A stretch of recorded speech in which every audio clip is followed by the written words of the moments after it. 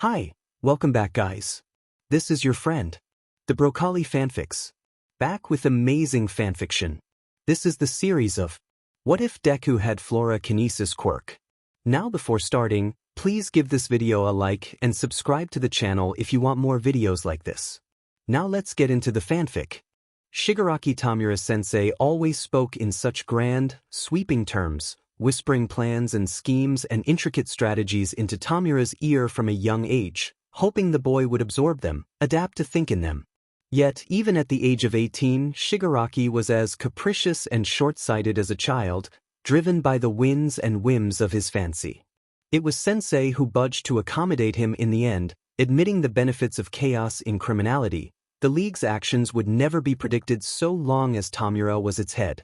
That was the new plan, to nurture his disorder into power. Shigaraki needed to make choices, mistakes, if he was ever to learn. No matter how many times he failed a level, Shigaraki would win the game. Then, Midoriya Izuku entered the picture. In order to perform the sting operation on All Might, the League would need NTMT knowledge of UA architecture and property. How far did its ground stretch? What security system companies did it hire out? What made up its foundations? Its gates? The traitor they'd assigned to infiltrate UA as a student wouldn't be a viable source of information for months, and there's only so much information a first year can be expected to pull. That left for a data sweep at the schematics company UA hired out, a concrete high-rise building in the middle of Mizudafu. Shigaraki pocketed the flash drive the moment the documents downloaded and pulled up his hood, heading for the stairway to the roof. Kurogiri would warp him back to the bar like he had warped him from there, tripping no alarms and avoiding all suspicion. So boring. Shigaraki huffed. I hate dull side quests.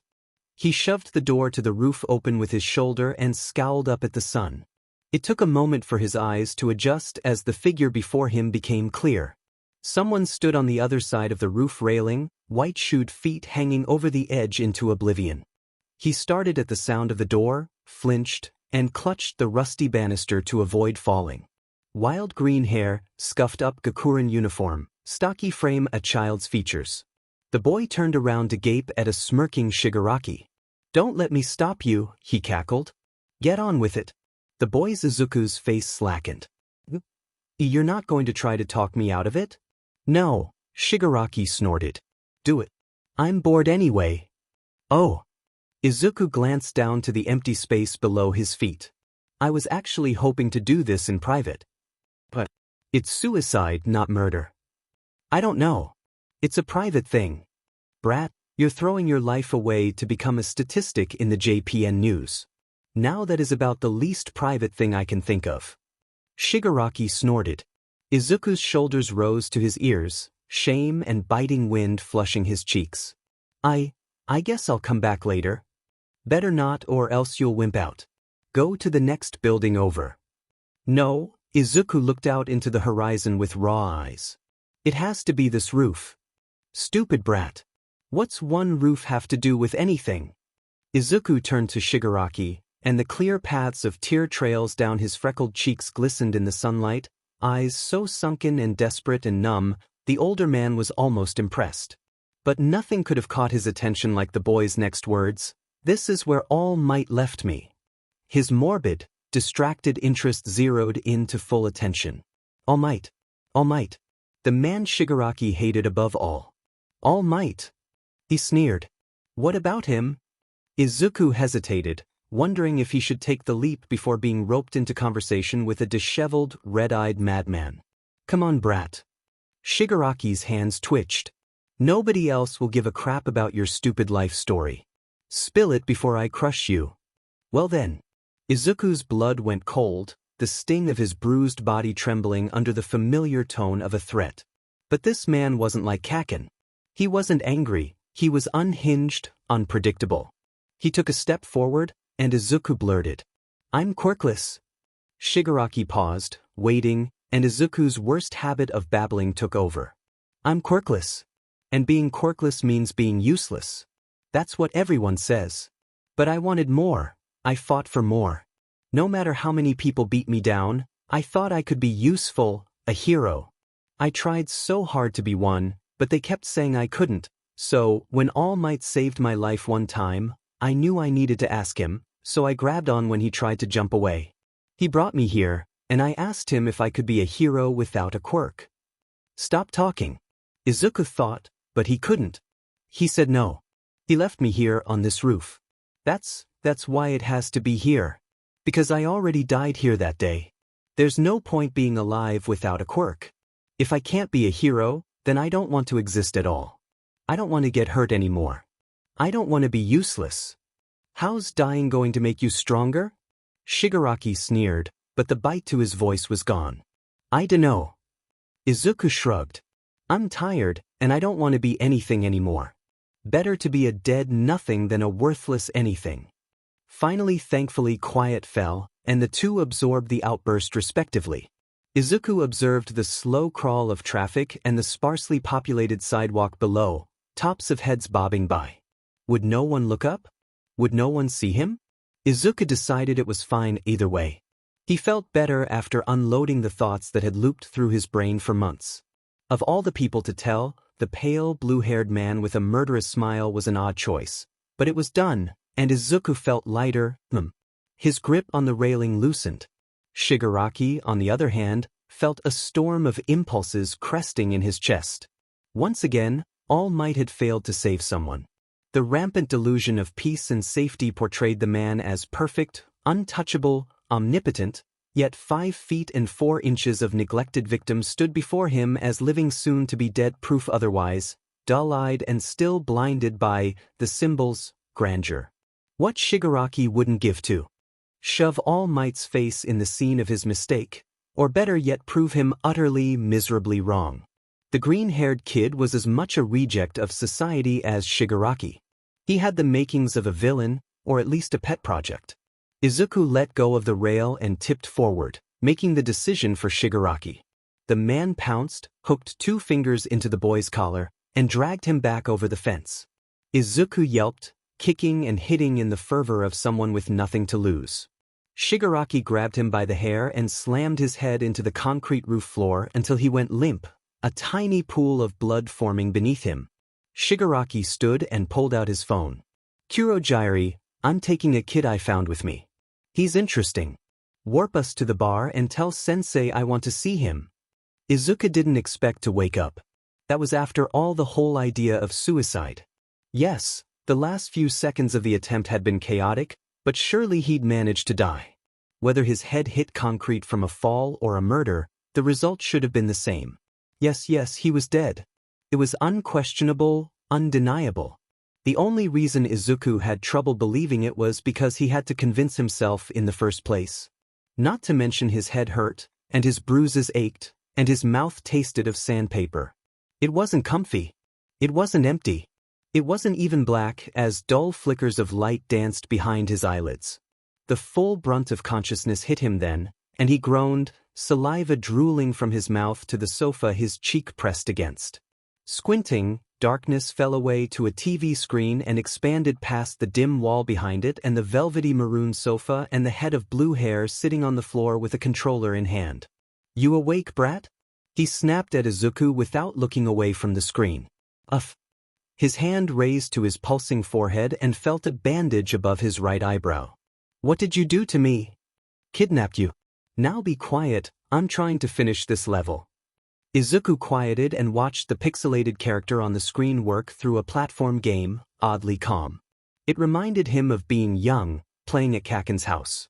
Izuku was never given a turn at the video game, so he sat back and watched while the other boys howled and jostled each other, vibrating with the controllers in their stubby hands.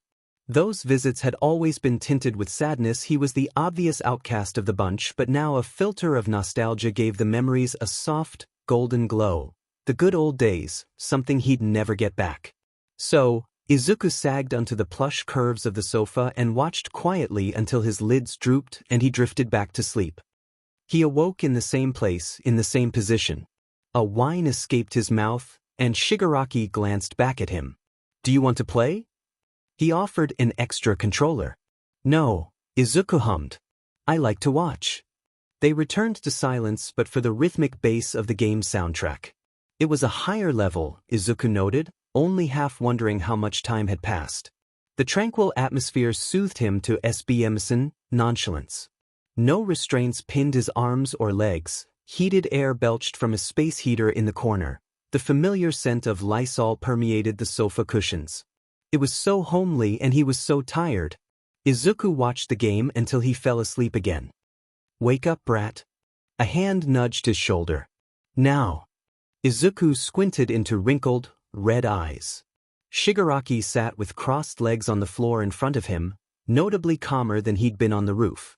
Izuku gave him a slow blink for acknowledgement. "You need to be awake when Sensei summons us." "Who?" His voice cracked. "Don't ask questions." Shigaraki glared. "Just answer. What's your name?" "Midoriya Izuku." "How old are you?" 14. "Do you want revenge?" "Not really." Shigaraki's face soured. "What do you want then?" "To die." "Other than that?" Izuku considered. His world had tunneled for the last few months, but remnants of himself still remained, and many things hadn't changed. "I want to be a hero." "Heroes are garbage." He hissed. Again, a slow blink answered him, but Shigaraki's usual bout of rage didn't follow. Video games always served to soothe him. He'd played for hours as the boy slept and watched, and with each passing level his annoyance dwindled and his caprice grew. The league needed more members, but he didn't see it in the boy. He only saw a chance, a big middle finger to ship to All Might in a neat bow. A side quest, perhaps, but an interesting one. "What about a quirk? Do you want one of those?" Izuku's head raised, frowning at the serious way he posed the question. "Yes." He gulped. "I really want a quirk." "Good, because you're getting one." Izuku sat up, arms trembling with the effort. "Wah." "No questions." Shigaraki snapped.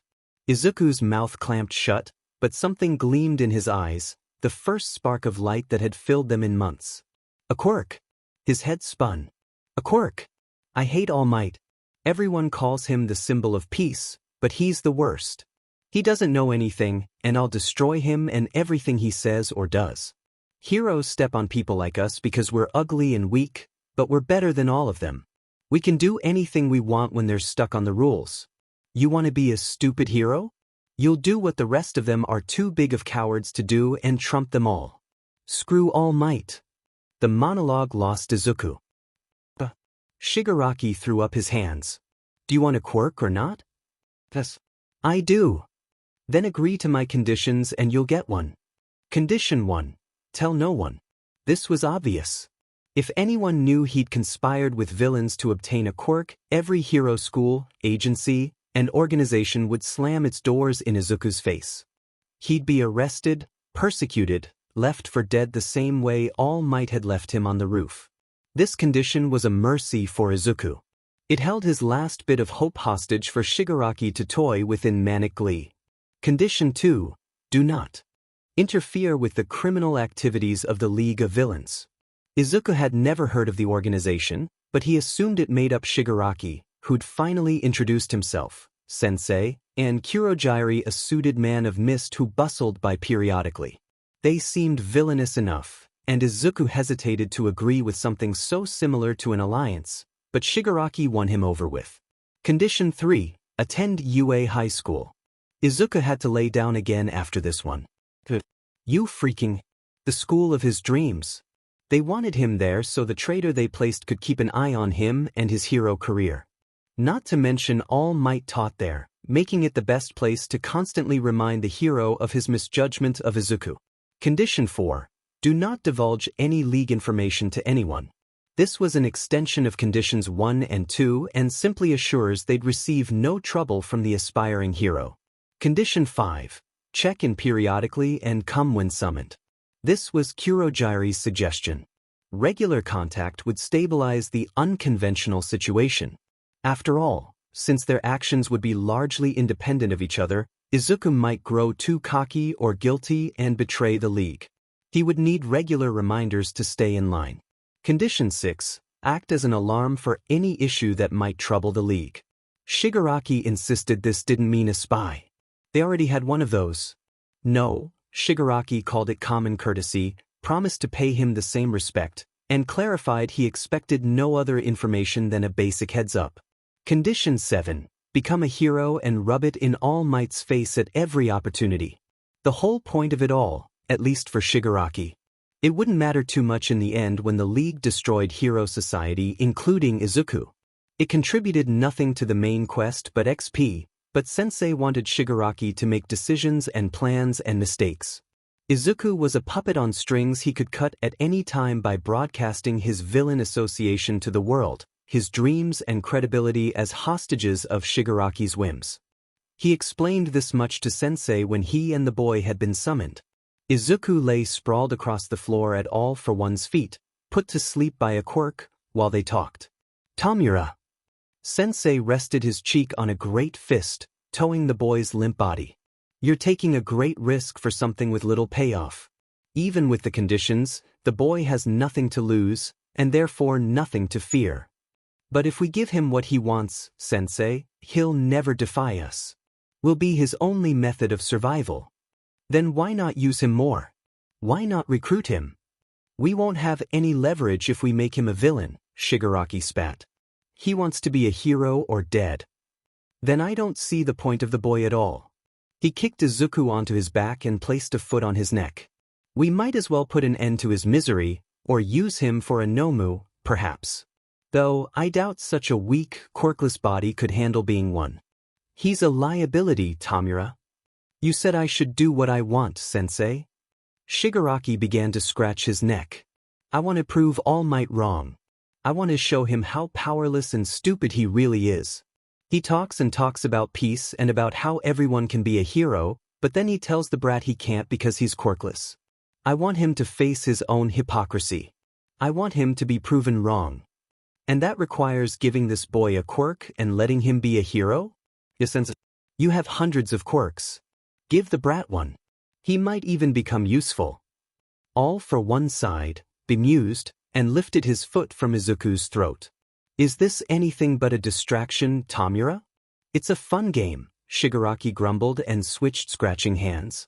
Just a side quest. For experience, like you said. Very well then, he chuckled. BLNDFLD the boy. I'll wake him up and give him a quirk. Just know that he's your responsibility, Tomura. Yes, Sensei. Izuku awoke to the sound of scratching, the dry, flaky scuff of nails on skin. It was creepy, close, and Izuku tried to open his eyes and squirm away, but his lids remained pinned shut and a large hand pressed into his chest to keep him on the cold ground.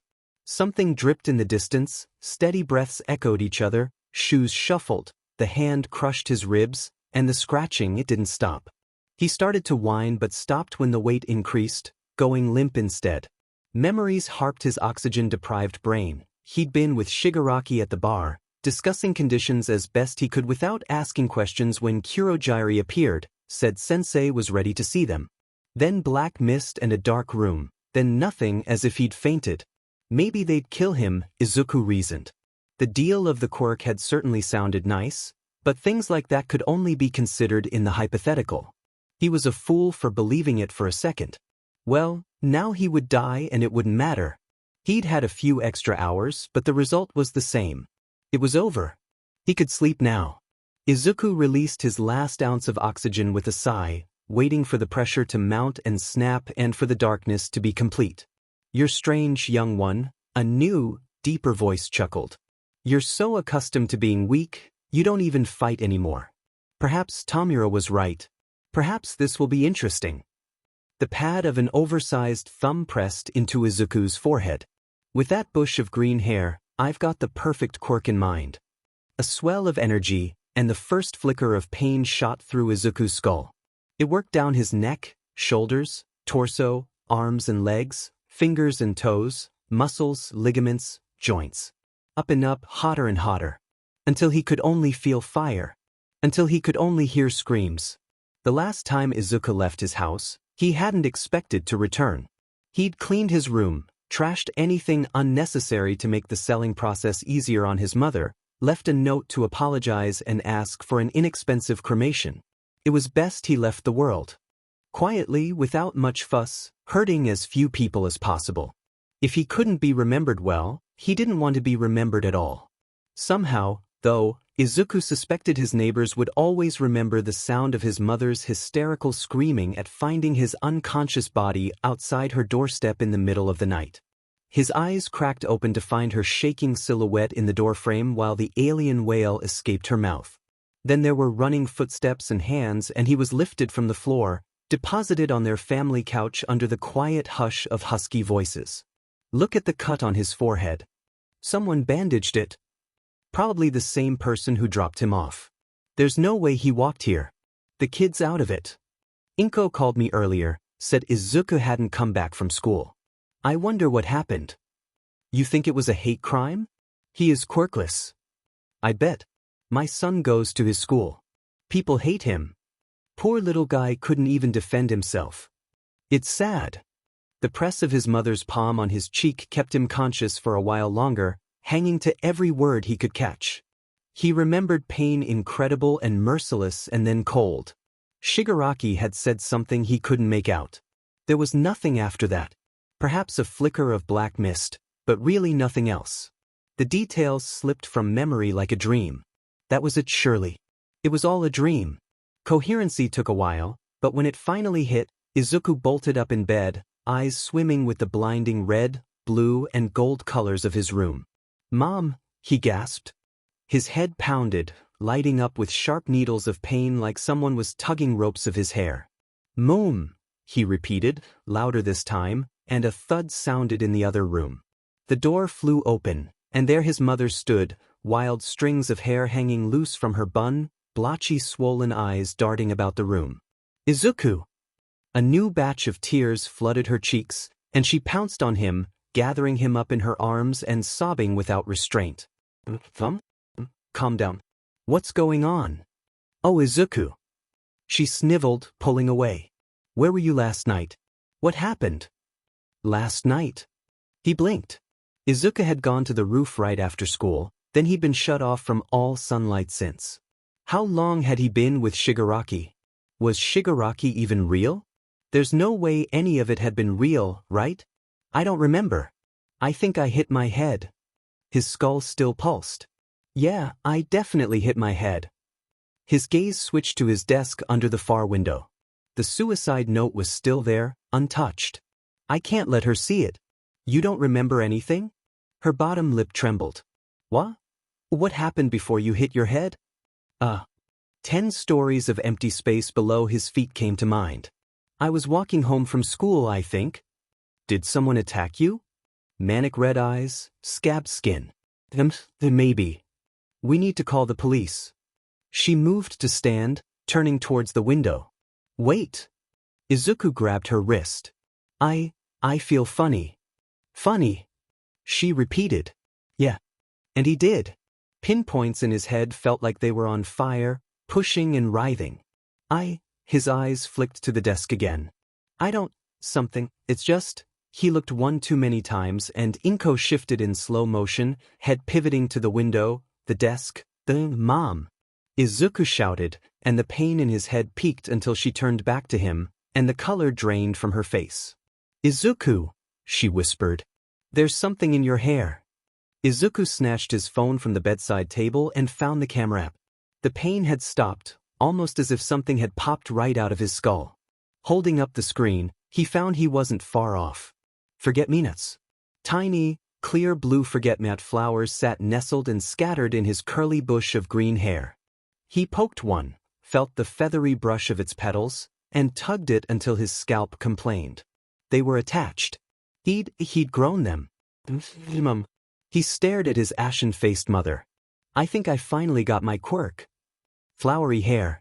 How was Izuku supposed to get into UA with flowery hair? The question would be answered with a doctor's visit. There was no point in going to the emergency room for something like a late quirk arrival, and the head injury had been well enough treated.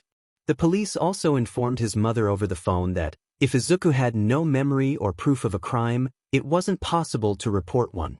He was simply a boy who came home late one night and happened to get his quirk a decade behind schedule. The best Inko had managed after a day of fussing was an appointment to visit a quirk doctor in a week. During that time, Izuku quietly disposed of all evidence of a suicide attempt and stared at his flower patch hair in the mirror. He'd woken up one morning and found the forget-me-nots replaced by buttercups. By the day of the appointment, he had a head full of cherry blossoms and nerves. Izuku and Inko walked into the clinic with stilted steps, faltering at noises and passing people. They were the type to blend in, be stepped on, ignored, plain to the point of disadvantage. Stopping in the doorway as a family of snake-headed children rushed by, she grabbed Izuku's wrist and whispered, "I think your quirk is wonderful." It was meant to comfort him, offer support in the face of such a useless ability, but Izuku's insides shriveled up. It wasn't even his quirk. He was supposed to get into UA with it, or else it would be a breach of contract and he'd be outed for conspiring with villains. Not to mention, he'd conspired with villains.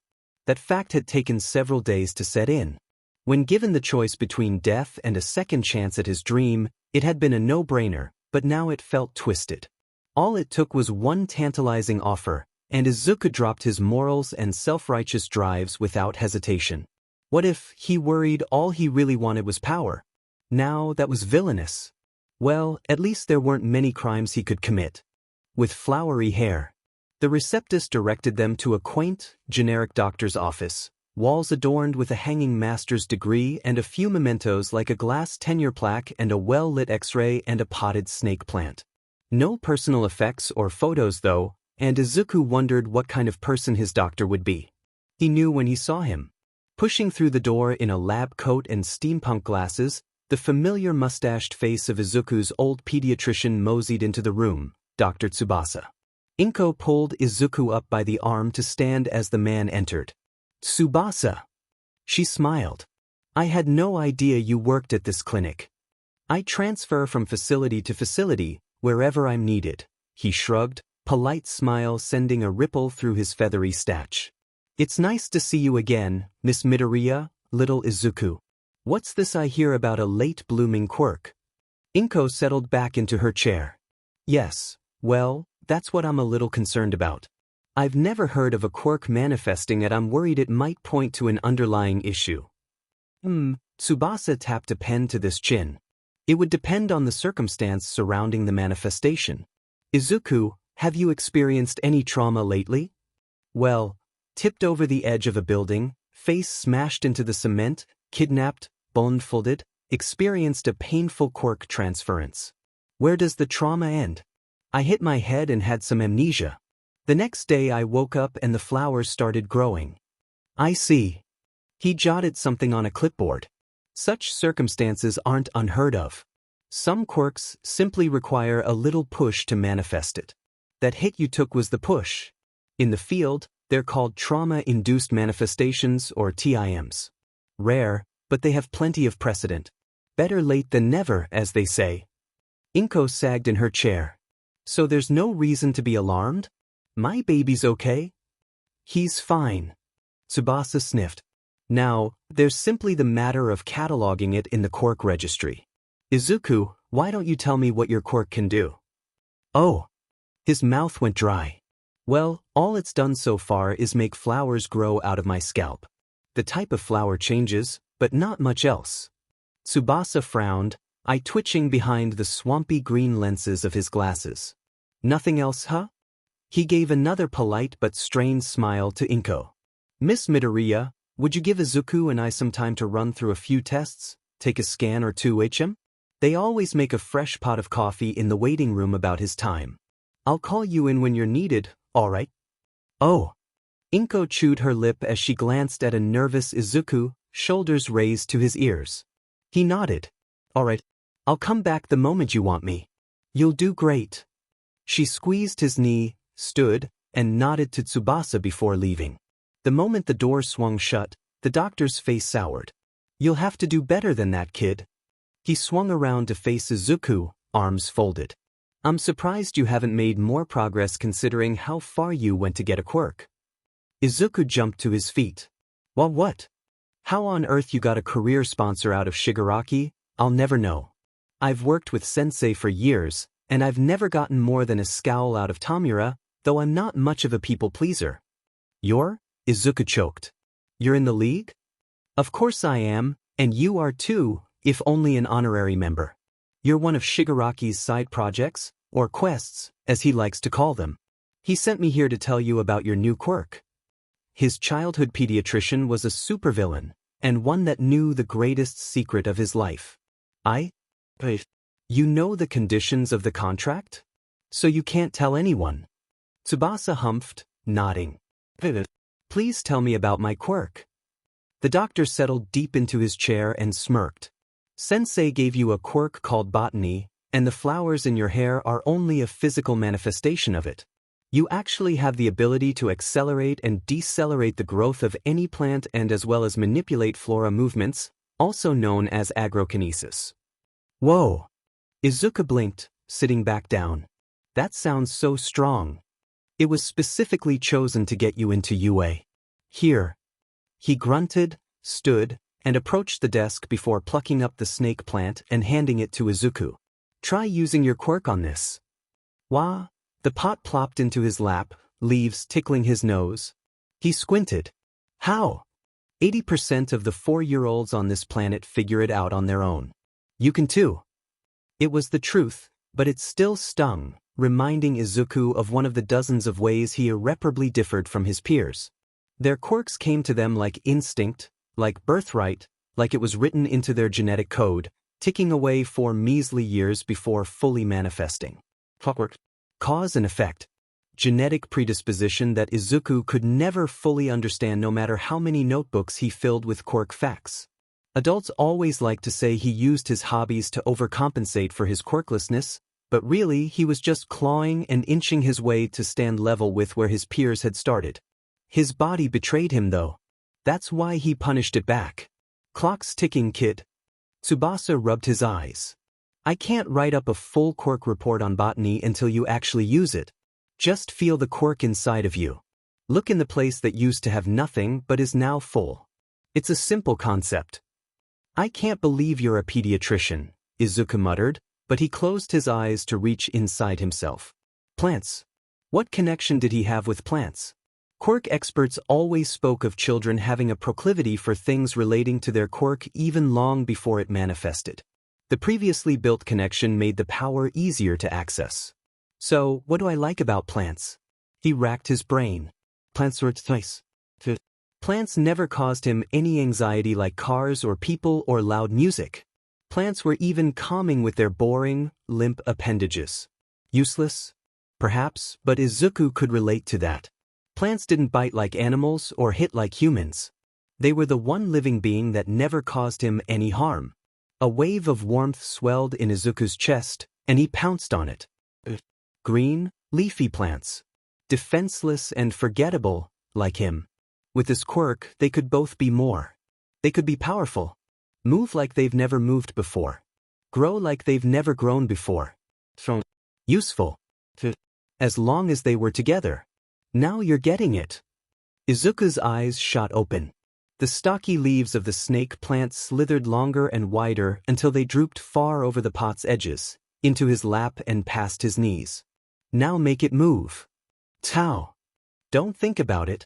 It's like your body. You don't think about moving your leg, you just move it. Don't think about moving the leaves, just move them. Like my body? Izuku's fingers twitched around the pot when he told them to, no thought required.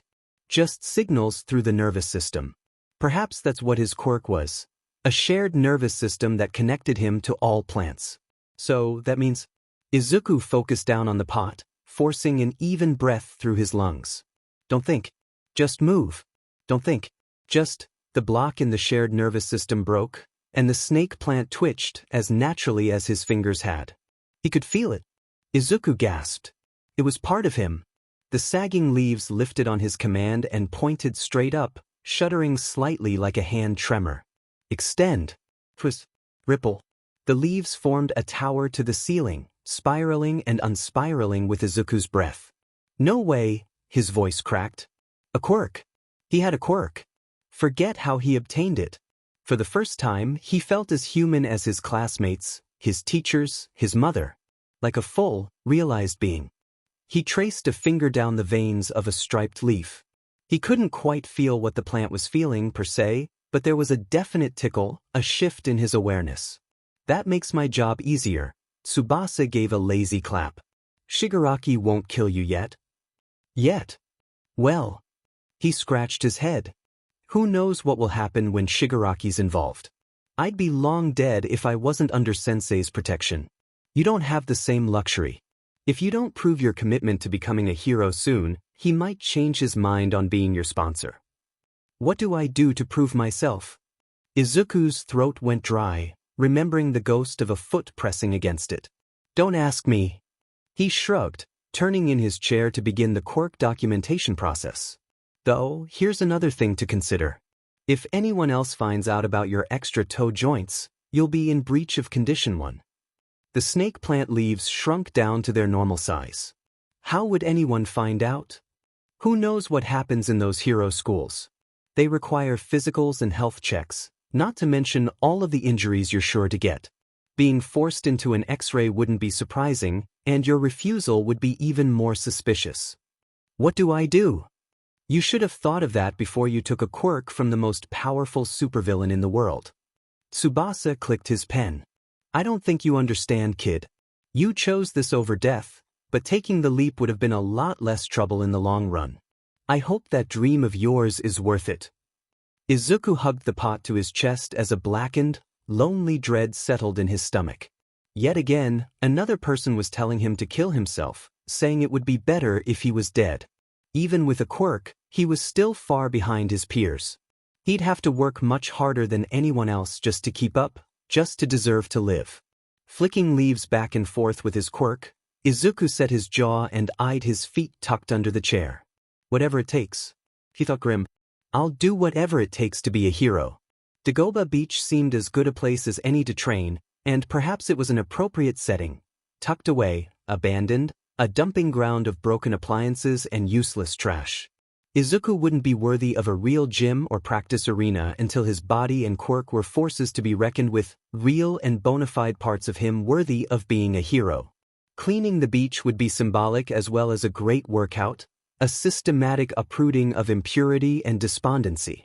This was his new life, and he'd commit to it by fully demolishing all remnants of the old. From that day forward, Deku was dead. Izuku planted white-sneakered feet into the sand of the ebbing shore, expanding his range of senses into the oceans. Thin strips of awareness flickered in his radar, and his grip tightened on them, sweat collecting on his temples and scared forehead, deep breaths, narrowed concentration. The flickers of plants webbed further, deeper under the salt water. Extensions of my body. He reminded himself. The trick was to not get psyched out by their proportions, their vast network. After all, a stretched-out human nervous system measured longer than 90,000 miles. What was a few hundred extra pounds of seaweed? His hands rose towards the polluted water and pulled. Green ribbons shot into the air like flying fish. Their thin shadows snaked over the pale sand and pelted together towards one target, Izuku's palms. Ignoring the sickening squelch of impact, he sent them slithering up his arms, circling his head, cutting stripes through the sand, measuring the strain of multitasking with bated huffs. After a few minutes, he twisted the green vegetation together and started the process of hauling trashing, beginning with an abandoned safe big enough to hold up all might. The sopping seaweed pinched his fingers, wrists, and up his arms while they wrapped around the great metal lug, helping make steady progress off of the beach. His muscles pulsed while the hours whiled away, hot and sharp as tangled time flowers dangled in his face. He heaved fridges and shopping carts, car engines and bookshelves, washing machines and microwaves across the desolate stretches of sand, aided by seaweed, beach grass, and bearberry shrubs. Sometimes Izuku practiced making the distant trees lining the lot swing great branches up and down, but the distance tuckered him out. He saved larger plants for a different regimen entirely, reserving the beach for muscle building. After a month since gaining his quirk, Izuku wondered if Shigaraki had forgotten him entirely. Anxiety pushed him out of bed in the dead of night with the terrible feeling he was missing a meeting from Condition 5 without knowing it. He had no way to contact the League, but was he supposed to find one? Was the responsibility on him? Had he missed something? He'd never been allowed to ask how he would be summoned, and check-ins would be impossible until he knew where and whom he was supposed to contact. Perhaps this was Shigaraki's plan all along, he mused. Perhaps Izuku was only a source of entertainment, a bug to make sweat before inevitably squashing. Even his benefactors seemed out to get him. This suspicion, however, was dispelled on a cloudy, humid evening at Dagoba Beach. The seaweed ropes around his wrists slackened at the first wisp of black mist, going limp to face one of the men he was at the mercy of. Kurogiri appeared seamlessly and took a moment to admire the purpled skyline. Izuku came to his side, head bowed. "Shigaraki wants to see you," he hummed. "Will you take me to him?" "Of course." The black portal ripped a hole in the vibrant horizon, and Izuku felt a similar pit forming in his stomach, bottomless and vacant. Kurogiri waved him forward, the world narrowed, and the soft, familiar plants of Dagoba Beach blipped out of his radar. "About time, brat," Shigaraki hissed at him. It was the bar again, the same low lights and musty countertop where Kurogiri appeared, sofa and TV situated in the corner. Izuku stumbled upon entry, knees hitting the floor while he caught himself with his hand, and he blinked down at the familiar red shoes of his sponsor. Crap. His heart shot to his throat. "Get up." The man snarled. Izuku scrambled to his feet, head still bowed as he reconsidered his plan. Could he really go through with it? Shigaraki turned away and flopped down on one of the bar stools. Kurogiri slid him a drink. Where was he? He asked the bartender. At Dagoba Beach. He appeared to be training. Not enough. Look at those shrimp arms. He snorted. Long time no see, brat. The doc says you've finally figured out your quirk. Yes. Izuku gulped. I hope you can do more than sprout a girly flower crown. I can. Don't interrupt me. Shigaraki slammed his glass down, whiskey sloshing over the lid. A switch knife sat within his reach, and Izuku eyed it nervously. If you don't pass that entrance exam, I'll blow your whole life apart, understand, brat? A nod. Nobody's gonna hold your hand for this. Violate a single condition, and you won't get a second chance. How do I know you're not planning to mess around with a fancy new quirk for a few months before killing yourself the morning of the exam? If you waste that quirk by dying, I'll string your mother out on her clothesline. Another nod. Izuku didn't give a reaction other than respectful quiet, perhaps a stir of fear at the mother part, but not much else. So tell me, Izuku. He took another swig. The doc brought up another problem. Those pesky toe joints of yours. How do you plan on dealing with them? Izuku fidgeted, eyeing the switch knife again. I can show you how. Oh. Yes, but I'll need that knife. Shigaraki handed it over, noticeably keeping his pinky finger raised. Izuku filed the observation for later. Try anything I don't like and those daisies will be the only thing left of you. They were chamomiles, but the threat was clear. I understand. Izuku knelt, peeling away his white shoes and socks while alarm bells ricocheted between his ears. Could be worse. He reasoned. His other method had been to gnaw them off. This would be faster at least, and he could handle pain. He had a scar to remind him of that. Setting up his foot, he spread the pinky away from the other toes and positioned the knife above it like a swingline paper cutter. No pain, no gain. No pain, no gain. No pain, no gain. Now wait just a moment. Kurogiri started. Izuku slammed the knife down. The tears came even before the pain did, beating the other by milliseconds. Izuku stifled a scream, lip pinched between his teeth. The heat came slow, then all at once, like a million hair-thin needles jamming into the gash. Vision narrowed, his ears rang, and the dwindling line of coherent thought goaded him to hurry before he passed out. Izuku shoved the leg aside, then shifted to the other foot. Same procedure, done with shaking hands now. He didn't even think before sinking the blade through the other pinky. Blacking out felt like long blinks, re-emerging after a second to realize half a minute had passed, repeated over and over again. Distantly, a voice reached his ears. Kurogiri, get Dabi now. Another blink, and another figure occupied the room. Spiky black hair, patchwork face of purple scars, staples, holding the switch knife in a blue-lit hand. Another blink. Shigaraki held the blade out to him. Finish the job and cauterize it. You're bleeding on my floor. Sorry, Izuku's voice slurred, taking the knife by the handle. Won't this hurt more? He wondered. Can't be that bad. To us. The gross sizzle of his blood and skin reminded him of bacon in the morning before school, still nursing bruises from the previous day, father's footsteps in the next room. He switched to the other side of the blade. Heat like Kaken's hand on his shoulder, prolonged, merciless. As the world blurred and blended, he couldn't believe it was his fingers squeezing the handle. It's unnatural to hurt oneself in this way. The knife clattered to the floor, and the first choked wail escaped his mouth, cut off halfway like static. He leaned against the side of the bar counter, hair and chamomiles pressed flat while he grinded his skull into the wood. Shigaraki squatted across from him. It's done, brat. It is enough? Izuku gasped. Did I prove myself to you? A cackle, though a tired, dry one. I said no questions. Izuku blinked before replying, but his eyes would not open again. He was back on the sofa when he awoke, still smelling Lysol. Perhaps smoke to cook meat. Izuku's stomach turned. The twin pain in his feet wouldn't let him forget for long. He'd done it. He'd actually done it.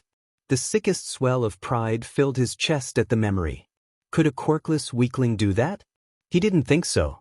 Groaning, he squinted ahead, called by the sound of another video game. Shigaraki sat on the floor again, controller in hand. Izuku's feet lay wrapped and propped up on pillows. Blood stained the bandages. The scarred man sat atop the bar, conversing with Kurojiri. I had to clean up your mess, Shigaraki muttered without turning around. I'm sorry. That was stupid. It was efficient. Took care of the extra joints problem and proved I'm serious about becoming a hero. And what are you going to do when people ask why you're missing 2 toes? My father was convicted of child abuse before fleeing to America. They'll believe me when I tell them he did it. He had another scar to back it up. Shigaraki grunted. And you, Mom? The kids at your middle school? I'll hide it from them. Sure you can hide that kind of pain? Yes. The game paused. Shigaraki pivoted to study Izuku's ashen face. You're sick. I did attempt suicide. Will you try again? No. Not if I can be a hero. Shigaraki glared, scratching his neck. Doesn't make any sense. Heroes failed you, like they failed the rest of us. Why become one? It's my dream. Izuku shrugged, turning his gaze to the ceiling. I like helping people. It feels good like I'm good. Quirkless people aren't good for much. We're kind of burdens on society. Always in trouble. Always needing saving. We die young, useless. I thought I would too, but I don't have to now. With a quirk as a hero, I can be good. His voice drifted off to something dreamy, distant. Hope perhaps? That was new. Shigaraki squinted at him. You're selfish. Maybe. Delusional. For sure. Wrong. You're wrong. Izuku turned to him with vacant green eyes, wilted white petals decorating the cushion. I really hope not. It had been a while since Shigaraki had been disturbed by something. He shook off the feeling, face twisting with a grin. I was right. You are interesting. Izuku didn't reply. He settled deeper into the couch and turned his attention to the video game, deciding a conversation with Shigaraki would be safer after a few past levels. A peaceable quiet fell, and the scarred man introduced himself as Dabi, offering a bottle to Izuku as a greeting present. You better down that thing. Dulls the pain. The bitter aftertaste of the drink confirmed it to be beer, but Izuku tipped it to his lips and gulped with a grimace anyway. Deku wouldn't do this. He frowned. Deku was rather strict about rules and health and legal policy. He'd refused alcohol from the high school kids as he loitered around the school parking lot until Kaken's gang cleared off. He'd hid in trees, knees and palms scraped to crimson before allowing himself to be caught. So utterly, entirely miserable with himself, but never enough to rest, never enough to give up. It kept him alive, but it eventually drove him to death. At least the beer clouded things over, and the neon colors of pixelated characters boxed the world in safe and simple and sound. Wanna join? Shigaraki offered after his mood had noticeably improved. No thanks. I prefer RPG games. Those take up too much time with cutscenes, and they keep the characters cramped in a storyline. Action and open world are the best. The story is what makes a good video game. The alcohol made him bolder. The options are what makes a good video game. If I wanted to watch a movie, I would. The whole point is to do whatever you want. Games without objectives feel listless to me, unrealistic. What's unrealistic is making choices based off of a predetermined checklist. No one gives you one of those in real life. Maybe not in your real life, Izuku muttered, swigging the rest of the bottle. That's what's wrong with you and the rest of the heroes, brat. You do what's expected and ignore your own desires, then expect other people to do the same. No one's happy, and no one's free. You chose to die because, as a quirkless brat, you didn't expect to live. It's garbage. Maybe that's what's wrong with me, Izuku hummed. I broke the rules. And now that you have, life is starting to go your way. See the connection? Yeah. He blinked down at his bandaged feet. Right. Totally going my way. Lesson 1 in decision-making, brat, Shigaraki snorted. Regret nothing. There's no such thing as a wrong turn in an open world. Izuku grunted. He felt light, lulled, aching muscles oiled with liquid depressant. Mother must be worried he wasn't home yet, perhaps bothering all of the neighbors again. What excuse would he have to show up so late and drunk, no less? He couldn't explain Condition 5 to her, and he was in no rush to go home anyway. He was fine right where he was. Kurojirai brought up the subject of returning Izuku home first, getting a scowl from Shigaraki. Izuku sat up and wiped the blur from his eyes. Shoes, he mumbled, stumbling to his feet. I gotta get my shoes on. The pain shot up his legs with every step, and he collapsed in the spot where his white sneakers and socks lay abandoned. Only halfway through shoving them on did he notice the problem through the strikes of blistering heat. Bloodstains bloomed like roses through the material, artsy little splatters that grew too much to be written off on as anything nonviolent. Crap, he muttered. That was an avoidable problem, kid, Dabi yawned. I didn't know today would be the day you would take me. I would have brought a different pair. He didn't know. Izuku hadn't worn the red sneakers since the day he met All Might. Something careened into his head and dropped to the floor. A red shoe. And one that he recognized. The other nailed his shoulder, and he turned. Shigaraki stood up from his paused video game with bare feet. I'm at the end of my patience, brat. Put those on and get out of here. Izuku complied with the warning tone and jammed his feet into Shigaraki's trademark shoes. Immediately, bloodstains polka-dotted the outside, but only as vague, darker smudges, hardly noticeable to anyone who wasn't looking. Izuku heaved to his feet. Thanks. He bowed. For everything. I won't fail to keep up my end of the contract. You better not, brat. Shigaraki frowned, pale hands deep in his pockets. Izuku looked to him, entirely impossible. Shadowed but bright eyes, muscled but uncoordinated arms, bloody but firm feet. The chamomiles in his hair sank wilted amidst the green tufts and juxtaposed his otherwise gloomy disposition. It was the right quirk for him. If the kid needed anything, it was a little life. I'll make a villain out of you yet, Midoriya Izuku. Shigaraki thought. You're already a monster. Don't cause any more messes for me. I'll get bored if you're not fun to be around. As Kurojirai led him through the warp gate, Izuku wondered if that was Shigaraki's roundabout way of telling him not to get hurt, or not to hurt himself. It boded well for him, if so. He'd made a career sponsor out of an unreliable man, but one he understood. Life was as much a game for Shigaraki as it was for Izuku. The difference was gameplay, a clear path versus an open one, direction versus mobility. Shigaraki wanted to make a playable character out of an NPC, and Izuku needed to rewrite his code. Tandem goals. Opposite approaches. Different gameplay. But no matter the story choices, Izuku knew which ending he wanted. Izuku wished to avoid the topic of school as much as possible. To think he'd gone through all of this trouble just to enter another larger, more dangerous academy, one sure to hurt him even more than his present middle school. The reaction to his quirk hadn't been pleasant. In the week leading up to his fateful doctor's appointment with Tsubasa, Izuku had been forced to attend class with the conspicuous flowers in his hair and little else to show for his abilities. Some said it was fake, others wondered if he'd been hit by a quirk instead, most ignored it and him, but the worst of all was Kaken's reaction. "You might as well still be quirkless with a quirk like that," he had howled. Of course Deku would even mess up getting a superpower. "You're worse than these extra, getting something so lame this late in the game." Izuku had agreed with him at the time, but the quirkless comment stung. He was no better than the person he had been atop that roof. If that was true, what was to keep him from going back? He wanted to live, but his desire and momentum were at odds. Stepping away from the brink is still very close to the edge.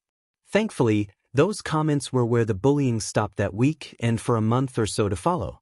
The concept of a TIM, trauma-induced manifestation, along with the fresh scar etched above his eyebrow made kids nervous. There was something haunting about gaunt-faced Izuku with belladonnas in his hair, a determined, skittish glint in his eye, and clashing red shoes. He had become the one thing a Midoriya was never meant to be: distinctive. Perhaps even intimidating. Bakugo was blind to this though, and in the months approaching the UA entrance exam, he fancied Izuku might need another reminder of his place. At class's end, Izuku heaved his backpack onto the desk and began shoving notebooks inside, fingers brushing the worn spine of his botany observations journal, disguised as another hero analysis. It was a well-loved notepad, pages crinkled like autumn leaves and smelling of pollen from the nights he fell asleep nestled in its inked sheets. He pulled it out, mashing his molars down on the tinny ferrule of his pencil while he thought over the pros and cons of fighting a fellow plant-quirked individual. Kamui Woods, for example, would be a wild card match with two possibilities. Izuku would be able to control the vegetal implementations of his quirk, or not. Kamui had the advantage of having an applicable quirk in any environment: desert, oceanic, caves, urban settings. If only Izuku had a quirk without a limiting factor like location, or perhaps a function of his quirk which worked independently of his surroundings. He'd have to account for the weakness with his hero costume. A terrarium backpack, perhaps? Or pockets containing tillandsia plants, which didn't require soil to grow. Another problem was vegetation isn't sturdy. It falls and bends and snaps. Flexibility and durability vary with the plant, so he'd have to be resourceful, fast on his feet, do anything to give himself an edge. Perhaps. The scar on his back prickled. The notebook flew out from beneath his fingers, along with his desk. Izuku jumped back as Bakugo kicked his station over with a bang. "Ah!" he yelped, pushing hair and orange chrysanthemums out of his face. Kaken. Class is over, Deku." Bakugo held up sparking palms, chin high. "Stop writing in that stupid notebook. Your girly quirk is useless for hero work." For the 100th time, Izuku wondered if he should rip off the band-aid and admit his true quirk, but something told him that wouldn't be wise. Instead, he scrambled to scoop up his scattered school papers, shoving his precious notebook into the backpack first he'd learned from the last time. Bakugo's eyes twitched. "Don't ignore me, nerd. What do you want me to say?" Izuku tossed in his chewed pencil. "Tell me I won't see you at the UA entrance exams to start. I'll do my best to stay out of your line of sight, Kaken." He slung on his backpack. "But I can't promise more than that. Sorry. I don't want apologies from a quirkless loser like you." He balled his fist. "I'm not quirkless anymore. But you're still a Deku, and you'll always be useless, you hear me?" Izuku stepped back, shoulders rising to his ears while he coached his breath. "That's not true. Deku is dead. He's dead. I'm not him anymore." He turned to take the roundabout route to the classroom door. Bakugo seethed. What was wrong with Deku? He'd changed since getting his quirk. He stood taller, looked straight ahead. Even his nervous tics came with more purpose. Foot tapping with rhythm, mumbling coherent sentences, racing fingers tracing lines of text. Months ago, he'd been fading fast, finally realizing his true place as a quirkless weakling, only to arrive one day with cherry blossoms in his hair and a nervous light in his eyes. It ticked Bakugo off. Quirk or no quirk, Deku was worthless. He couldn't forget it. Bakugo wouldn't let him. He caught him by the backpack, tearing open the zipper. "Hey!" Izuku yelled, trying to yank away. "Stop it! You can't become a hero with a weak quirk. Give up already." "No!" Bakugo extracted a familiar Campos notebook, temper flaring at the title, Hero Analysis for the Future. "No. You don't learn, do you?" He smirked, sparky hands closing over the cover. "Stop!" Izuku didn't think. He plowed into Bakugo with a war cry on his lips, spending them both flying to the ground. Knocking the air out of the blonde, he snatched up the notebook and pinned it to his chest while trying to stand. A fiery hand pulled him back down, and they were at it, punching and hitting indiscriminately. A blow glanced Izuku's jaw, a jab drove into Bakugo's shoulder. Chairs flipped and desks toppled. The notebook flew out of reach. Bakugo had forgotten it though, and as Izuku whipped around to find it, he landed a blow in the back of his knees. Izuku crumpled, held aloft by the hand clutching his collar. "You think your quirk's so great?" Bakugo roared, digging fingers into his flowery scalp. He grasped the firm stem of a chrysanthemum and yanked. Izuku screamed. A warm dribble of blood trickled down his forehead and retraced the paths of dried tear trails. Bakugo grabbed another, nearer the back, and ripped it loose. The pain sent Izuku limp again, sobs racking up his chest and throat while a headache mounted. It stung. Like Bakugo had pulled out a chunk of hair, but much worse. More like he'd yanked off a finger, snipped his eye stem, shattered his teeth. Real, living parts of his body torn away. The tiny flame of pain in his head bloomed to his skin, building, rising, burning. As Bakugo wrapped his hand around a third flower, it burst. The drooping flowers atop Izuku's head shriveled, stiffened, then changed. Orange chrysanthemum petals darkened to blood red, green stalks writhed, morphed, and needle-sharp thorns breached the stem, plunging into Bakugo's hand. "Roses!" Bakugo yelped and pulled away, blood dripping down his fingers. The two boys stared at each other, struck dumb by the same shock. Izuku's freckled cheeks looked stark beneath the branching streams of red, head crowned with roses and thorns. "Kaisi-chan." He gaped at Bakugo's wounded fist. "Are you all right? Did I hurt you?" That was enough. Bakugo stepped back, then ran, bolting from the classroom with a decisive slam of the door and leaving Izuku with a mess of toppled desks and scattered papers, crushed flowers, tears, and blood. After 5 minutes of forcing air through his lungs, unable to stop crying, he crawled to his abandoned notebook and flipped to a fresh page. New ability, he titled it and began to write in the center of the chaos. The scratch of his pencil reminded him of Shigaraki. When the sobs took over, Izuku recited the 7 conditions of the contract until the chokes curbed to hiccups, dripping head bent over the page. Days later, he would mourn this decision as he flipped through the paper leaves and guessed at words made indecipherable by blots of blood. "We have information on the entrance exam." Shigaraki paused his game. "It'll increase your chances of getting in." Izuku propped himself up. The exam was weeks away, though time had become a blur in the endless cycle of training and studying and school and dragging himself home to wave off his mother's concerns. Inko knew he intended to apply to UA using his quirk. She even knew a little concerning the full range of his abilities. Yet, she was a skittish woman, and one who dealt with problems best by avoiding them. A loving mother, but an inattentive one who was never quite sure what to do with her quirkless son. With you, she was much the same, with her shaking smiles and worried hands gripping his shoulders. She'd say she was proud of him, never that she believed in him. Perhaps she worried the weight of expectations would hurt him too much. But no one had expected anything out of Izuku his whole life.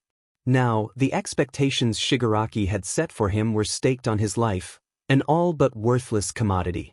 He lay stretched out on the sofa and Shigaraki on the floor in their familiar positions, a video game blaring sound effects and Kurogiri polishing a glass behind the bar. Another meeting. Wouldn't that be? Izuku stopped himself. No questions. I don't want to cheat. You cheat every time you use that quirk I gave you, Shigaraki snorted. And I expect you to do as you're told. Unless you want to lose everything again. Izuku stayed silent. But now listen. It's not exactly public knowledge, but the exam always consists of something big, usually fighting robots. And that rat principal pours money into it to show off, so it'll be in a fake city, probably. The square light of the TV screen reflected in Shigaraki's eyes as he talked. His voice remained even, distracted, and decidedly safe. Izuku sat up, red shoes planting onto the ground. All right. Our spy was able to pick up on something else though. They'll tell you scores are determined by a point system based on destroying robots, but there's a secret objective as well apparently. It has to do with measuring actual heroism instead of just destruction, as if they could figure that out with a test. Keep an eye out for cheesy Easter eggs. I thought the spy was a first year like me. Shigaraki shot him a glare. It's not a question. They had a window of opportunity. Stop trying to weasel information out of me, brat. Don't forget your life is in the palm of my hands. Hands that never use all 5 fingers, he pondered, but shrank back down into the couch and nodded. Sorry. I won't forget. Dogs are known to urinate on themselves in order to appease a threat. It's an act of espionage and not unlike what Izuku did, always the first to fold and acknowledge the superiority of another. A habit ingrained from years of being quirkless, no longer accompanied by shame. It was the same as going limp under attack, and it made Shigaraki smirk. Izuku was a lucky find. The character's skin to inhabit.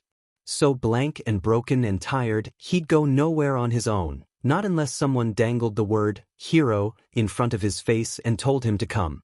A puppet. A dog. Shigaraki refocused on his game with renewed vigor. He did not invite Izuku to join him. The night before the exam was an unforgiving one for Izuku.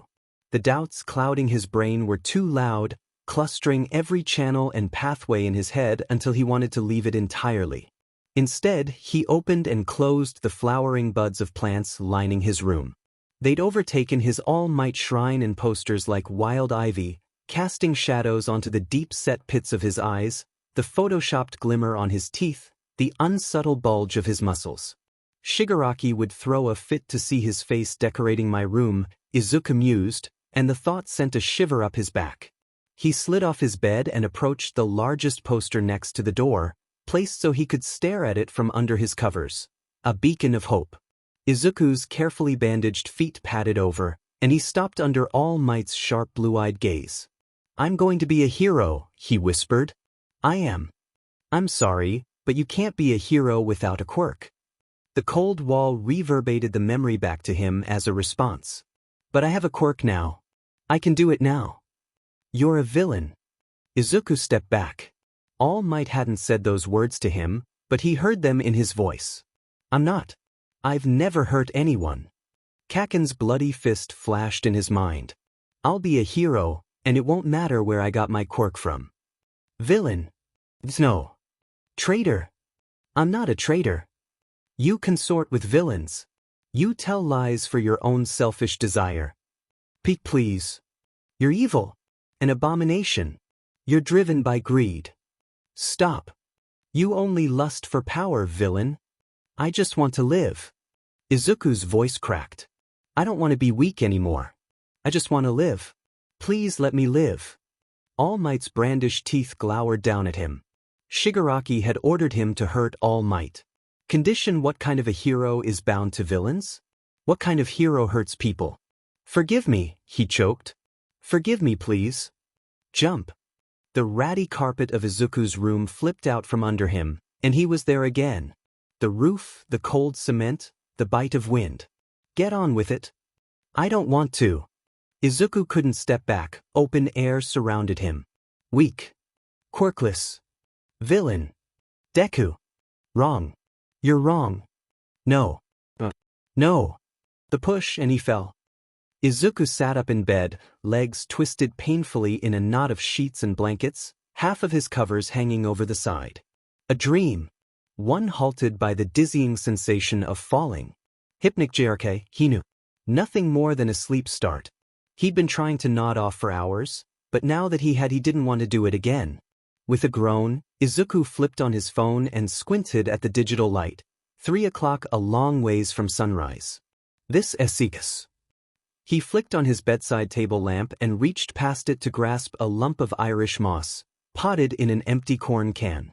Settling against his headboard, he patted the soft green tufts and tiny white flowers as they vibrated beneath his fingers like a purring cat. At least you like me, Izuku sighed, calming as the vague and dark dream slipped from memory, leaving only its taste, its lingering warning, the last hiccup of panic as he fell. Someone had pushed him. Things will get better. He shook off the feeling. I'll become a hero. I'll be good. That has to be what matters in the end. Things will get better. Don't worry, little moss. I promise not to give up again.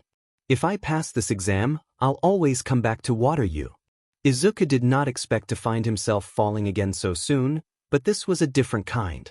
Walking through the gates of UA felt like tempting fate. Eyeing the subtle cameras in the corners, the alarm bells painted to blend in it was asking for trouble, so much so every inch of his body buzzed with nervous energy, like a bank robber strolling in the next day to make a deposit. He wore his middle school Gakuren uniform, the same set he'd worn the day he met Shigaraki, though it wasn't a purposeful occurrence, and his own pair of red shoes in case his feet started bleeding again.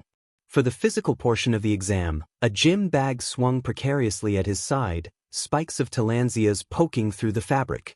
And for the written portion, 1 or 2 chewed-up pencils sat buried in his hair amongst white hydrangeas for luck. Which he needed. A tar pit stirred in his stomach, and he walked with eyes fixed on a spot ahead of him to keep himself rooted in the moment. He should have been watching the ground, though. One crack in the concrete sent him splaying forward. Criticers. The last thing I need is more bruises. Something tapped his shoulder, and Izuku's descent stopped short, feet lifting from the ground. Gotcha! A voice chirped. He swung around, mouth gaping as all of his insides threatened to come up. A girl smiled at him pleasantly, round pink cheeks, bobbed brown hair, soft smile. Sorry for using my quirk on you. It would be bad if you fell though. Here. She guided his feet back to the ground and stepped back, tapping her fingers together. The butterflies in Izuku's stomach plummeted like rocks. 5-point contact quirk. Like Shigaraki. Well. She raised a hand to wave and he flinched away. Good luck. I like your flowers. But she was already gone, skipping towards the UA entrance. Izuku stopped, frowning after her with white knuckles clutching the gym bag. Calm down. He took a breath, shaking. No one knows. No one knows. Don't bring attention to yourself. A dry chuckle. That was lame. It came from behind Izuku's shoulder, deep and husky and too close. Izuku yelped, jumping away as he turned around.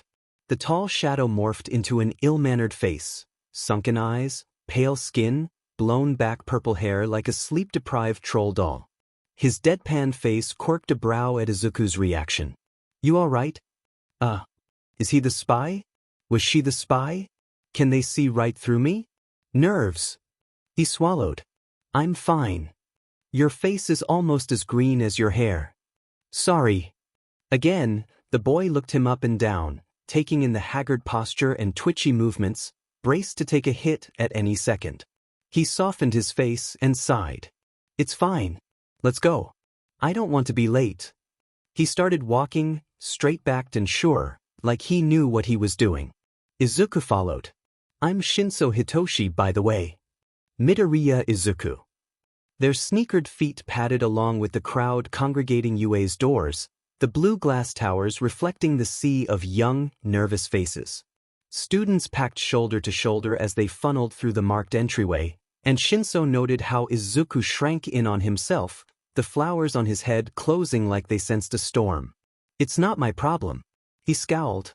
He's just another JRK who's had everything given to him. Don't waste your time with him. Immediately, a pang of guilt hit his chest. I'm being hypocritical. Midoriya. Izuku looked up at him.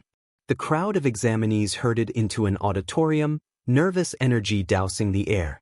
Could I borrow a pencil? A smile ghosted his lips. You came to an exam without a pencil? It's not the written portion I'm worried about. You can say that again.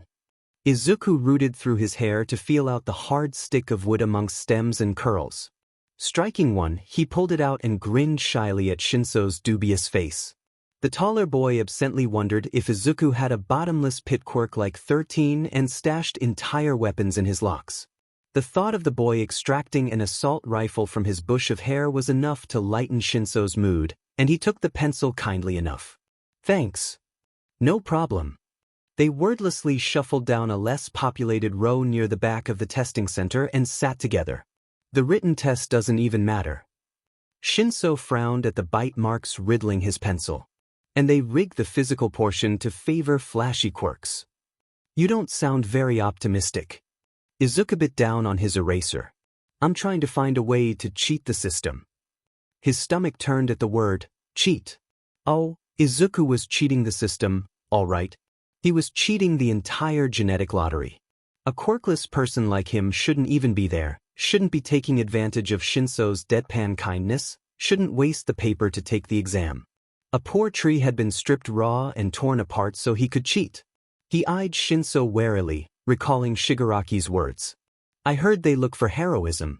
Even if you don't necessarily do well with the exam, if you use your abilities to help people, they might let you in. Oh yeah. Shinso considered him. Where'd you hear that? My career sponsor. His expression soured. Oh. You must come from a rich family or have a big shot quirk if you have a career sponsor. Not really. Izuku averted his eyes, pulling on the stem of a hydrangea to scold himself. I got lucky. This is my one shot. If I don't get into UA, I'll lose everything. Including my life. Whatever. The test center lights flicked on, and Shinso raised his hand to shield his eyes. Izuku flinched at the movement. Let's get this over with. Many kids who failed to excel in any physical aspect of life can relate to the fervor with which Izuku attacked academics. Starved for attention, praise, validation, there's hardly another way to gain the acceptance of adults, even if it means alienation from peers. Izuku would study and read and practice and memorize equations, poems, trivia facts. He owned notebooks bursting with leaflets, sticky notes, and inked-up pages full of hero stats, quirk theory. By the end of the test, pencil reduced to splinters, legs muscles fried from bouncing, he thanked every lonesome night and gross, people-pleasing grade. Slamming the crumpled booklet closed at the call of time, he sank into his seat and allowed himself the barest, faintest smile. Hopefully it would be enough. Izuku wasn't used to drawing stairs. He was always a plain-looking boy, and even post-quirk the flowers in his hair were a tame mutation compared to the Frankenstein's monster-esque looks quirks introduced into the gene pool. However, this did nothing to stop the judgmental glares thrown his way as he juggled organizing his Tillandsia plants in a drawstring pouch, unsure how to position them to be easy access. After a moment of deliberating in front of the exam arena gate, he hung it in the front with straps around his shoulders like a backwards backpack. Compared to the other kids in their immaculate gym outfits and quirk accessories, his hoodie, gray sweats, and red sneakers made him stick out like a sore thumb. Even Shinso threw him a questioning look. That's the best you could come up with? Izuku grimaced, nodded. His teal exercise jumpsuit hadn't survived the pre-suicide donation haul. There seemed to be little point in exercise after All Might crushed his dreams. There seemed to be little point in anything. I can't believe you gave me crap for not bringing a pencil when you're dressed like a homeless man. Still think I'm from a rich family? He traced the long Tillandsia points, smiling as the tender vibration of life echoed down the shared nervous system from them. It fluttered like a heartbeat, grounding Izuku. No, Shinso frowned. I don't. Like I said, I got lucky. People around them stretched and jogged in place. A few caught Izuku's eye. A French boy with a metal belt and an uncanny twinkle in his eye, the nice girl who caught him from tripping, the pedantic glasses guy who asked a question during the physical exam presentation. Whispers of robots floated through the air, speculating how best to tackle a blocky ton of metal and wires with the physical prowess of a 15-year-old. Their blunt confidence turned Izuku's stomach. He needed to calm down, zone in, build momentum for the countdown so when it came he'd be ready to bolt. This is your life on the line. He reminded himself. Act like it. No more dissociated apathy, no more brooding in a corner of self-pity. He had a quirk now, a chance at a half-decent life. It's time to fight for it. A shriek of static ripped through the air, and every head snapped up. Present Mike coughed into the speakers. Ready and start. Just like that? His jaw dropped as a gust of wind blew by, and his fellow examinees sprinted ahead, leaving him behind. Even a flash of purple stumbled by, and Shinso was gone. Izuku pushed himself forward, holding his flimsy bag of plants secure in front of him like gripping an aching stomach. Buildings and sidewalks rose up on either side of him, perfect replicas of a real city until you passed close to the glass and spotted the barren and floorless sets inside, like a movie prop. Glass shattered in the distance, and Izuku pushed down every protective instinct he'd cultivated in his youth to follow the sound. Rounding the corner, a scene of carnage met him. Screws and dented metal panels rained from the sky, punctuated by ear-piercing screams of shredded robot parts. His knees locked. He moved. A one-pointer robot lumbered by with a detached arm hanging from its side by wires. Izuku hurled a Talanzia, tuning into the plant's frequency as it soared, expanding the width, stretching the leaves until it measured a yard across. It crashed into the robot's metal front and clamped on, spikes slithering between panels and crumpling them like tin foil. Tentacle-like tendrils writhed and ripped fistfuls of colorful wires before the dim red glow of the robot's eyes faded, and the machine stalled. Special move name: Tendril. Sharp aches stabbed Izuku's feet with each pounding step as he ran. The wound never seemed to fully heal, staining bedsheets and socks and household slippers with blots of blood. Thank heavens Inko was never the most observant woman. Izuku worked the sidelines of the carnage, picking off one-pointers nobody wanted, unable to inch further into the fray of battle as powerhouse students dominated the field, and his very nature protested the idea. He disabled 3 more with a tendril attack, 7 with a bowling ball which set off a line of them like dominoes. A 2-pointer fell to bear hug in which Robot and a bear-sized Talanzia crushed each other in a wriggling embrace. The biggest advantage of growth manipulation came in the description of plants being perpetually embryonic, meaning there was no cap in size. So long as a plant gained nutrients and sunlight and minerals, it would grow. Or, so long as Izuku provided it energy. Points: 13. Not enough. Sweat streamed down his face with every swing, dashing and ducking while robots crashed down around him. A couple 2-pointers approached side by side. He drew out 2 Talanzias, flashes of pain lighting up the shared nervous system connected to his brain. That was another drawback. He received plant pain signals delivered not exactly as the regular hot bite of discomfort, but the panic, the instinct to draw one's hand away from the burning stove, to pull back the plants he sent into battle. Izuku drew both arms back and hurled the plants in opposite directions, landing on either sides of the bots. Their leaves elongated like pulling a tape measure, and they stretched through the metal legs to grasp each other, shooting together while toppling the bunch. Attack name: Reverse Mitosis. Points: a shadow loomed over his shoulder before Izuku could take a breath. Oh no.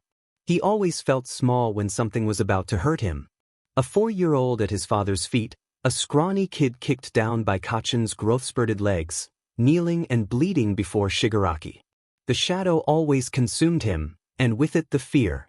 As Izuku turned in slow motion to face the whirring cogs and bright, lidless red eyes of a 3-pointer robot, his shoulders dropped, his mind slowed, and he went limp. Several things happened very quickly then. A reaching robot arm eclipsed the sun.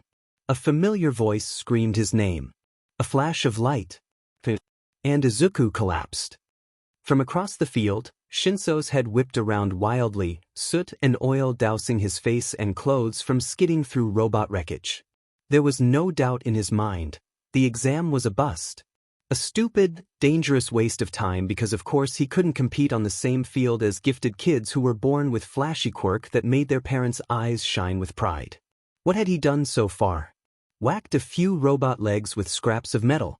Pushed a few brainless examinees out of the way of falling debris? It was nothing. Pathetic. Shinso stopped running. Pointless. He scowled. This is pointless. Turning to leave, a flash of green caught his attention. He'd seen Izuku do a decent enough job on the other side of the field earlier, but he stood stock still now, gaping up at a huge, murderous machine closing in on him and doing nothing. Midoriya! Shinso yelled. Snap out of it! Nothing.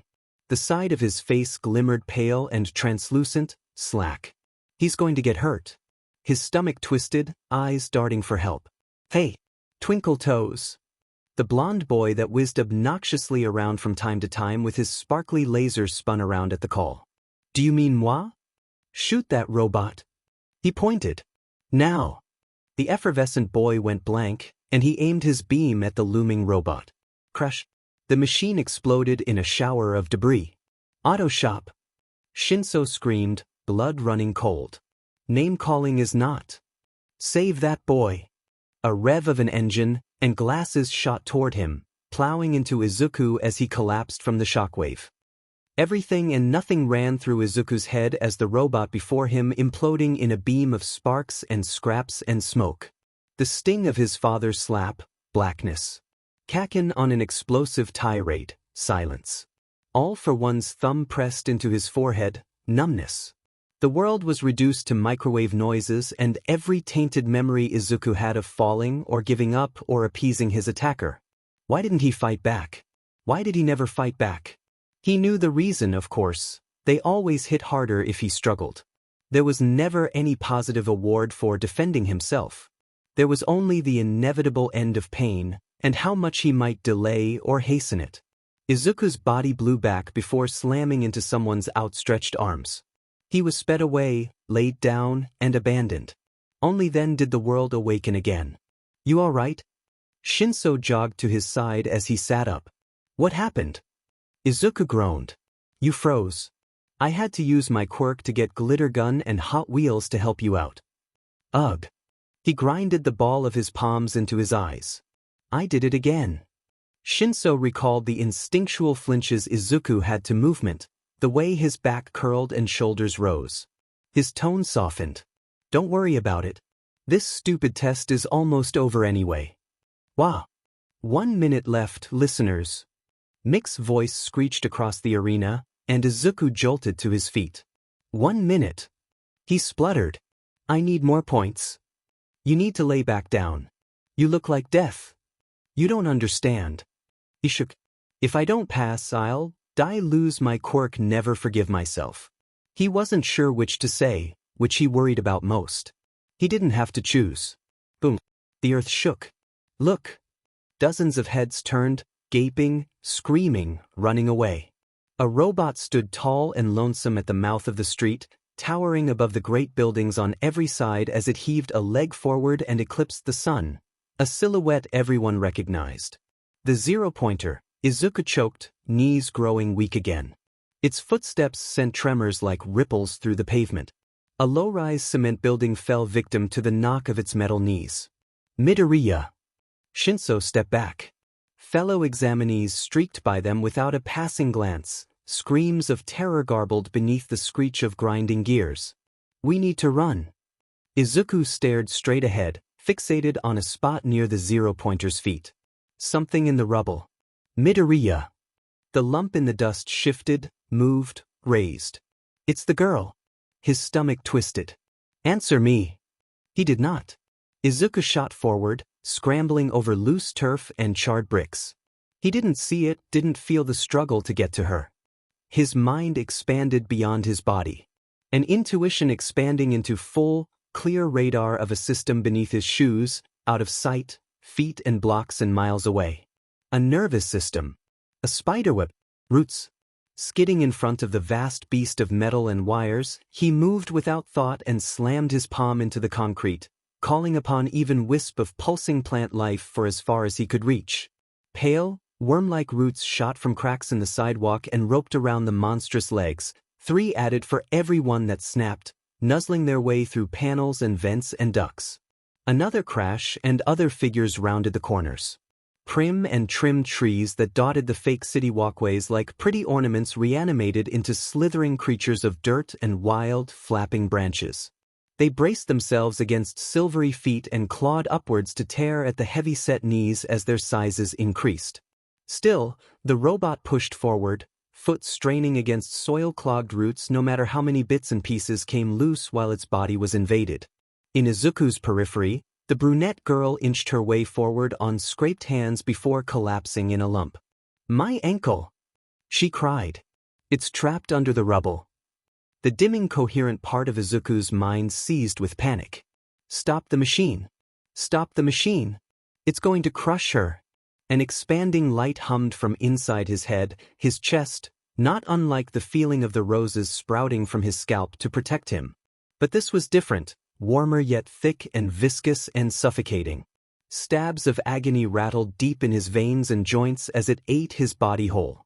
An embrace meant to drown him.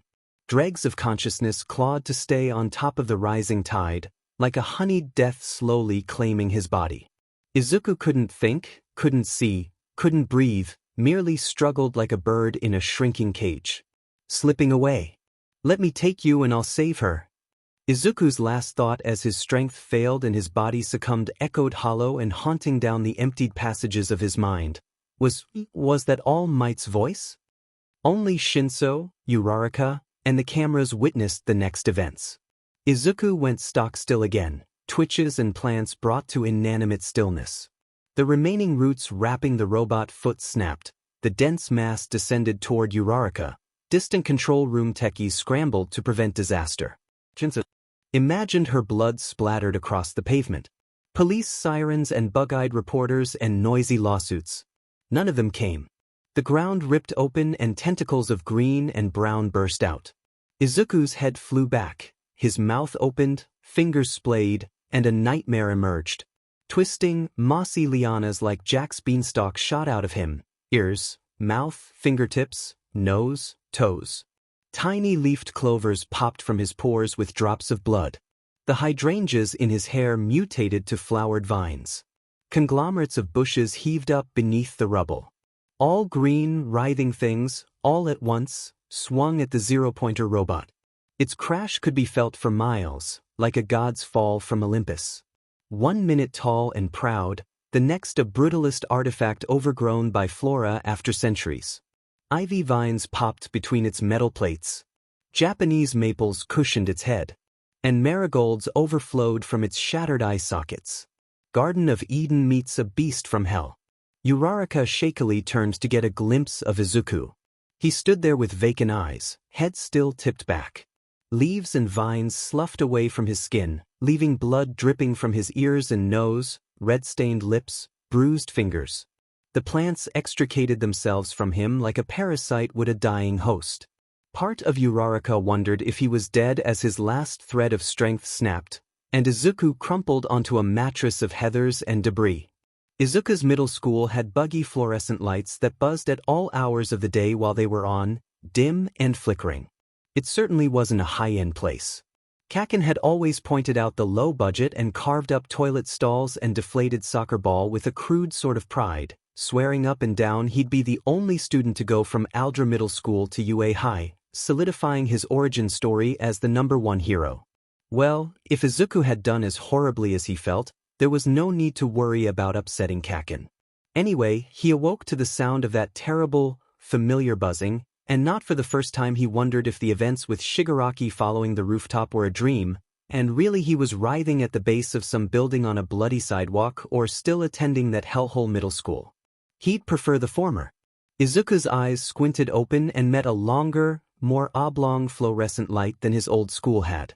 White curtains fluttered dreamily in the breeze of an open window, and summer birds chirped outside. A digital clock hung on the wall, voices rumbled down distant hallways, flecks of sunlight through tree branch shadows pooled on the white laminate floor. Izuku pushed his head up at a rustle of papers and murmured voices. He still had on his own clothes, protecting the scars on his feet and back. 2 adults stood across the room, watching an angled computer screen. One, an old woman sitting at the desk with squinted, serious eyes, and the other, an unshaven man in his 30s with long dregs of black hair and an ill-tempered mouth like Shinso's. Testing his luck, Izuku asked the first thing that came to mind. "Is she all right?"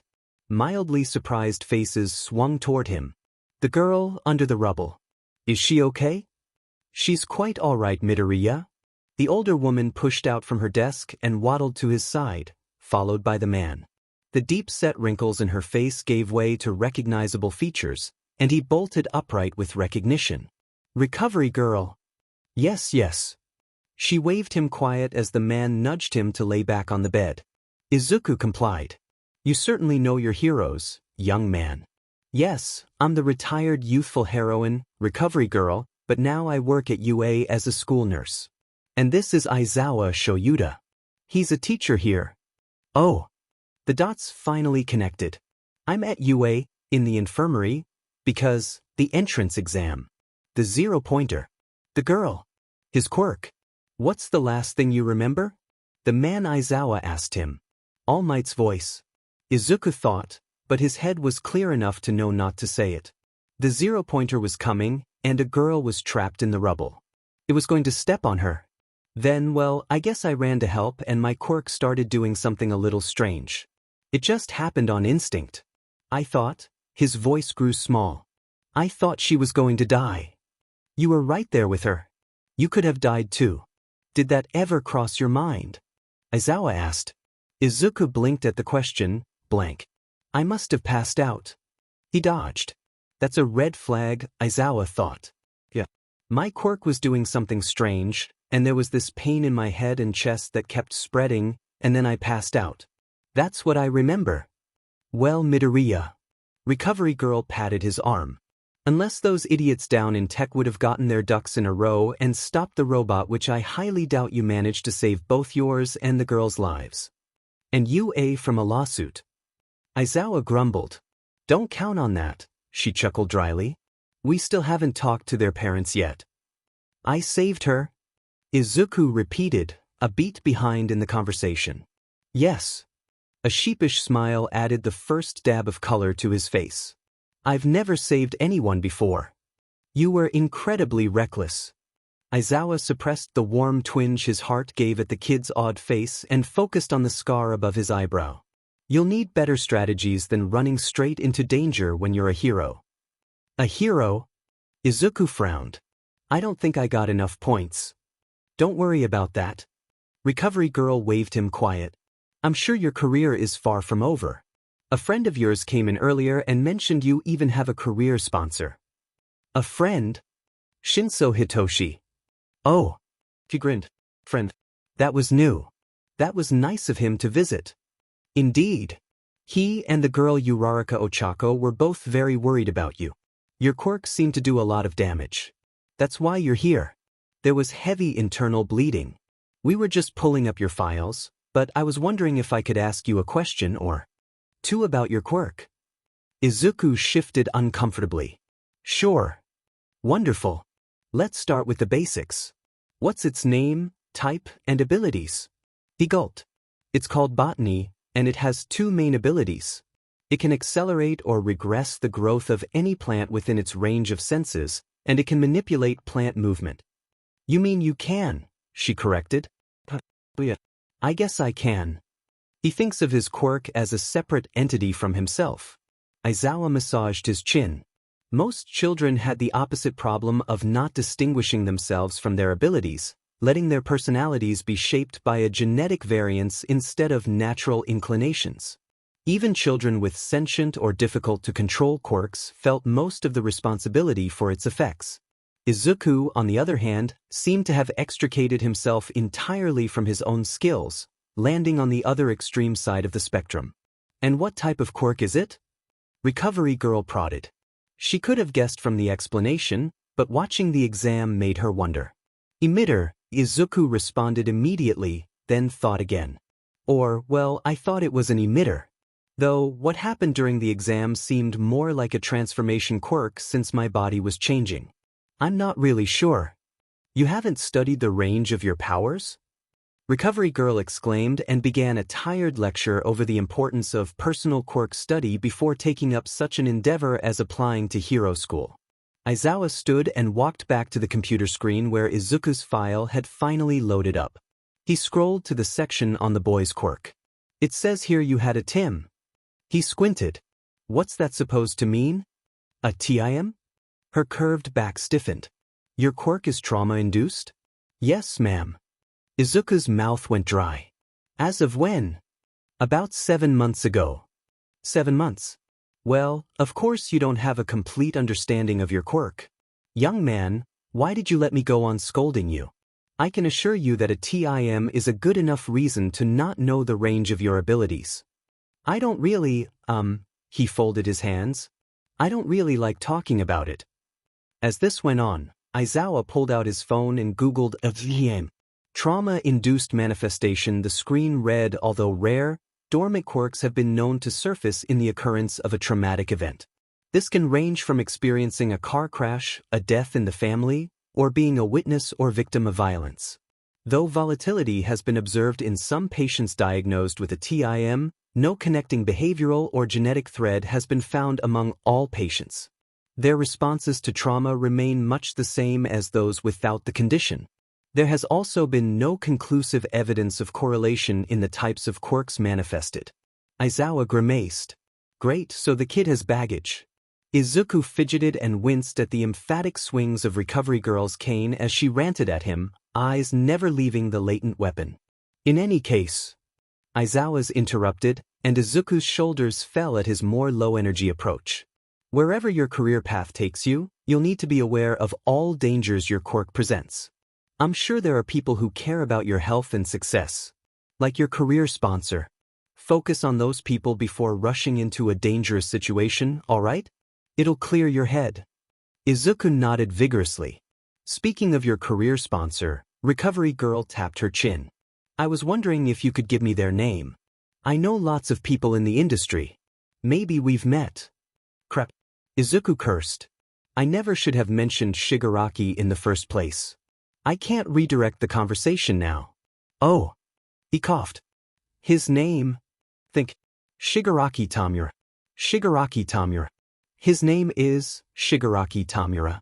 Shigamura. Sure, Shimura. He blurted, and a bit of pride swelled in his chest. At least it wasn't a nonsense-sounding fake name. Shimura? Recovery Girl stepped back, years of age adding to her wrinkled cheeks. I knew of one, but I suspect they're not related. Aizawa walked Izuku to the school entrance and sent him on his way with another reminder to take care of himself. The boy deflated at the gate, staring wistfully through the blue glass towers of UA as if for the last time, looking much like a dying man taking in a last glimpse of the world. Aizawa rolled his eyes. The kid would get in, the reckless ones always did. He could already imagine the panel of judges in the control room holding up a row of straight tens. They ate the self-sacrificing ones up, and left Aizawa to sort through the damages. So, he did not offer much hint as to his success, sending the boy on his way with curled shoulders. Izuku needed to learn that even if he hadn't passed, it wasn't the end of the world. Life would go on.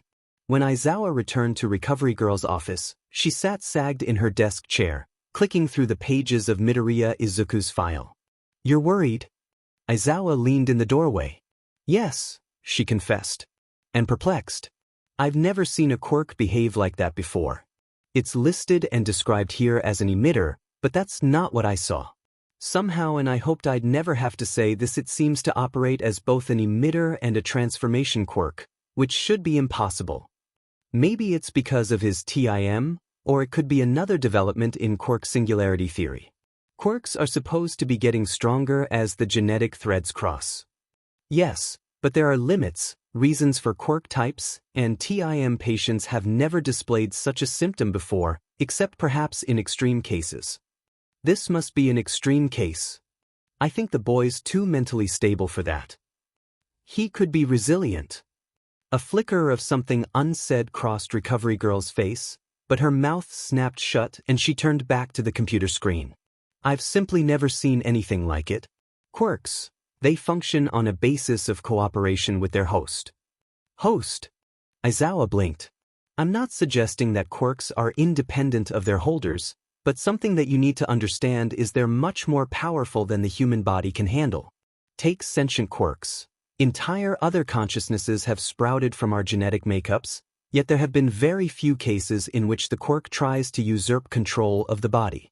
We have a symbiotic relationship with our quirks, you see, and as long as hosts preserve and accommodate the quirk, they do not grow from their basic level of functionality, and when they do, it's often correlated with personal growth of the body or mind.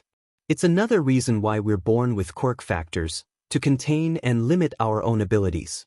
Otherwise, there would be no limit, no symbiotic relationship, nothing, because the quirk needs a particular place to draw power from. You lost me. Aizawa massaged the bridge of his nose. Everyone with a quirk has a quirk factor. Even though Midoriya had a TIM, he still always had one, even if he wasn't aware of it. Of course. She nodded. Which is why this whole situation doesn't make any sense. Quirks are limited to types because of the body's natural limitations. After all, it would be damaging to the quirk to harm the body. This has become a bigger problem with quirks of increasing strength that overwhelm their users, but quirk factors still limit types. It's a simple fact of biology. A quirk can't attack the host it was born with. If they could, humans would be overwritten by quirks of increasing strength all the time. I don't understand how any of this can lead to a quirk that transcends types though. Aizawa pointed out. Quirks can't just become all-powerful, can they? They can't with our genetic makeup, she hummed. Quirks in themselves exist in a fluid state, meaning they fit the shape of the container or quirk factor they're born into. Without a factor, the quirk would simply overflow, probably destroying the body in the process, or at least overrunning it. But a quirk wouldn't damage his own host, Aizawa countered. People only push their quirks to the point of hurting themselves. That must have been what happened to Midoriya. He hurt himself because he wanted to save the girl's life. If his quirk had taken over, he wouldn't have cared about the girl. Yes, you're right. Recovery Girl tapped her chin. If anything, I'll bet the TIM must have been traumatic enough to maximize his abilities. I was testing his conflict responses during our conversation, and he's been conditioned to fawn, no fight or flight to account for. Fawn. He jumps to appease, allowing for mistreatment so not to aggravate the situation.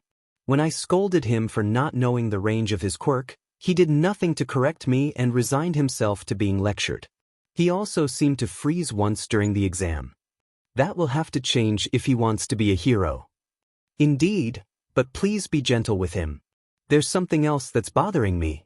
Oh. She minimalized his file and opened an album application. Aizawa's stomach turned at the first image to pop up. His shoes shot off his feet during the exam when he started growing vines. This is what they looked like when the plants fell away.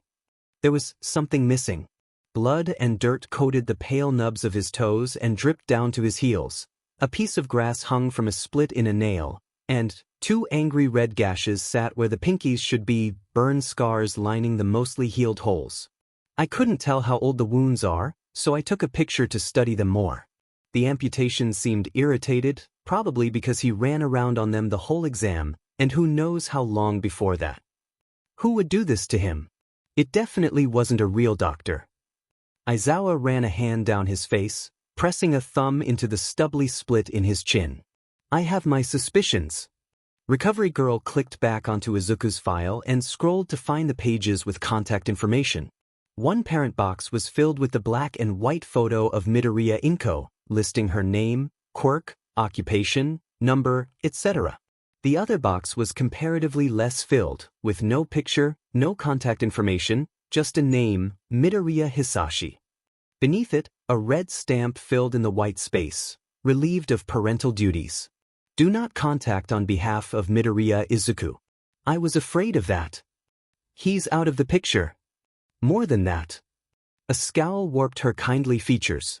It wouldn't have specified not to contact if he was simply absent.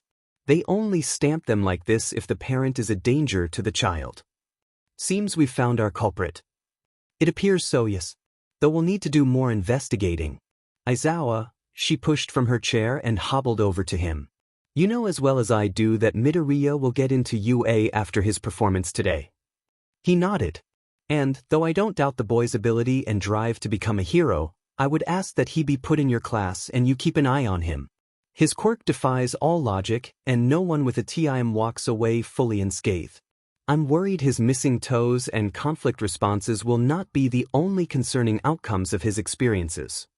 Vlad's better at being personable with the kids, he shifted uncomfortably. I'll probably terrify him with all of my threats of expulsion. You're better with children than you believe, and I know you like them, especially types like Midoriya. You command respect and offer stability. I'm quite sure you're best for the job. What job?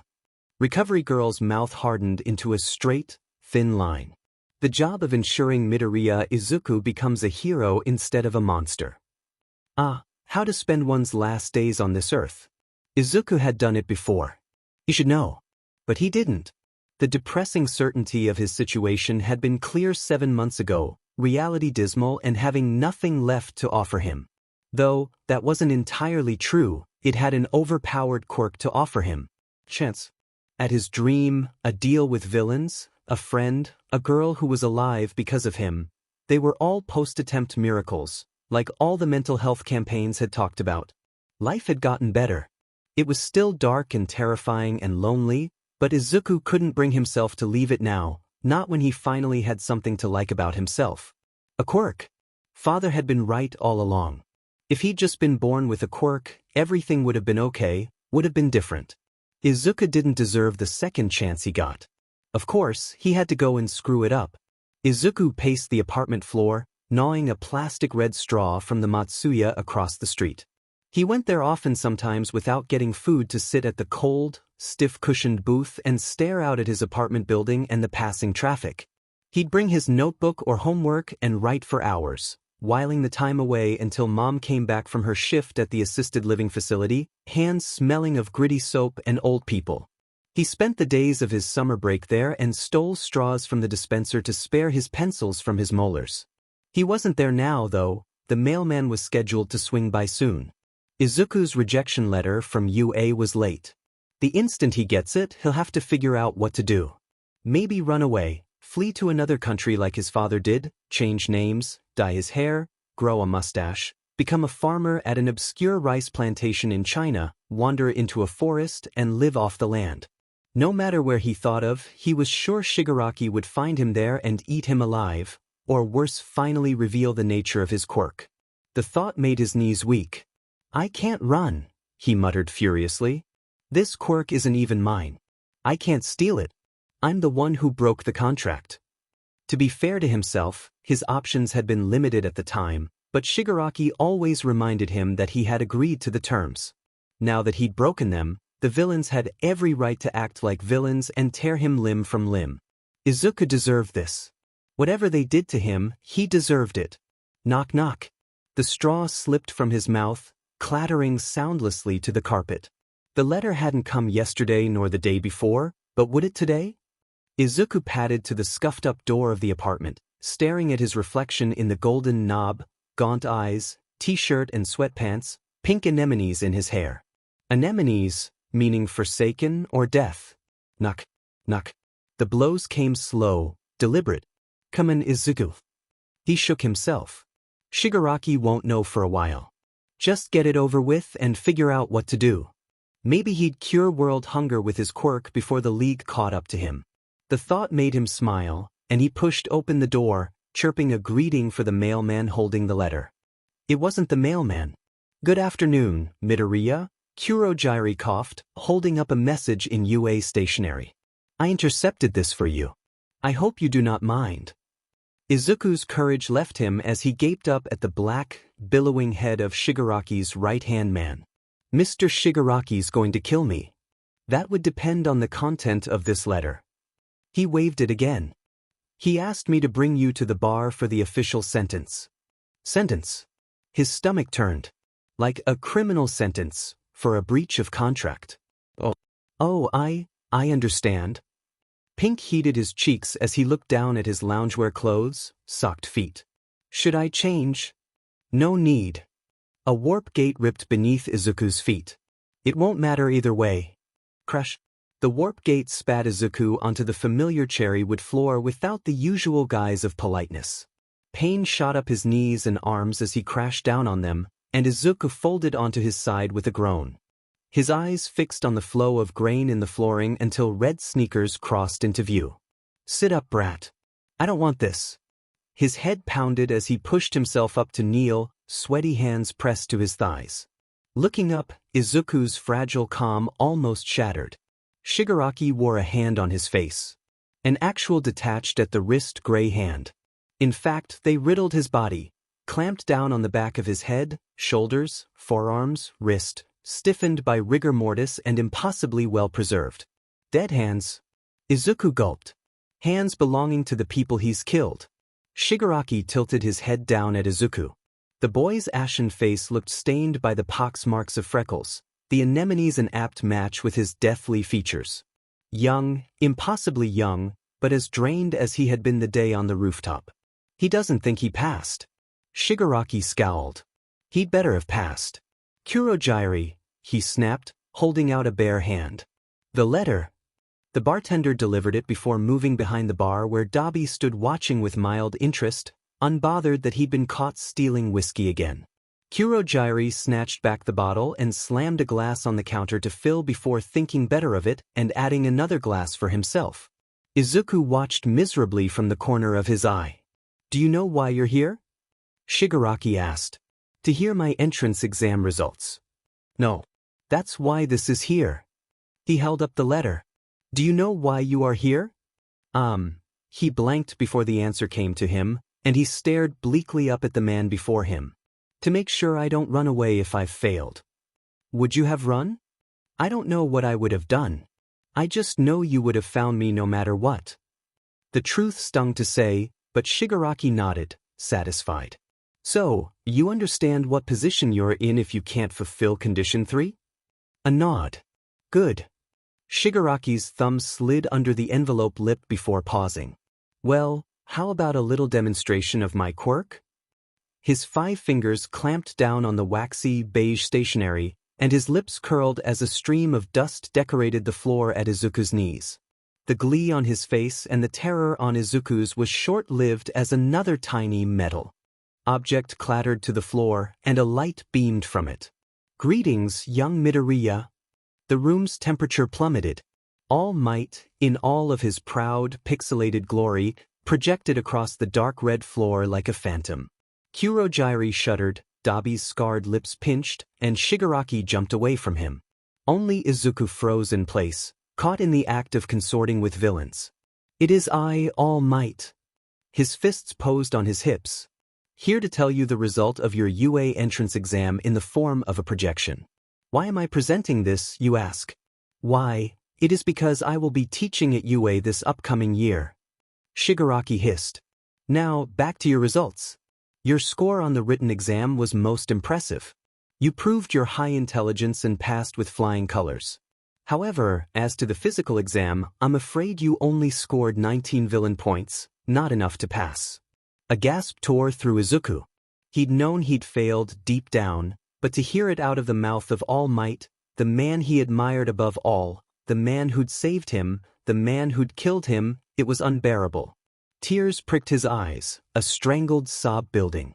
But worry not. The hero continued. For there was another part to the examination. Rescue points. A panel of judges sat in a control room and rated the heroic acts of each contestant. Young Midoriya, your brave and quick-thinking actions saved your fellow examinee and earned you 60 rescue points. In addition to your 19 villains points, you earned the top score of all the examinees. I believe I speak for everyone here at UA when I say you will be a most welcome addition to our hero program.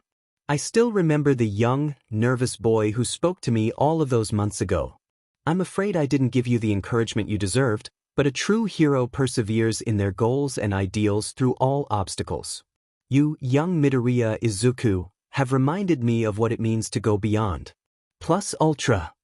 All Might's final thumbs up froze in place, the twinkle in his smile a faded white patch on the floor of a villain's den. His words rang so deep, so heroic and dutiful and inspiring, the sob escaped Izuku's throat, followed by tears. Not because he was happy or relieved to have gotten in or kept up his end of the contract, but because he hated himself for doing it. He'd betrayed the man projected at his feet, betrayed him and every hero that fought on the front lines daily to protect the public from people like Shigaraki, people like the League. The dam keeping him together broke, and Izuku wailed into his hands. Above him, Shigaraki twitched, fists clutched and blood roaring through his ears. He stomped down on All Might's face, again and again, managing only to cast a shadow. With a howl, he crushed the tiny projector by Izuku's bent head with his heel, and the symbol extinguished. Silence then. Silence punctured by sobs and huffing and the clink of glasses. "What are you crying at, brat?" Shigaraki spun around. Izuku curled in on himself, clutching his shoulders to squeeze as small as possible, unable to stop the snivels. "Stop crying." Another sniff. "Stop it. That idiot knows nothing. He left you for dead on a rooftop and now he only cares because you have a precious quirk. You're nothing to him." A wail then, and Shigaraki lost his patience. He clamped a fistful of Izuku's hair and yanked his head up, forcibly unfolding the rigid curve of his spine until only his knees stayed planted on the floor. The boy's blotchy face scrunched up, biting hard on a quivering lip. A pinky finger hovered a centimeter from ending his life. Hair follicles and stems threatened to rip from his scalp. An endless spiel of curses and reprimands flooded his ears while Shigaraki jerked him back and forth. "Shigaraki," Kurojairi protested. "Stop it. You'll end up killing the poor boy. We don't want UA asking questions or looking for him." The words barely registered over the waves of fury crashing in Shigaraki's mind, but it brought him enough focus to fully look at Izuku. He hung limp, held up by Shigaraki's fist, and the tears had finally stopped. Again, the vacant look claimed his slack face. More interesting was the pink anemones atop his head. They hung down around his face with snapped stems and wilted, browning petals falling in clumps to the floor. They died. Shigaraki released him. Izuku sank to the floor. "My gloves," he snapped. Kurojairi grasped under the bar top and tossed a pair over, two-fingered gloves that covered the pinky and ring fingers while leaving the rest exposed. Shigaraki caught and shoved them on, stalking to the couch and clicking on a game. "Get over here, brat." Izuku's face rose. The pounding in his head hadn't quieted, but the turmoil had. It drained out of him in the minute of chaos and left the colder, quieter part of his brain to take over. "Just don't think about it." He pushed away the thought of All Might. "Don't think. Just survive. Path of least resistance, remember? Don't make me repeat myself." Shigaraki warned. Izuku scrambled to his feet and limped to the TV, sinking to the floor and leaning his back against the couch next to Shigaraki's legs. He drew his knees to his chest and blinked up at the loading screen of the game. Just like that, the ordeal was over. Everything was calm, quiet, sleepily dull. At the bar, Dabi chuckled at the smoky roll of Kurojairi's eyes and took another swig of whiskey. "Well, at least our little spy will have company at school." Izuku's poor mother would come home to an empty apartment again, because Shigaraki didn't excuse Izuku to go home for hours. It wasn't a horrible way to spend time. The world of The Witcher 3, the hunt was impressively immersive, and the daring adventures of Geralt and his bard friend Jaskier kept the mood lighthearted and soothing. Izuku hummed along with the soundtrack with a scraped raw throat, heavy dry eyes tracking the jerky movements of the characters. Botany kept him company too with the tiny vibrations of nearby plant life. He'd taken to calling the shared nervous system simply the roots, as it kept with the theme while expressing the complexity of the system, the intertwined webs of flora riddling the Earth's crust and stretching far, far beneath. It made sense. Plants are everywhere just like life is everywhere.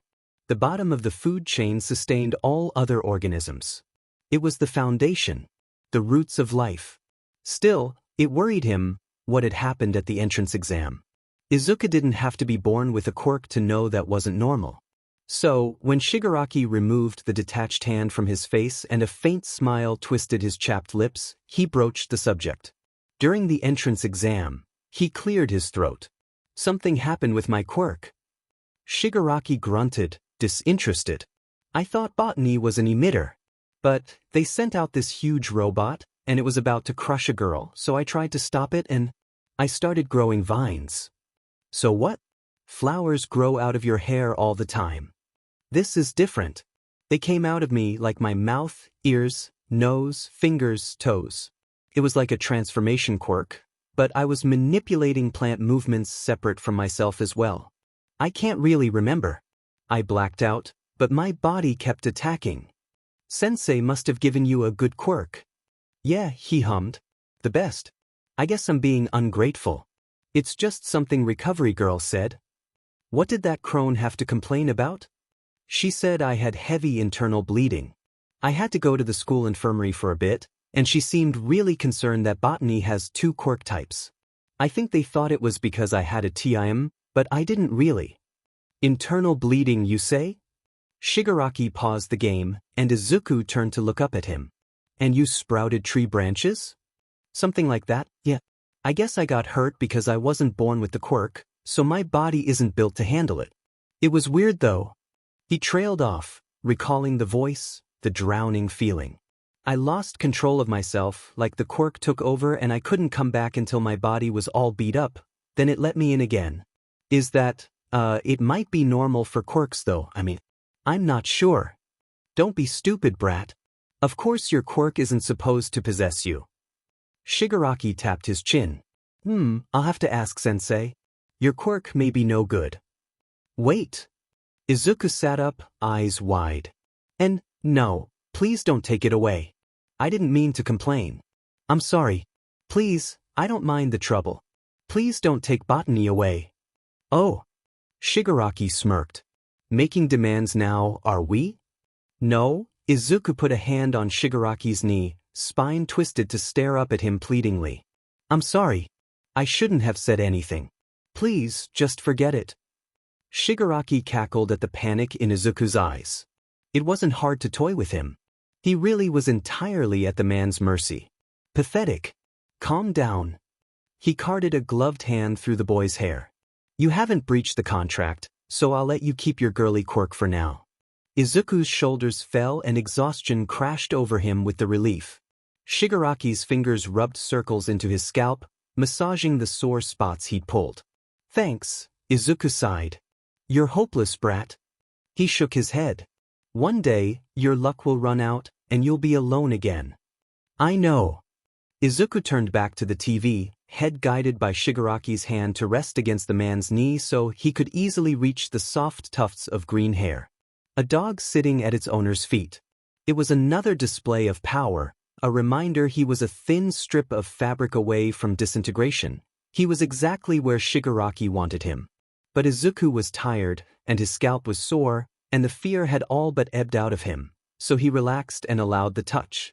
Distantly, he wondered if he should mention Recovery Girl and Aizawa knew he had a career sponsor. It was sure to incur Shigaraki's wrath though, making him decide against it. But part of him wondered how he'd like his fake name of Shimura. It suited him, Izuku mused. So, it's agreed. You'll use Nomu Prototype 9 for your strike. That only leaves the matter of obtaining a schedule. We'll discuss that in our next meeting. Sensei snapped a manila folder shut and handed it to Shigaraki, crossing his legs and reclining back in his two-brittled chair. Shigaraki's itching had arisen on and off throughout the meeting. Flakes of his skin added to the galaxy of dust clogging the old warehouse air. Sensei smirked. Now, Tomura, why don't you tell me what's on your mind? The scratching stopped. What's, Sensei? Even people as unpredictable as you have their tells. Come, Tomura. He waved him on. What is it that's bothering you? He huffed. It's the brat, the one you gave the plant quirk to. Oh, has he become a problem? No. He's fine. The quirk, though, it did something strange. Sensei, it is an emitter, isn't it? It was certainly an emitter when I took it. Why? He leaned forward. What happened? During the entrance exam, he was in a high-stakes situation, and his quirk began to behave like a transformation type. He started sprouting plants out of his body and using them as weapons, but he could also manipulate other plants like his original ability. It took a toll on his body, caused a lot of internal bleeding. Fascinating. Sensei's mouth curled into a wide, ominous smile.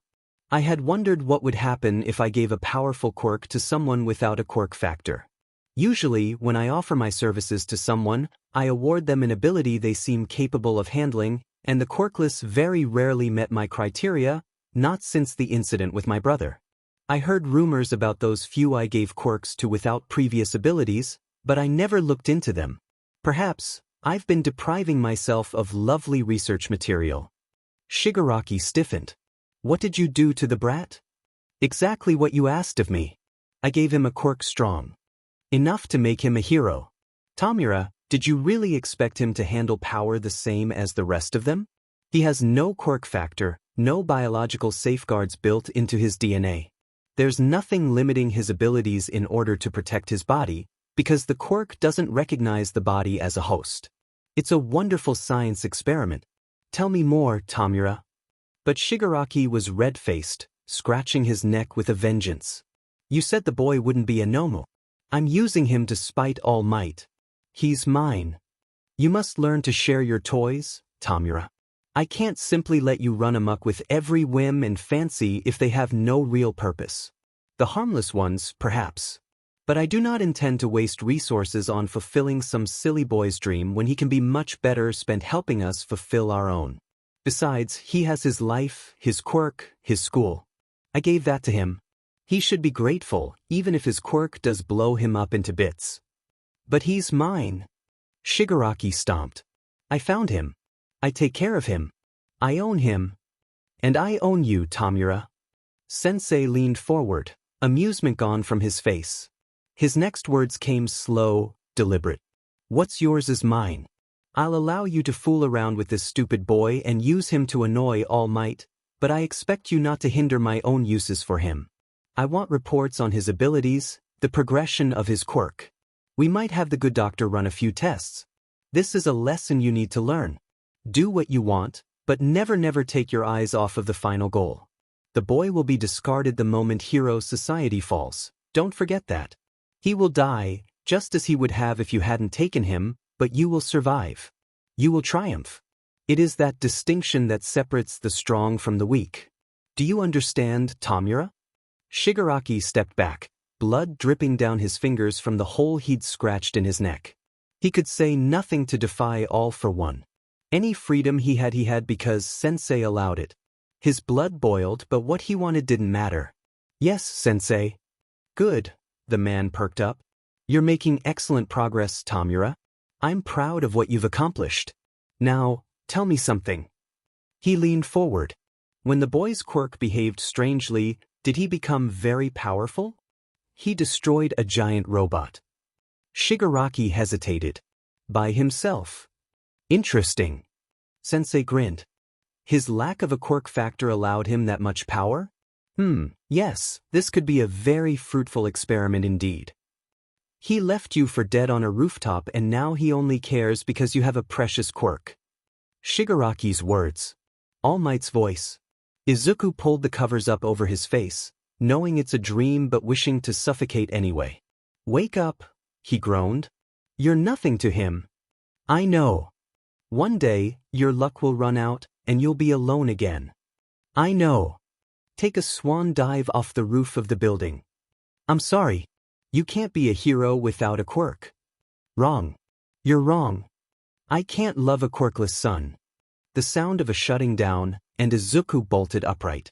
Nothing. No one. As was the habit of these dreams. Stop it, he hissed. I don't want to hear this. A static-filled pause, then All Might's baritone whisper. But, this is all I can find in your head. Izuku woke up with a start, clutching his throat. It ached, scraped raw as if he'd been screaming, and something light and thin sat plastered at the back of his throat. Blearily, after pulling the cord of his nightstand lamp, he reached between his teeth and extracted it with 2 fingers. It was a daisy petal, yellow and dainty and dripping with a thick coat of saliva haloed in the lamplight. Izuku had left UA the day of the entrance exam the same way he'd left his apartment the day he met Shigaraki. Without expecting to return. He did not anticipate standing in front of its gates with white peace lilies in his hair and an undone tie around his neck only a few weeks later. Peace lilies were associated with peace, obviously something he dearly desired to feel after dozens of restless nights haunted by nightmares and All Might's disembodied voice, but perhaps a protective flower like heather would have been better. True, no one looked at him as he plodded head down to Class 1A, but the gazes that skimmed him lingered for too long, eyeing the teardrop-shaped petals nestled in the frizzy green curls of his head. Izuku pushed forward down the winding, wide halls to arrive at the titanic 1A door. Wow, he muttered, gawking at the more than half his height entryway.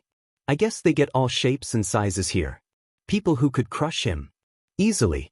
He gulped. I'll just keep my head down. Like middle school. Comparing UA to that place was the last thing he wanted to do, but easing the gargantuan door open it turned out to be an apt comparison. It's very disrespectful to deface school property like this. Get your feet off the table. What you say to me? Kaken. Izuku stumbled back, shutting the door again. The cool touch of the knob moistened under the sweat of his palm. I can't do this, he screwed his eyes shut. I shouldn't be here. I shouldn't be here. I shouldn't. Can't do what?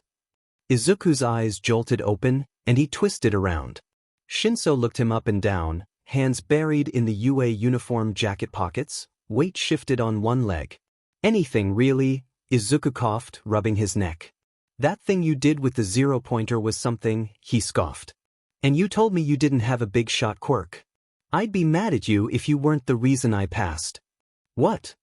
Yeah, the rescue points I got from saving you from that 3-pointer pushed me over the edge, barely. Thanks for freezing up. Don't do it again. I'll try not to. His lips twitched with a smile. Good. Now let's go in. He stepped forward, gently pushed Izuku's sweaty hand aside, and took the handle. Oh, you're not very confident, are you? Shinso lifted a thin brow. Izuku hadn't left his mind since finding out his results and the reason for them. In retrospect, he'd been a JRK, or at least not the nicest to someone who was a cinnamon roll incarnate. He hadn't batted an eye at the flinches or winces or shy stutters, and now he owed him. Izuku shrank in on himself with a bitter smile. What gave it away? I'm psychic. That's my quirk. Seriously? No, Shinso pushed the door open, dragging Izuku with him by his jacket sleeve. Bakugo and the boy in glasses hadn't stopped their argument, and a shower of sparks poured from their direction out of leg engines and sweaty palms. The rest of the class either watched warily or ignored them, sitting in desks or congregated in chatty groups. One head perked up at their entrance though. It's you! She jumped up from her desk, brown bob framing her sunny smile as she skidded over. From the entrance exam. You saved my life. This statement turned quite a few heads.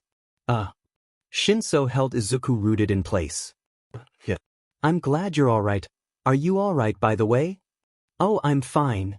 She waved. Nothing recovery girl couldn't fix. I should be asking you. You passed out after destroying that 0-pointer. My parents totally freaked out when they heard about it. Thank goodness they decided not to sue. She decided it would be best to leave out the part about the shush money. I'm Uraraka Ochako, by the way. It's nice to meet you. Midoriya Izuku. He looked to Shinso to introduce himself. Oh, we already met post-exam. We visited you in the clinic for a bit before they booted us. I might have snapped a few pictures, Uraraka chipped. Great. By this point, the whole class was listening. Murmurs ballooned into snatches of words. Top score, plant quirk, 0-pointer, flowers. You should have seen the aftermath, dude. A blonde boy's voice carried above all the others. It was insane. Plants everywhere. Two things happened very quickly then. Or two people, rather. Glasses and Bakugo bolted from their corner of the classroom and covered their distance from Izuku in an instant, pulling up in a whirlwind of flying sparks and chopping arms. Are you in fact Midoriya Izuku? I'm Ida Tenya, and I have been meaning to speak to you since hearing the results of the exam. You see, You cheated, you quirkless loser. Shinso and Uraraka came shoulder to shoulder and pushed Izuku behind them. Back off, Shinso snapped, and Ida respectfully complied. Bakugo, on the other hand, shoved his hands between their heads and threw them aside like Moses parting the seas. I'm gonna kill you. Izuku fell backwards, hands raised above his head, eyes closed, peace lilies wilting. He expected to hit the shut door, then the hard ground, expected a wall of flame followed by a chorus of laughter, the voices from his dreams reanimated, chanting Deku Deku Deku Dek. A hand caught his shoulder and righted him to his feet, pushing past him to confront Bakugo. Dregs of black hair, mouth like Shinso's, a thin scarf coiled around his neck, and a yellow sleeping bag bunched up around his feet. Aizawa, what do you think you're doing? The man ignored him, staring down Bakugo like his scowl was carved in stone. This is the first day. If this is how you're going to behave, you should head home now. A collective gasp. Bakugo twitched. I'm Aizawa Shoyuda. He spoke to everyone, drawl voice contrasting the fire in his bloodshot eyes. Your homeroom teacher. I want to make one thing clear. I do not tolerate anything but the best behavior. Violence, insolence, entitlement, you can forget them. I'll make this place a living hell for you if I don't expel you first. Is that clear? Shocked silence, then a clamor of affirmatives, squeaky and irresolute. Those standing jammed themselves into their desk with a painful chorus of scraping chairs, and Ida was ready to keel over at Aizawa's withering look. Awkward. Izuku hugged his waist, positioned in the teacher's shadow as Uraraka and Shinso joined his side. His shoulders shot up as the man turned around. Are you three all right? Yes, sir. Uraraka. Ticked off, but fine. Shinso. Izuku. Aizawa heaved a sigh long enough to tease the dead. Recovery Girl's request of him still knocked around his head, reminding him of all the problems he would have with this batch of first years. Izuku stood a good half-foot shorter than Shinso, though his posture could be cutting a few inches. Hunched and pink-cheeked and eyes averted, he flinched as Bakugo stormed back to his desk, relaxing only when quiet fell again. Problem child, Aizawa groaned. Go back to your desks. They obeyed, scurrying by. He stepped out of his precious yellow sleeping bag and reached inside to riffle through its mess of content. Chapstick, eye drops, earplugs. His fingers brushed fabric, and he extracted the blue polyester gym uniform without ceremony. We're skipping orientation. Everyone change into these and head outside. We have work to do. Idiot, idiot, idiot, idiot. I'm the dumbest person alive. Why? The placid mask of Izuku's face failed to convey an inkling of what turmoil circled his brain like a choo-choo train on Christmas morn, wine spilt on the carpet and cookie crumbs ground to powder by a heavy heel. All chaos and nostalgia and charred tinsel catching sparks from brittle pine needles. No, he didn't need to think about that memory. Izuku was fine. Okay. Yup. Thanks for asking. Never mind his ashen skin, twitchy fingers, pinched mouth. He emerged last of the boys from the locker room, managing to change inside a tight teal bathroom stall without dunking a knobby knee into the toilet bowl. Shinso waited for him by the exit but said nothing until they joined the rest of the students on the field. They gathered at the back of the pack, and Uraraka elbowed her way to join them. You good? Shinso nudged him. I didn't think this through. What? Nothing. Izuku hadn't thought anything through in years. His brain cycled on, tilling the same spot of soil until a hole consumed him and the rest of his common sense when unsowed. Of course Kaken's here. He's been talking about coming here since before he could blow my brains out. Izuku massaged the plasticky patch of skin above his eyebrow. Maybe Shigaraki knocked my head harder than I thought. The thought of Shigaraki's outstretched hand scabs caught in his nails, yanking mercilessly at his hair made Izuku flinch at a movement in the corner of his eye. Oops, I'm sorry. Uraraka held up her hands. I was just trying to look at the flowers in your hair. They're really pretty. Oh. He sighed, relaxing. You like them? They're peace lilies. You don't see them too much since they're tropic plants. Usually they grow in Southeast Asia and some parts of America. They're from the Araceae family and are sometimes called spath. They can grow bigger than this too. Plants are known as His mouth snapped shut. I'm rambling, aren't I? Yup. She grinned. But I don't mind. Is it okay if I smell them? Sure. Izuku tilted his head, and Uraraka stood on her tiptoes to sniff the honey-sweet fragrance, subtle but present. A shy smile crept up Izuku's face as Shinso joined her, and they breathed in the aroma with shut eyes and pleased faces. You must know a lot about flowers, Uraraka teased. A little, I guess. Some of them symbolize things like purity or whatever, so it's, I don't know, helpful to have. Like, encouraging. That's why I had hydrangeas the day of the exam. They're supposed to be lucky. I'd say they worked, Mr. Top Score. Shinso hummed. And the peace lilies today for? Peace. I love them. Uraraka's smile could have melted the sun. So friendly and open, it made Izuku's stomach flutter. She was an enigma to him as he was to her. After all, what person as powerful as Izuku had any right to be so shy, meek, spooked as easily as a fawn? She'd seen the aftermath of the entrance exam. She'd seen its creation, or rather, destruction as bushes warped metal plates and weeds shattered sidewalks to puzzle pieces. The veins had bulged from Izuku's skin like snaking vines. One moment he was panic and terror and desperation as her foot remained pinned and the robot's foot loomed overhead. But then the soul left his body, the plants shot out of him, and he looked as alive as a taxidermy doll. Uraraka wasn't certain, but she was pretty sure Midoriya Izuku was ready to die for her in that moment. A total stranger. Yes, Izuku was a kind person, she decided. Awkward and bumbling and skittish, perhaps, but kind. When he shyly tilted his head to share his halo of porcelain white flowers, she was sure of it. He was excellent friend material. You can have one if you want, he said without thinking. I can always grow more. Really? Of course. Quiet down. Aizawa's gruff voice carried to the back of the crowd of students and snuffed out their chatter. He surveyed the row of eager faces with growing dread and for the 100th time wondered why he let Mike talk him into a teaching career. They were so bright-eyed, rambunctious, it was a problem. Another concern was who he'd make do the example ball toss. Midoriya had taken the top score from the entrance exam, but Aizawa suspected the extra attention wouldn't be appreciated. Bakugu. He held up a baseball. How far was your ball toss in middle school? The blonde considered. Like 67 meters. He threw him the ball. Let's see you do it using your quirk. A shark-like grin skewed his face, and Bakugu strutted to the bat, winded his arm back, and boom.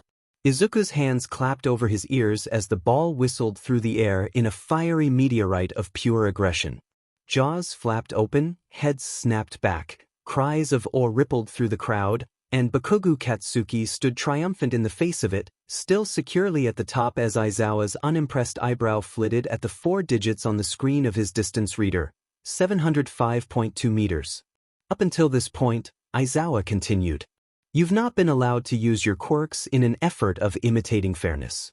That practice is illogical and it ends today. If you're going to be heroes, you need to learn to use your quirks. Today, I'll be evaluating you in quirk apprehension tests. This sent the class into an uproar, and soon hoots of delight echoed across the freshly trimmed field. This is what I'm talking about. Finally getting to use quirks however we want. Let's do this. You're all going down. This sounds like fun. Uraraka cheered while Shinso's peaky skin progressed to a shade of gray. Fun. Aizawa challenged. Is that what you think hero training is? Fun? People die in this profession. If you can't take it seriously now, you'll never be prepared for the field. Let's add some stakes then. He hesitated, bloodshot eyes wandering to a shock of green hair in the back. Izuku was still grounding himself after the sound of Bakugu's explosion by chanting the phrase Deku's dead over and over in his thoughts, and the grim mantra added a dimension of gauntness to his face. Aizawa's conversation with Recovery Girl replayed in his head.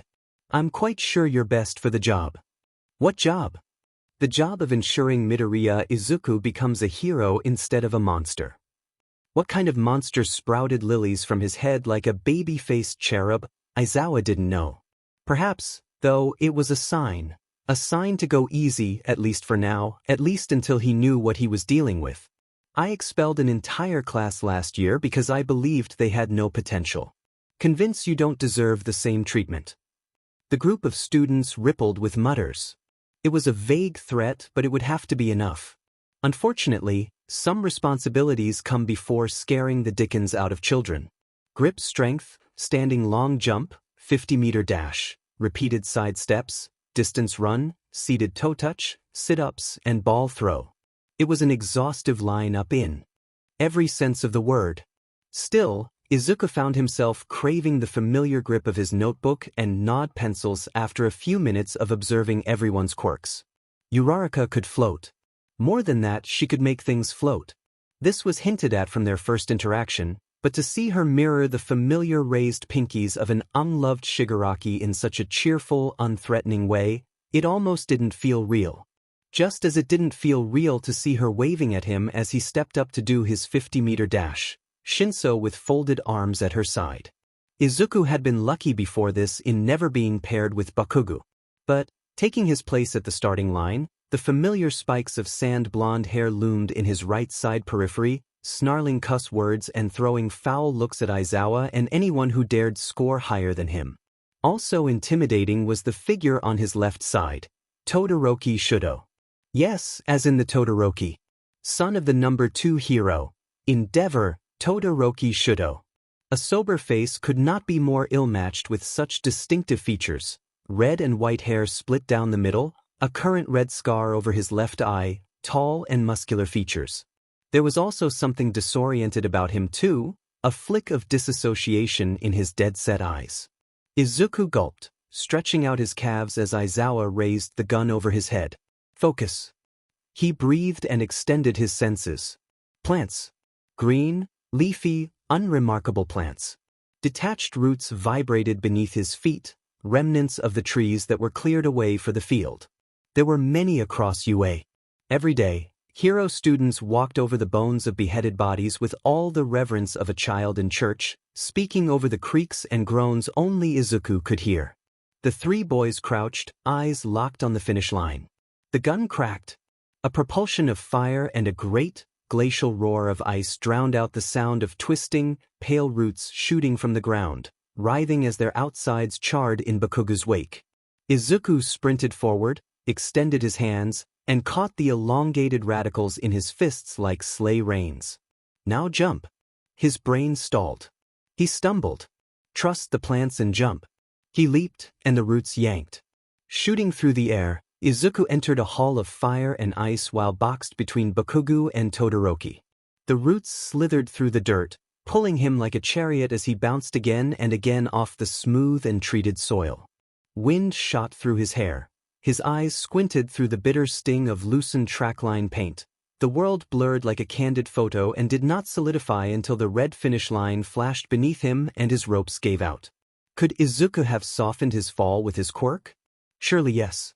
He could have stimulated the grass to grow into a long, soft mattress-like pile, could have made a tree rip from the ground and catch him in its branches, could have done anything really.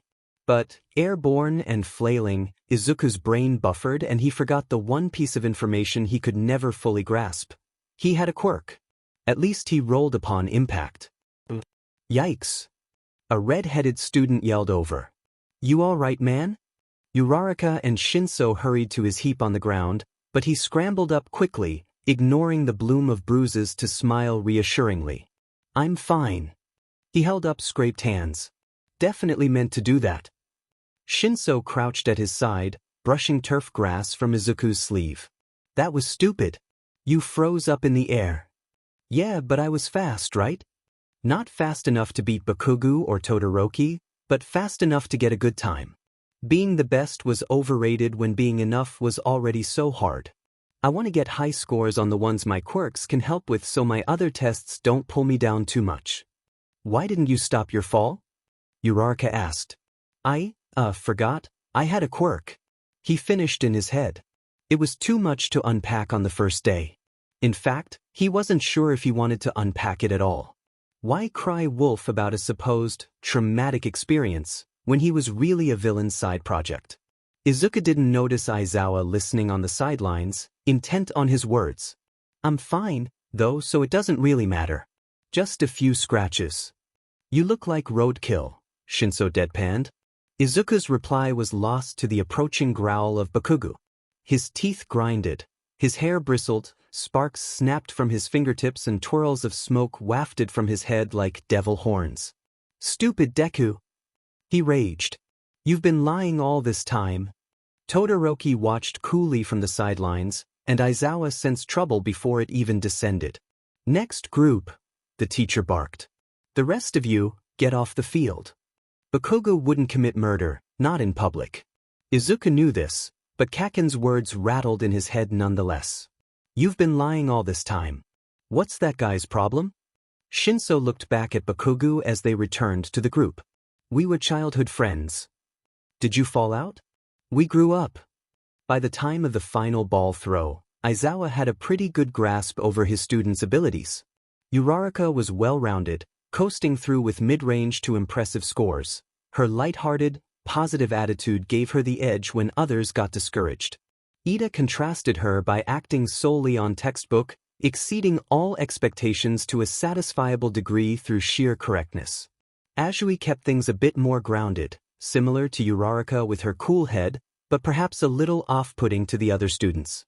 Aizawa wished Bakugo had an ounce of her self-restraint. The kid was a monster. Todoroki and Yaoyorozu, the two recommended students, vied for the top rank in a classic show of good breeding. Todoroki had a foul attitude about it though. Shinso, on the other hand, was dead last of the group. If Aizawa hadn't edited his teaching style, he'd be on the hot seat for expulsion, which stung to admit. So much potential, though perhaps Aizawa was playing favorites. Shinso was trying. Though, painfully trying to at least bump his score above Hagekyure's, and the numbers were close. A bitter withdrawal came over his face with every disappointing test score, and perhaps he was towing the line of anger, but without fail Uraraka and Midoriya came to his side at the end of every test, and his brow raised, and his shoulders lowered. Their group was remarkably quick to form. That, of course, left Midoriya, the problem child himself. He had a powerful quirk, to be sure. Its strength was probably exacerbated by its harrowing manifestation. Aizawa had spent breaks between hero shifts researching TIMs, digging up information on the obscure phenomenon from obscure studies. It was remarkable that Midoriya was faring so well. TIM patients often had their lives derailed by their trauma, and the older the subject, the worse they seemed to take it. Midoriya, for all of his flinching and wincing and lip-worrying, was taking it like a champ according to research. It was uncanny. Anyway, as it was, Midoriya established himself in the top 6 by scoring incredibly high in the tests. His quirk was helpful, and simply used his own body for the rest. How a plant quirk couldn't be useful in every situation, Aizawa wasn't sure, and it annoyed him. The kid was sitting on a treasure trove of power but spent his time fidgeting and blushing while Uraraka and Shinso talked to him. It wasn't a fair reservation to have against him. Midoriya's quirk didn't respond as a knee-jerk response like the rest of them. In a tight spot, he'd often forget about it entirely. It led Aizawa to wonder, would he even notice if I erased it? Woo! The exclamation brought Aizawa back into the present, and he blinked down at the distance monitor in his hand to notice it read, Infinity. Uraraka's ball toss score sent the class into a frenzy as the worn, dusty baseball twinkled in the skyline before disappearing forever. Uraraka threw up her arms in celebration, and a light layer of sweat dampened the baby hairs at her temples. She skipped back to the group. Aizawa cleared his throat. Midoriya. The crowd parted, and the hovering tuft of green hair and flowers grew into a person. He stood taller, surer, more relaxed than before, and Aizawa was sure he wouldn't use his quirk. After using a tree branch to crush the grip strength machine, his confidence tentatively emerged. He doesn't like to show off. He won't use his quirk. I'll test my theory, Aizawa reasoned. Izuku shuffled to the throw line and caught the ball Aizawa tossed him in relatively high spirits. A sheepish smile dimpled his cheeks, and he thumbed over the tight red stitches of the baseball, hefting its weight, feeling its cool cowhide. His quirk senses rustled with the glow of dying roots beneath his feet, nothing that could help him, but it was a comfort to feel their tiny kindle of life brushing his roots. So far, he was safe from being found out. No one took any notice of him beyond acknowledging him as the top scorer in the exam. Uraraka and Shinso even seemed to like him. He ignored the voice that whispered one of them could be the UA trader and pet his arm back. His muscles rippled. His feet planted into the dirt. His peace lilies opened serenely to lap up the sun. A perfect moment, framed in light and trees and friendly faces. Safe, soft, kind moment.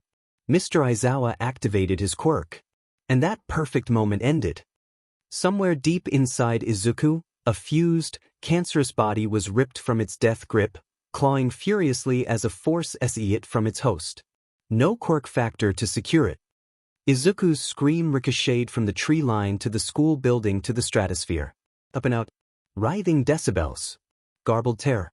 He collapsed in a heap on his side, one hand wrapped around his torso, the other around his throat, squeezing like trying to pinch the exits closed, to stop something from slithering out of him.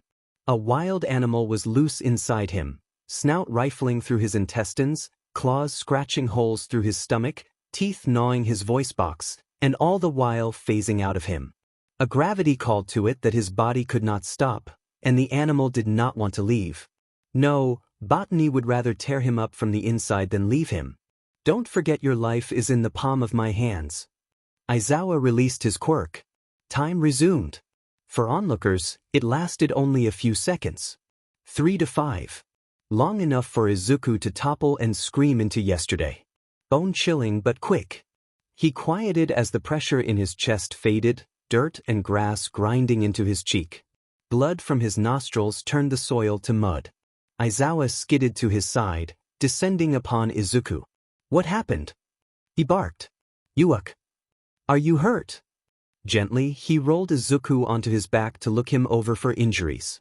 Twin streams of blood dribbled from his nose and cut across his cheek, pooling in his earlobe and staining his green curls inky black. It didn't want to leave, he groaned. Shinso's and Uraraka's heads popped into view. What didn't want to leave? Aizawa pressed. I don't know, but it hurt. It really hurt. Aizawa's gut twisted. Did he do this? He used his quirk, and Izuku collapsed because his quirk didn't want to leave? Maybe it was sentient. But either way, it shouldn't have been able to resist. It shouldn't have hurt. I'm okay. Trembling, Izuku sat up, using Aizawa's guiding arm for support. The baseball sat a couple yards away, having rolled after Izuku collapsed. I guess I failed. Shinso snorted. That's what you're worried about? You're in 6th place. Yeah. Izuku dabbed at the blood smeared across his face, and Shinso's smirk fell. Seriously though.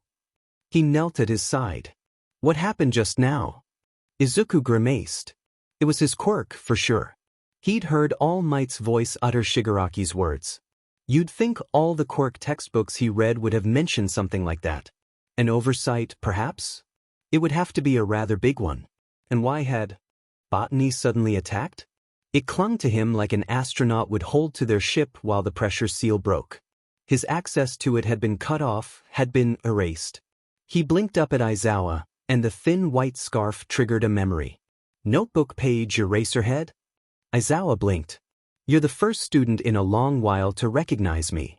You erased my quirk. Yes. I did. Why? I wanted to see if you'd noticed. My quirk has never caused anyone harm before. Izuku hugged his sides, cheeks smudged with dirt and drying blood. Please, don't do that again. I don't want to lose my quirk. Aizawa opened his mouth to explain it didn't work that way, to explain that quirks were rooted in quirk factors and couldn't be lost to erasure, but he didn't. Instead, he routed through his pocket, extracted a handkerchief, and handed it to Izuku to clean off his face. I won't do it again. There's something off here, he thought. For Midoriya's sake, I'd better figure it out soon. You really scared me when you collapsed, Uraraka whined. The rest of the school day had been decently uneventful after the whole ordeal. Izuku visited Recovery Girl, returned to the group, and all continued on as normal. At least, as normal as life could be at a hero high school. Shinso and Uraraka resolved to walk with him partway to the train station before dividing their individual ways. Apparently, this is what friends did, Uraraka informed them. For the 10th time that day, Shinso and Izuku wondered why a girl like her would hang out with them. Though, Shinso guessed it was the same reason he stuck around. They both owed Izuku. Seriously, she continued, skipping over sidewalk cracks. You'd think Aizawa-sensei would give you some warning before using his quirk on you. It's not supposed to hurt. Izuku shrugged. Why did it then? Shinso asked. Discomfort flashed across Izuku's eyes, and he pressed further. Is there something weird about your quirk? Hypocrite. He chided himself, but the curiosity was killing him. People with strong quirks just didn't turn out as nice and meek as Izuku. It was a law of nature. He tugged a flower stem in his hair. Might as well give them the cover story now. It'd be bad if they thought I had something to hide. Guilt flushed his cheeks as he spoke. I've, actually only had my quirk for about 7 months. Before then I was quirkless. Shinso stopped cold, and Uraraka faltered, mouth falling open. Is that, he gulped. Is that even possible? I mean, of course I've always had a quirk. Izuku pushed on quickly, eyes locked on the sidewalk. It was just dormant, so everyone assumed I didn't until 7 months ago when I hit my head and it suddenly came in. It's called it. Does TIM stand for something? Uraraka wondered. Izuku faltered, noting she was smarter than she let on. Trauma-induced manifestation. They're pretty rare and weird, and my quirk is still pretty new, so I don't really understand it. Quiet as the two mulled it over. Shinso was satisfied first. That makes sense, actually. He nodded. Most guys born with powerful quirks act like JRKs because they get special treatment, so I didn't understand why you were so shy. But quirkless people are treated horribly. Uraraka frowned. A pair of quirkless twins went to my old middle school. People were awful to them. That's... Izuku continued walking again, eyes locked on the intersection ahead of them where they agreed to part ways. Not really the point. The point is, I'm still figuring out my quirk. I don't really know what I'm doing. By all accounts, I really shouldn't be allowed to attend UA. Why not? Shinso protested, catching up to him with Uraraka on his heels. You'll make a better hero than half those pompous 1A kids. You know you're one of those pompous 1A kids, right? She teased. Whatever. What I'm trying to say is you deserve to be there as much as anyone else. People are JRKs about quirks, and it's our job to prove them wrong, got that? Yeah. Uraraka cheered. You were super cool during the entrance exam. You saved me from being squashed. The group slowed as they came to the intersection. You're going to be a great hero. Tears pricked his eyes. The words bounced back and forth in his head. You're going to be a great hero, hero. Izuku turned away, choking out a thanks. Grounding himself, he pinched a peace lily at the back of his head and tore it out. Here. He discreetly wiped the trace of blood from the stem before handing it to her. Do you still want one? She blinked down at the perfect, teardrop white petal. Its sweet smell tickled her nose. It's beautiful. It might be a bit hairy. I should have jumped off the roof when I had the chance. Izuku agonized, but Uraraka and Shinso cracked into laughter. Smooth. Shinso elbowed him. You want one? I'll pass. On that note, the group dispersed. Shinso to the left, Uraraka to the right, and Izuku straight ahead towards the train station. He clutched his backpack straps and walked with a bounce in his step, weightless as Uraraka's quirk. Is this how everyone with a quirk is treated? He wondered pleasantly, dissociated from the aching sting at the back of his head. Whatever happens, it's worth it. It has to be worth it. Hey! The dispassionate voice stopped Izuku in his tracks, cars whirring by on the busy road. He turned, and a straight-faced Todoroki approached with hands in his jacket pockets. Midoriya. He knows my name? Hi Todoroki. Blood staining your uniform collar. Ah.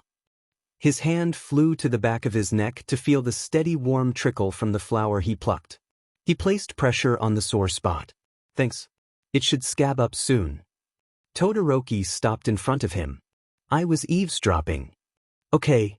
Having a TIM doesn't explain what happened when Aizawa-sensei erased your quirk. Izuku's knees went weak. Huh. My father makes it his business to look into things and ensure I have the best education possible. Todoroki scowled. That includes researching our homeroom teacher. Ah yes, his father, the number 2 hero. Endeavor. Great. He's the underground hero, Eraserhead. He erases quirks. Izuku coughed. Yes, he hummed. He erases them by disconnecting quirks from their host. It's temporary though, seeing as the quirk is secure in the quirk factor. That explains it. Izuku cursed. Aizawa hadn't almost erased his quirk, he'd almost killed it by separating it from its host. That's why it fought back. I was almost quirkless again. That's why it's strange what happened to you. Todoroki continued forward, passing Izuku so their backs were to each other when he spoke again. I have every intention of becoming a hero. So, you'll have to forgive me for being suspicious. He walked away, expensive Oxfords clicking down the cold pavement with the surety of someone in power. Izuku pulled his hand away from his neck to stare at his bloody palm, red drips tracing the paths of blue wrist veins. Aizawa. Recovery girl beckoned him into her office. Did you get up early to visit me? It must be urgent. Aizawa pushed from the doorway and crossed to her desk, pulling up a spare chair in the corner and sitting backwards with his arms on the backrest. Good morning, Chio. Since when have you bothered with niceties? She scoffed, turning to face him. Out with it. I can't wait around for social courtesies at my age. She had enough of those with glassy-eyed students wandering into her office with broken arms and busted lips. There'd been far too many injuries on the first day for her taste. Midoriya's quirk is bothering me. Oh, the boy with the TIM? You sent him in here yesterday, didn't you? He had internal bruising. I thought I told you to take it easy on him. That's what concerns me. He pressed. I was nice. I barely threatened to expel anybody yesterday. I sensed a but coming. But, he scowled. One of my student notes for Midoriya was his habit of freezing up and forgetting to use his quirk. I became curious of how conscious of it he was, whether or not he would notice if it was gone. Most people can tell by feeling the absence, but I wasn't sure if he would. So, he grimaced. I used erasure on him to see. Why do I sense a problem?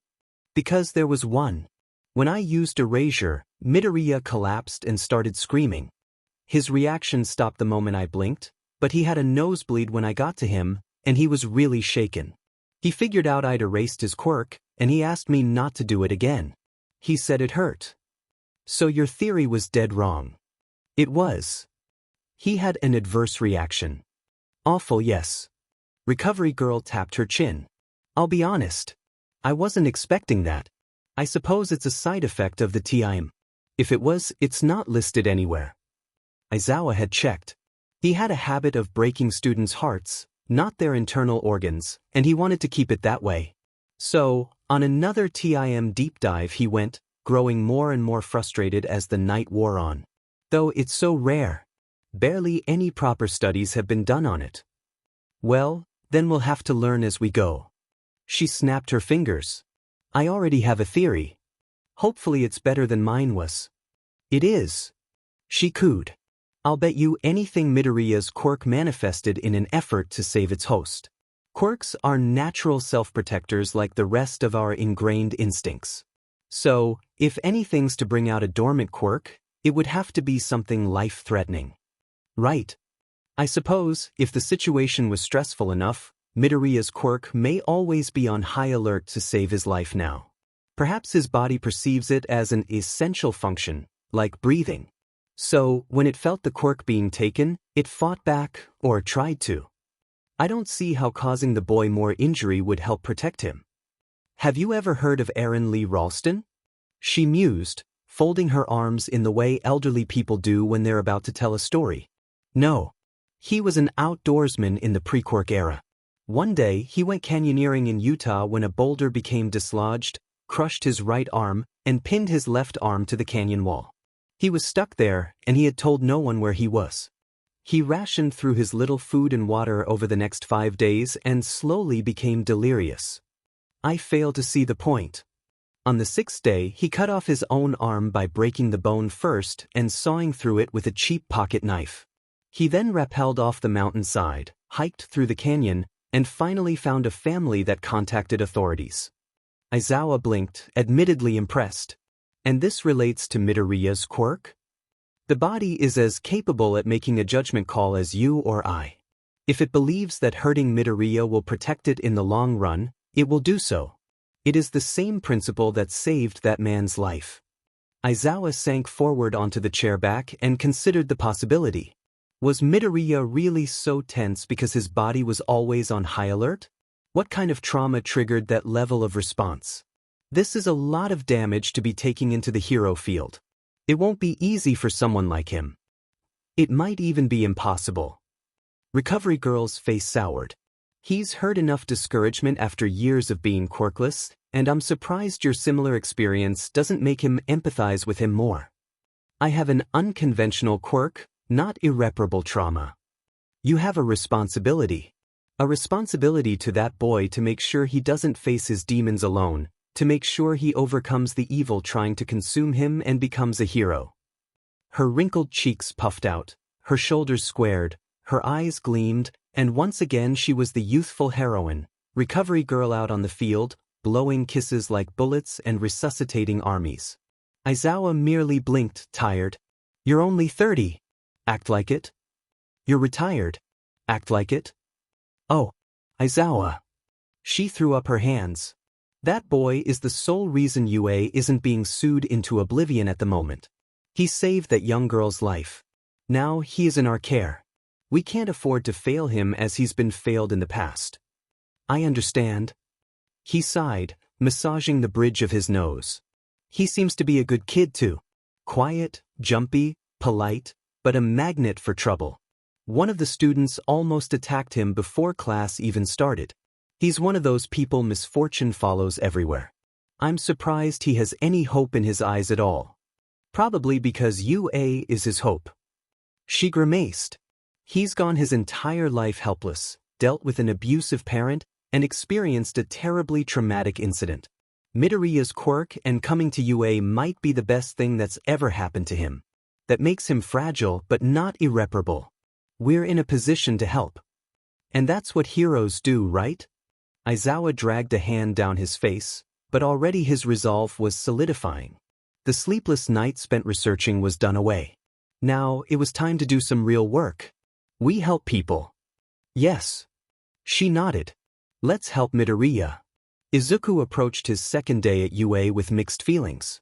Every wonderful fact of his life came with a dark underside. He was attending hero school, but he consorted with villains. He befriended Shinso and Uraraka, but the guilt ate away at him, and he doubted he knew how to have friends. He had excellent, awe-inspiring teachers like Midnight and Present Mike and Eraserhead, all of which treated him kindly, but one misfire of Aizawa's quirk would extinguish botany, and with it every chance at life Izuku had managed to scrounge for himself.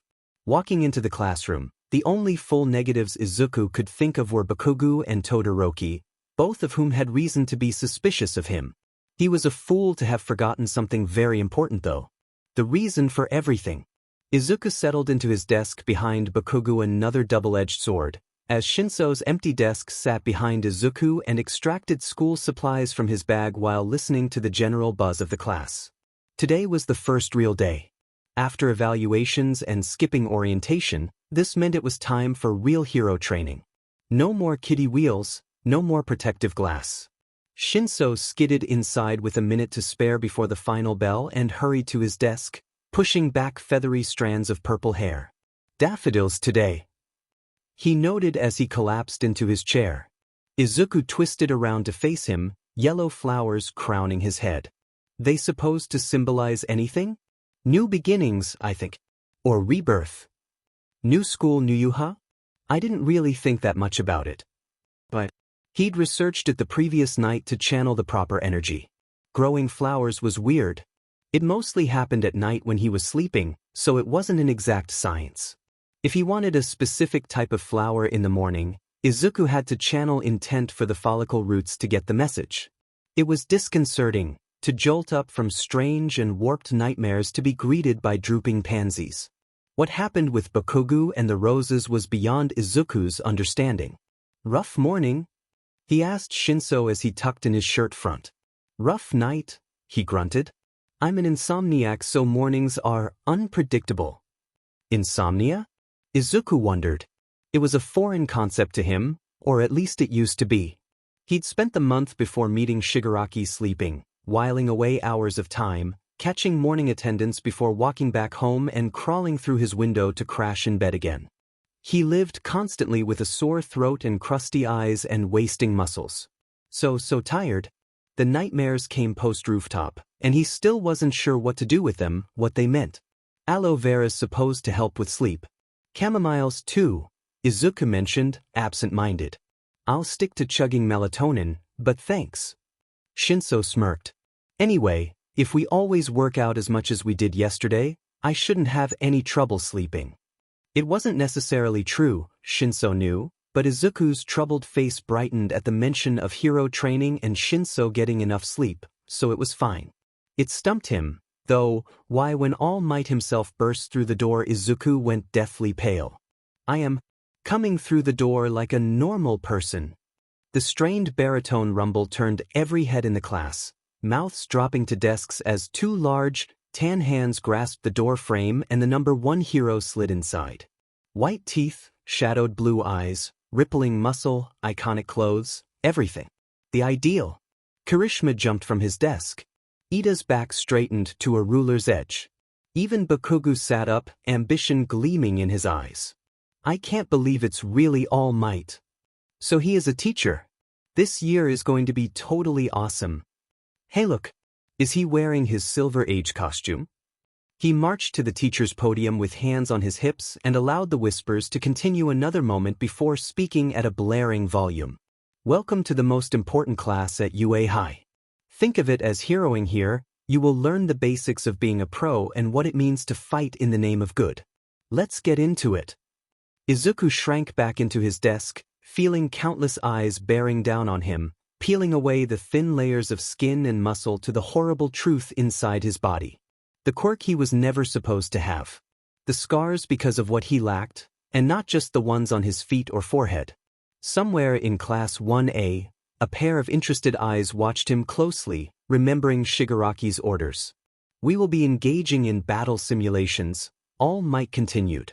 But first, in order to be a hero, you must look the part. Aizawa rolled in a cart of numbered cabinets, and Class 1A could take no more excitement. They burst into loud chatter, twisting in desks and gushing to anyone who would listen. All Might looked on with a faded sort of nostalgia.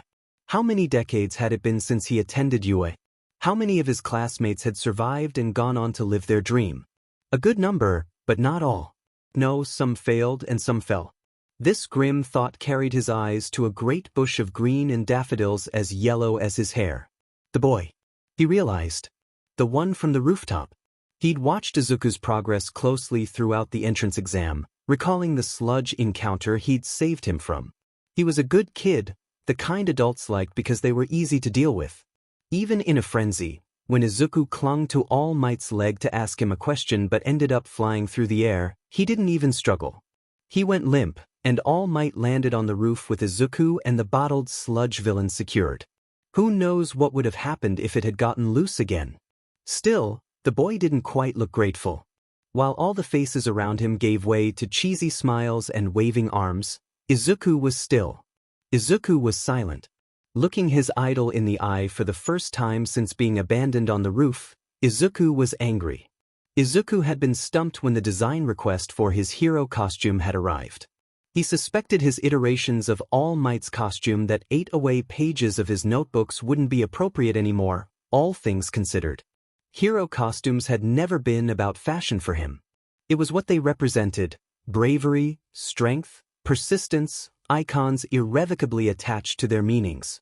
Whatever Izuku's existence meant, it certainly couldn't be equated to All Might's symbol of peace. Those brazen colors of red, blue, and gold didn't even feel like peace anymore. They felt like conflict. Conflict in Izuku's chest. As far as themes went, though, he could certainly follow them. Overalls. Shinso quirked a brow as Izuku emerged from the bathroom in his costume. Black overalls over a dark green hoodie made up the bulk of the outfit, baggy to make room for hidden knee and elbow guards. Black and red fingerless gloves matched his shoes and masked the white bumps of his knuckles as he felt eyes on him. A utility belt fastened around his waist and held a variety of plant compartments with anything from tillandsia seeds to oak tree acorns to chopped bits of sweet potato. Shinso had a much more appropriate hero costume, if a bit on the dark side. He'd give Gang Orca a run for his money on the heroes who look like villains list in his black jumpsuit with purple highlights, metallic mouthguard connected to an arched headband to keep his hair back. I like yours, Izuku hummed. You look like a gardener. That was the idea. Maybe a glorified homeless person. A bit like our teacher, then. This earned him a wry smile, and Shinso jerked his head toward the exit, signaling time to go.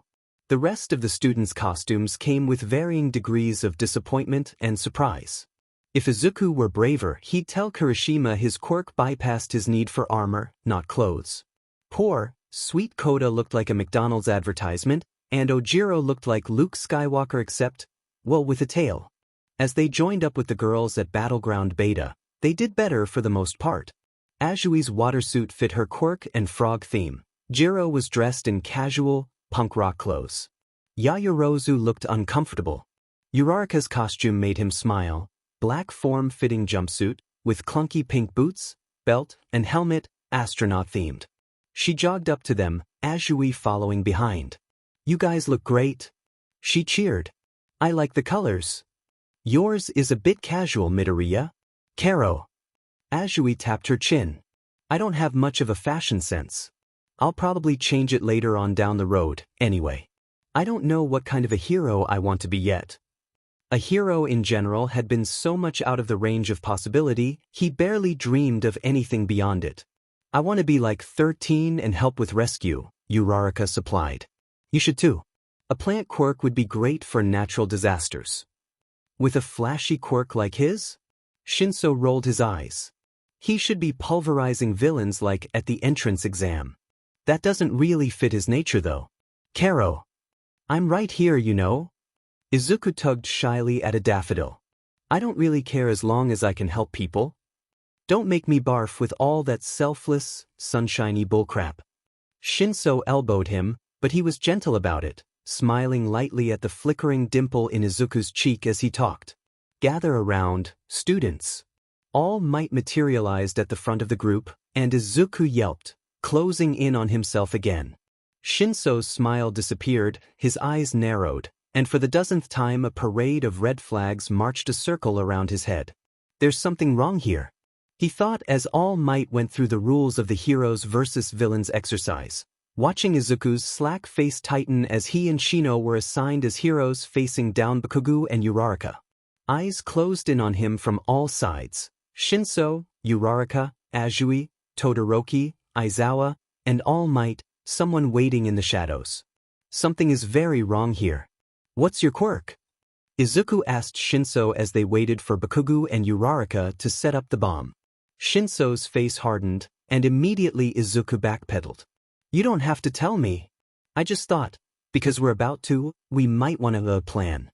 Relax, he snapped, harsher than he meant, and Izuku fell quiet. No, I didn't mean, he huffed.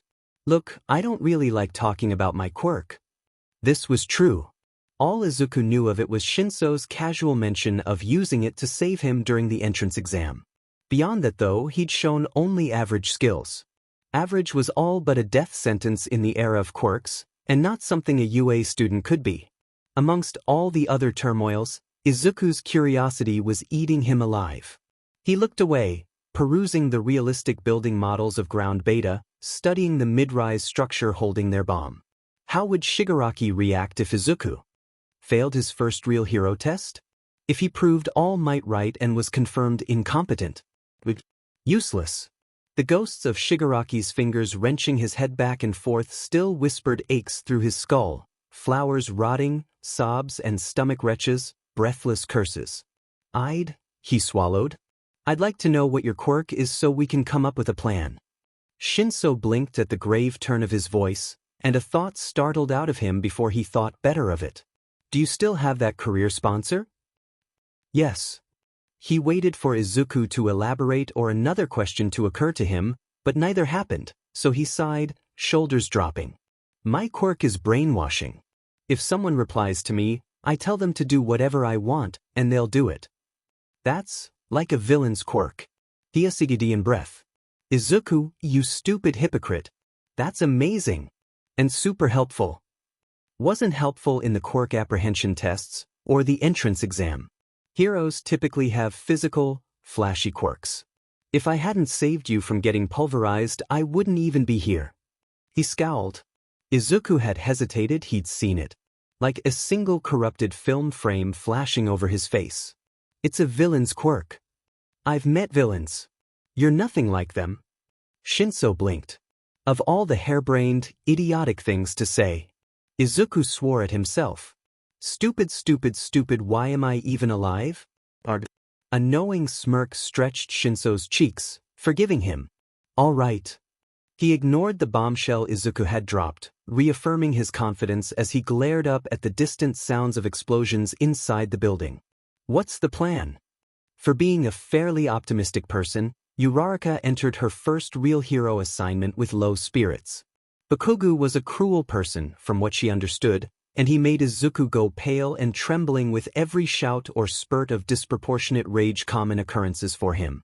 The moment they placed the bomb at the top floor, the whole affair began to spiral. So, Uraraka spoke first. We should make a plan. Bakugo shot her a fiery glare. What for? Deku and Ibags are pathetic. I'll take them both down in the first 5 minutes. This exercise is a waste of my time. Uraraka's dread shot to a zenith. He stomped away toward the door. Are we splitting up? She tried again. Do whatever you want. He barked. Just don't get in my way. I'm gonna crush Deku so he'll never forget his place again. A chill ran up her spine, eyes narrowed as he stormed from view, and a vague memory flickered at his tone. She disliked being on the villain team, but Bakugo, something about him, everything about him screamed real malice, hatred. Like the word villain suited him perfectly. Izuku sent Shinso ahead. A perfect understanding of the situation unfolded in his head the moment the pairings were announced. Bakugo wasn't one to bother with niceties or people he deemed beneath him, so they'd be attacked by a divided front. Undoubtedly he'd strike first and alone, and Uraraka would do what's sensible and stay behind to guard the bomb after seeing Bakugo couldn't be reasoned with. This would be presented as an advantage if the players were different, but Bakugo was OP and single-minded. A solitary, concentrated maelstrom of indiscriminate violence. A pain in the neck. Shinso had phrased it when Izuku explained this to him. Their only real advantage was utilizing his emotions, which would surely be aimed toward Izuku. After all, he'd trampled all over Bakugo's dream of being the only Aldra Middle School student to attend UA. Punishment was requisite. So, upon entering the building, Shinso went ahead, and Izuku stayed behind, like good bait, and set the trap. Most tiny, budding seeds would never have the strength to shatter blocks of cement. Then again, most didn't grow to full-size oak trees in seconds. Flashing red camera lights peering down at him, Izuku drew a smooth, brown acorn from his utility belt, turned it over between his fingers, and wondered about the life the tree might have had if it had made it to a garden or park or suburban landscaping project. It's hard growing up fast, Izuku knew. Acorn rested in his extended palm as his hand tilted. I'm sorry, he whispered. It slipped, clattered, rolled quietly against the cool cement. I know it hurts. A wail. A fragile seedling pierced the acorn shell, shedding hard bits as it flourished, pale root limbs clawing at the open air. The stalk. Fluttering leaves. The trunk widened, hardened. The roots sank supple teeth into the cement, pouncing upon cracks and panel gaps. It writhed, whined, screamed. A silent, sacred process warped by Izuku's demand, groans of cramped branches, scraping bark, thrashing leaves. Deafening cracks ripped through the floor, the walls, the ceiling as the entire room was eclipsed. Distantly, an explosion sounded off, accompanied by a roar of approaching triumph. Izuku braced himself, holding seeds between his knuckles like knives. "Du." The wall detonated, and a demon stood huffing in the settling dust and debris. "You're gonna die." Bakugo's teeth flashed. Izuku gulped. "I believe you." The first explosion blew him off his feet, and his back would have slammed into the wall if branches hadn't caught him, twisting their painful, gnarled burls into his skin.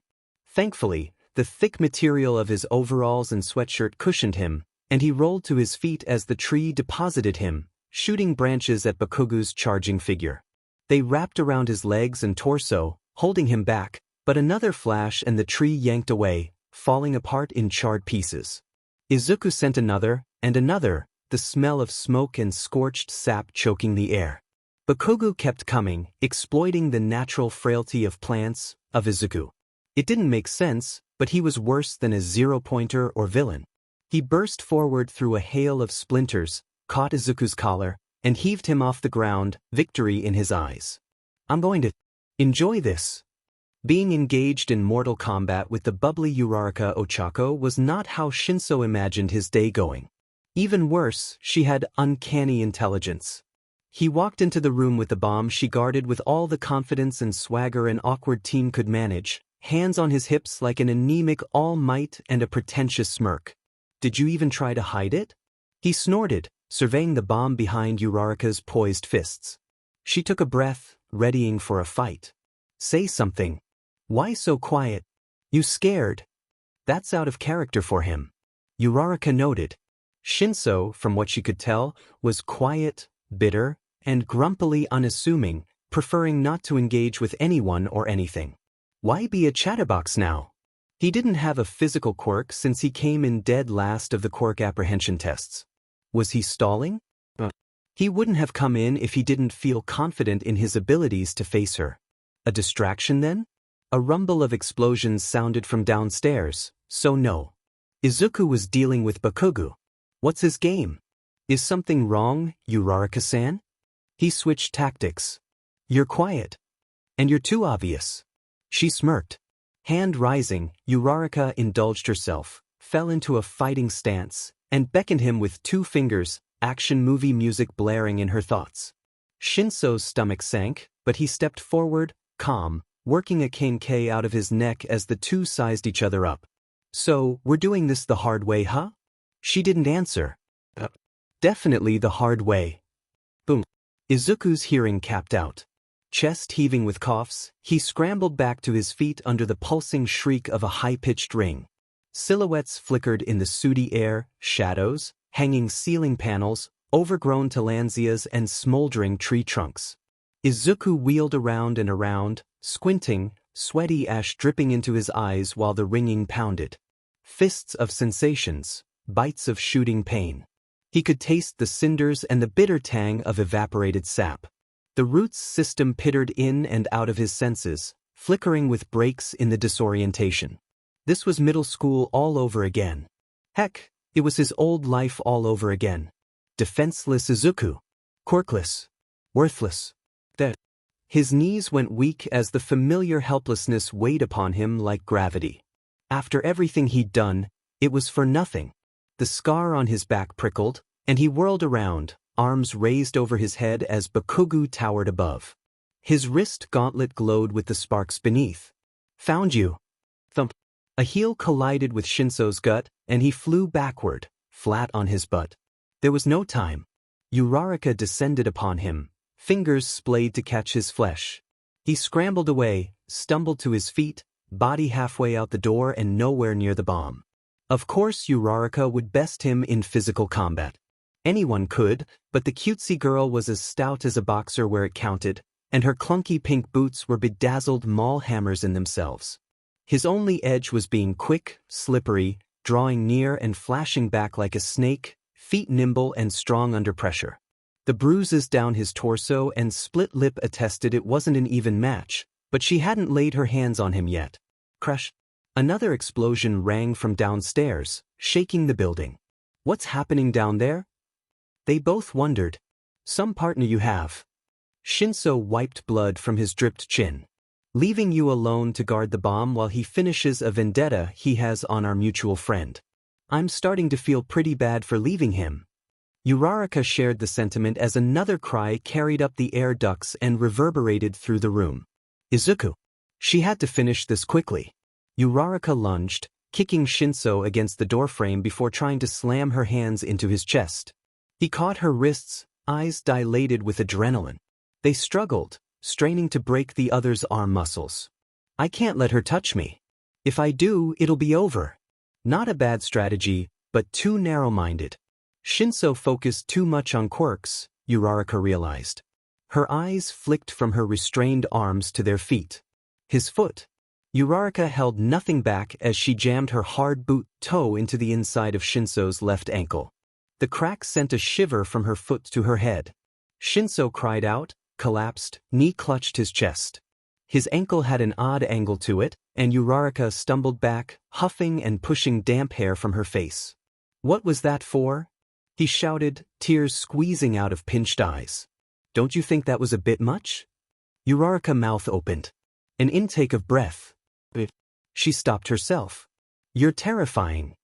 Shinso sighed, realizing it was over. Uraraka's hands flew to her belt to extract the capture tape and be done with it, but her intention was soon forgotten. "Aya!" They froze. One hears a great many screams in a lifetime of film and hero worship. Some real, some fake, but almost always through a screen, through a buffer of dissociation. The lilt of terror was never familiar. It was an off-key stuttering note. Dissectable and distant. There was nothing distant about Izuku's scream billowing through the vents of the building. Numbly, Shinso blinked up at Uraraka. "What is Bakugu doing to him?" Her heart stopped. "He's trying to kill him." Shinso's last shred of instinct clamped down on the opportunity, and Uraraka's eyes went dull and glassy. He hadn't even been trying to make her talk. The hairs on his arms still stood on end from Izuku's scream. What are the teachers even doing? "Uraraka." He grimaced. "Protect Izuku." Guilt gnawed at him as she wandered past, towards the stairway. She deserved better. But this had to end. Shinso glared across the vast room to the tucked-away bomb in the corner and pushed to his hands and knees, ignoring the ache of his ankle as the building trembled with explosions. "Hold on, Midoriya. Hold on." Izuku's back peeled from the wall, and he fell to his knees. The camera in the room's corner bleeped into a dusty, blank scene, air too obstructed to make out the carnage. He doubled over with retching coughs. In a strange answer to prayer, the next blast blew a hole through the side of the building, and sunlight poured in. "Help!" He choked up at the camera. "Please! Deku!" Red eyes glowed through the dust. "You quirkless reject. Let's see if you dodge this." Fresh air filtered inside. Silhouette turned to solid. Bakugu materialized in front of him, gauntlet raised and heating up. The plants were demolished, seeds scattered, roots diminished. Both their ears rang like school bells, drowning out the numb clatter of approaching footsteps. Izuku blinked bleakly at the charging grenade, pressed into a corner, feeling 5 years old again. "Kaken," he coughed. "Please. I can't. You should have thought of that before ruining my dream and cheating into UA." He sneered. This goes to show worthless weaklings have no place with heroes, quirkless or otherwise. His finger wrapped around the grenade pin. "Bakugu!" The speaker roared overhead. "Don't." Izuku's eyes began to close, consciousness slipping away. A small, familiar figure stumbled between them. The pin ripped out. Bakugu gasped as he processed the new person in front of him. Izuku had a second to react. He grabbed Uraraka's body, hugged her to his chest, and spun around, revealing his back to the brunt of the explosion. Class 1A was bored throughout most of the Midoriya and Shinso versus Bakugu and Uraraka fight. Sure, it was funny to watch Uraraka nail Shinso once or twice in the face, but Midoriya's and Bakugu's legendary showdown was reduced to bangs, concerning yelps, and grainy outlines flashing in and out of view. Aizawa had stepped out of the room at the beginning to take care of a phone call and left All Might in charge, so there was no one to stop friendly chatter from buzzing around the observation room. All Might, too, watched with his cheek on his fist, considering Midoriya and the way he'd looked at him that morning. He supposed it was only natural to harbor some resentment after the conclusion of their last meeting, but it frustrated him. After all, he'd hoped it'd be comforting to see the friendly, timid face of Midoriya amongst the sea of scary teenagers he was supposed to mentor. The boy had been so kind, so gentle and meek. He'd taken All Might's reproof of his career choice with grace, if not a touch of dejection. It was out of character to see him angry. It was out of character to hear him scream, too. The awful pitch of his terror was the first jolt to reawaken Class 1A to their fight. All Might's head lifted from his hands, and he surveyed the scene.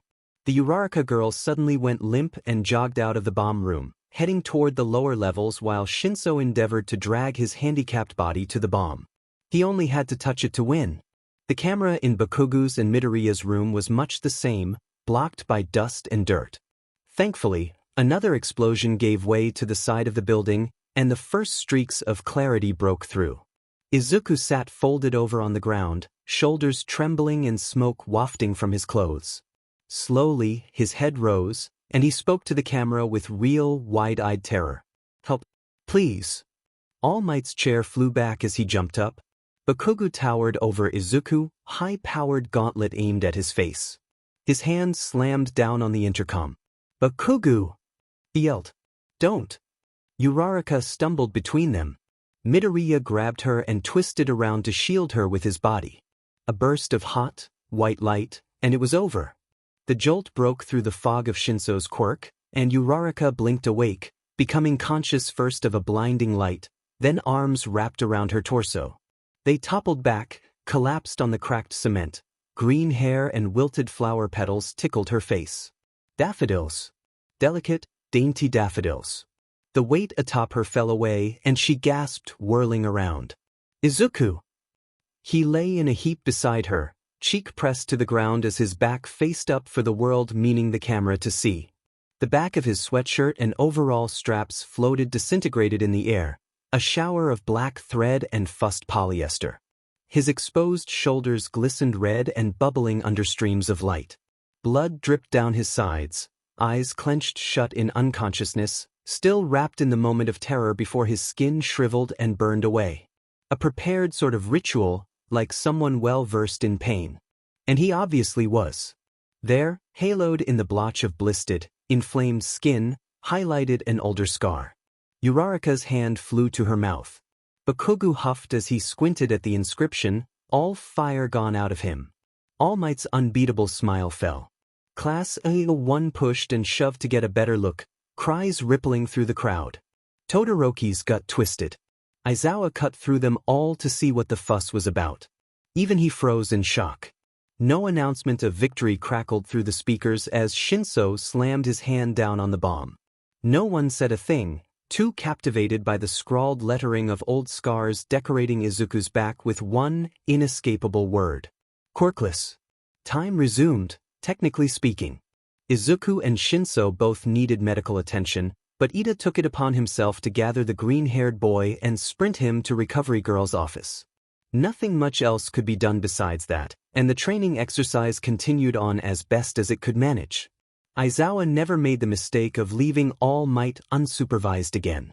Izuku awoke to buzzing fluorescent lights later that evening with an exhaustion that seeped into his bone marrow.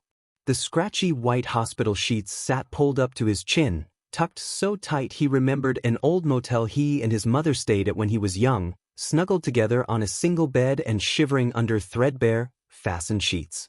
An adventure, Mom had called it. He knew better. He knew why they couldn't go. "You're awake."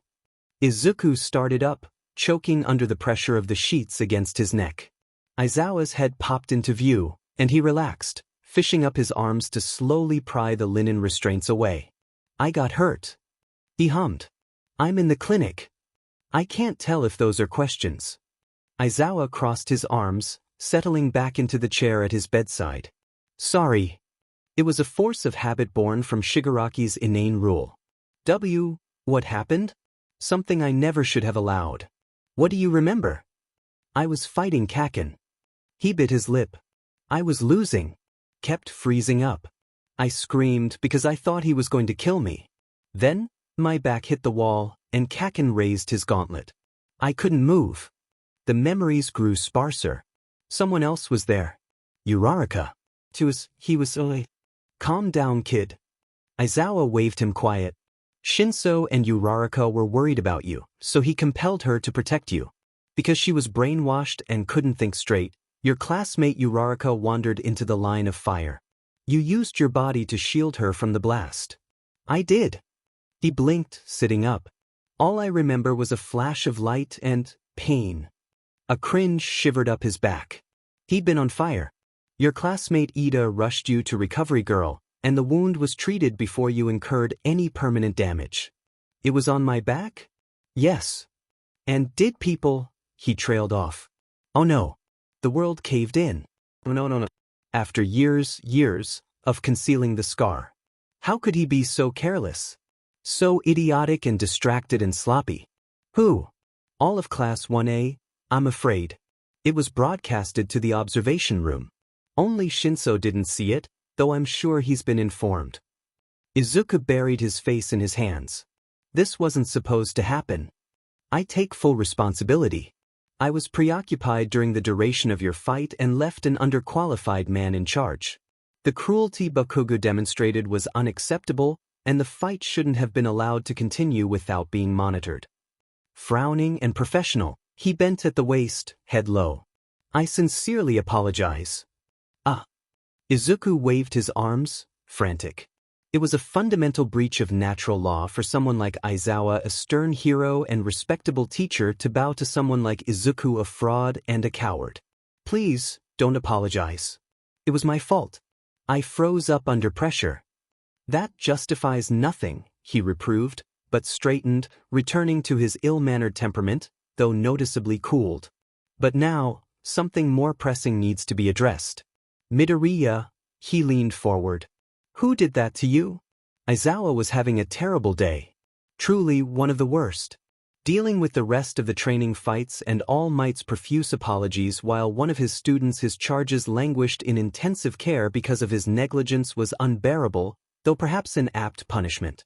Recovery Girl's request for him to keep an eye on Midoriya still rang like a buzzer in his head, his friend present Mike narrating a game show of his teaching career, squawking with his cockatoo shriek, "Sorry, listen, but you didn't cut it. Better luck next time." What kind of an amateur was he? A newbie on his first patrol? Aizawa pushed through the rest of the school day with a ceaseless monologue of curses rattling through his brain, only quieting when he camped by Midoriya's bedside in preparation to speak to him. He needed answers. Midoriya folded his hands in his lap and dissociated. My father. When? I was almost 6. Did anyone know? My mom. It was kind of the last straw, you know? He was mean to her too, but she couldn't leave him. He really messed with her head. But when I didn't get a quirk, he got really angry at both of us, and we had to leave after a couple years. We went to the police. He was supposed to be arrested, but he ran away to America. Have you seen him since? No. Have you heard from him? Izuku's stomach lurched. No. I'm sorry if this is difficult to talk about, but I need to understand the situation. Did he cut off your pinky toes? The air emptied from his lungs. How did he? The entrance exam. Vines sprouting from his mouth, ears, fingers, toes. When he'd woken up, the shoes had been restored to his feet, but had they shot off? Not good. He gulped. Yeah. My father did that. They looked fresh. When I was training for the entrance exam, I was reckless and reopened them. There are burn marks. Sweat beaded across his forehead. Yeah. He cauterized them. My father had a fire quirk. Aizawa dragged a hand down his face. Keep it together. It wasn't well done, and it's not on your medical record. I take it no professional treated them? No. Why'd he do it? Izuku fell silent. Because he believed you were quirkless? A shrug. There were no medical records of an X-ray of your feet. Did he assume you had the joints? Izuku sent a fervent prayer of gratitude to the corrupt and thorough Dr. Tsubasa. Yeah. I mean, I never got a quirk. So it was a safe bet. He didn't want to waste the money. How old were you? 5, I guess. And this hadn't been the final straw for your mother? He demanded. She doesn't know. Aizawa sat up. No one does. At least, that's what I thought. It's really gross. He squirmed, head racing with a flourishing narrative of lies. I don't like the scars, and the fewer people who know about them, the better. They're all because I'm quirkless, was quirkless. Another horrible thought occurred to Aizawa. All of this happened to you, and your trauma-induced quirk didn't manifest until 7 months ago? Something even worse. Izuku tugged a daffodil stem, tepid face a stark contrast to his thoughts. Think, you idiot. What hap? Did you call my mom yet? He blurted, louder than he'd meant. Aizawa blinked. Izuku swallowed. The silence corroded to awkwardness. Yes. He cleared his throat. Your mother has been informed. She should be here to pick you up. Soon. That's good. The clock ticks rang like hammer strikes through the silent room. Don't tell her about the toes. This is all you're going to say on the matter? Yes. Very well. He crossed his legs. I'll accept that if you give me one guarantee. He leveled him with a stare. Tell me you're no longer in danger, from him or anyone else. Gulp. Izuku had lied enough times already for it not to matter. Perhaps it was his teacher's earnest, tired look that weighed on his chest, tempted him for the first time to be out with it and confess all. Villains, quirk, pinky toes, all of it. He hadn't considered himself someone in need of saving, but someone caged in their own faults. Could Aizawa save him? From Shigaraki? From Sensei? From himself? No. There are no rescues for criminals. No mercy. I'm no longer in danger, from my father or anyone else. He told him what he wanted to hear. Aizawa slumped back into his chair, relaxing. The kid had hesitated longer than he'd liked, but he supposed no one who led a life like Midoriya could ever feel truly safe. This is UA. You have access to people and resources who will help. You understand that? Any discrimination you've experienced in the past has no bearing here. I understand. Good. He massaged the bridge of his nose. Now let's talk about something else. Please. Bakugo was pulled from your class after the fight. Nizu's dealing with him, and I don't know what's going on. Expulsion is on the table, though. Izuku's brows raised. I wasn't expecting that. Though it wasn't all caught on camera, there's reason to believe he was making an attempt on your life, or at least using undue violence. The only real excuse is that no one interfered, leading him to believe his actions were appropriate. All Might was a dunce about the whole thing, basically. Well, Kaken has always been allowed to do whatever he wants.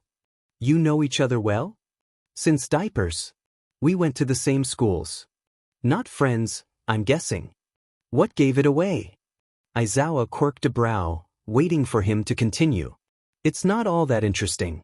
Kaken got a strong explosion quirk at 5, and I got flowers in my hair 7 months ago. We were on opposite ends of the pecking order, and he changed after he got his quirk, which is normal, according to the internet. He hasn't really liked me since. Do you think he should be expelled? It'd be wasting his potential. That doesn't answer my question.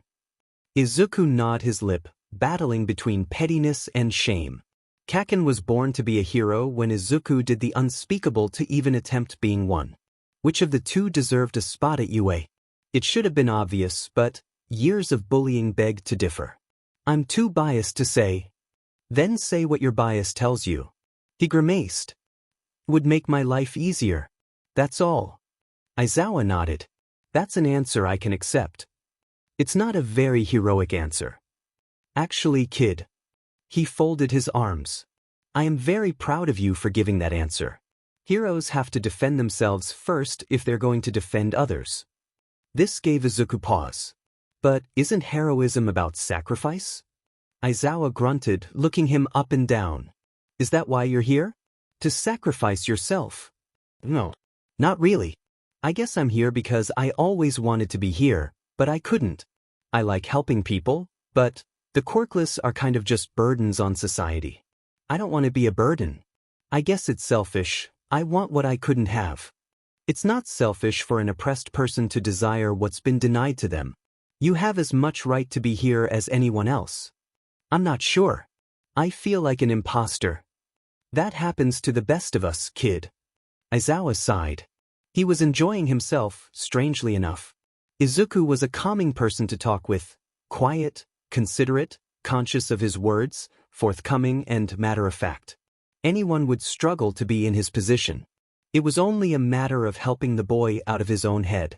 Thankfully, he responded well to the straightforward approach. You need to keep things straight in your head. Nothing that happened today was your fault. You acted well and appropriately, and you've nurtured enough healthy relationships for most of the class to be concerned about you, particularly Uraraka and Shinso, Ida too. What happened to you in the past has no bearing on what happened to you today, So there's no reason to stay in those old mindsets. You have as much right to be here as anyone. Yeah. He didn't quite look reassured, but these things take time, Aizawa reasoned. Time he was willing to spend. Aizawa-sensei? Yes. I know you might not want to hear this, but I'm sorry for causing this much trouble during the first few days. I should have done better in the fight, considering the zero-pointer and all. I don't know why I didn't. It's been no trouble, and don't worry too much about that fight. Quirks are funny things. A new thought occurred to Aizawa then, harsh enough to strike him silent until Izuku drifted off to sleep again and he turned to the answers in Recovery Girl's computer. There are 3 types of quirks: emitter, transformation, and mutation.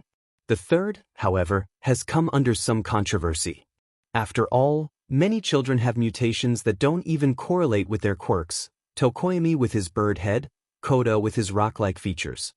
This phenomenon was explained by inheriting some of the traits of their parents that didn't come with a quirk factor, but still altered their physiology from an average human. Any non-quirk-related mutation could be explained away this way.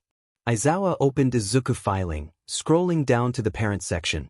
This time, instead of frowning at Hisashi's blank entry, he skimmed Inko's. Quirk. Attraction: a telekinesis quirk limited to the summonance of small objects to her person. My father had a fire quirk, Izuku had said. Fire and telekinesis. Botany was a genetic phenomenon, perhaps. But if mutations without quirk factors were only heritable, and Izuku only manifested any quirk signs 7 months ago, where did the flowers growing in his hair come from? Aizawa grimaced. Either Izuku had lied, or botany broke all known quirk laws and encompassed the 3 types. He buried his face in his hands. It's going to tear him apart. Kurogiri's warp gate spat Izuku out onto the floor.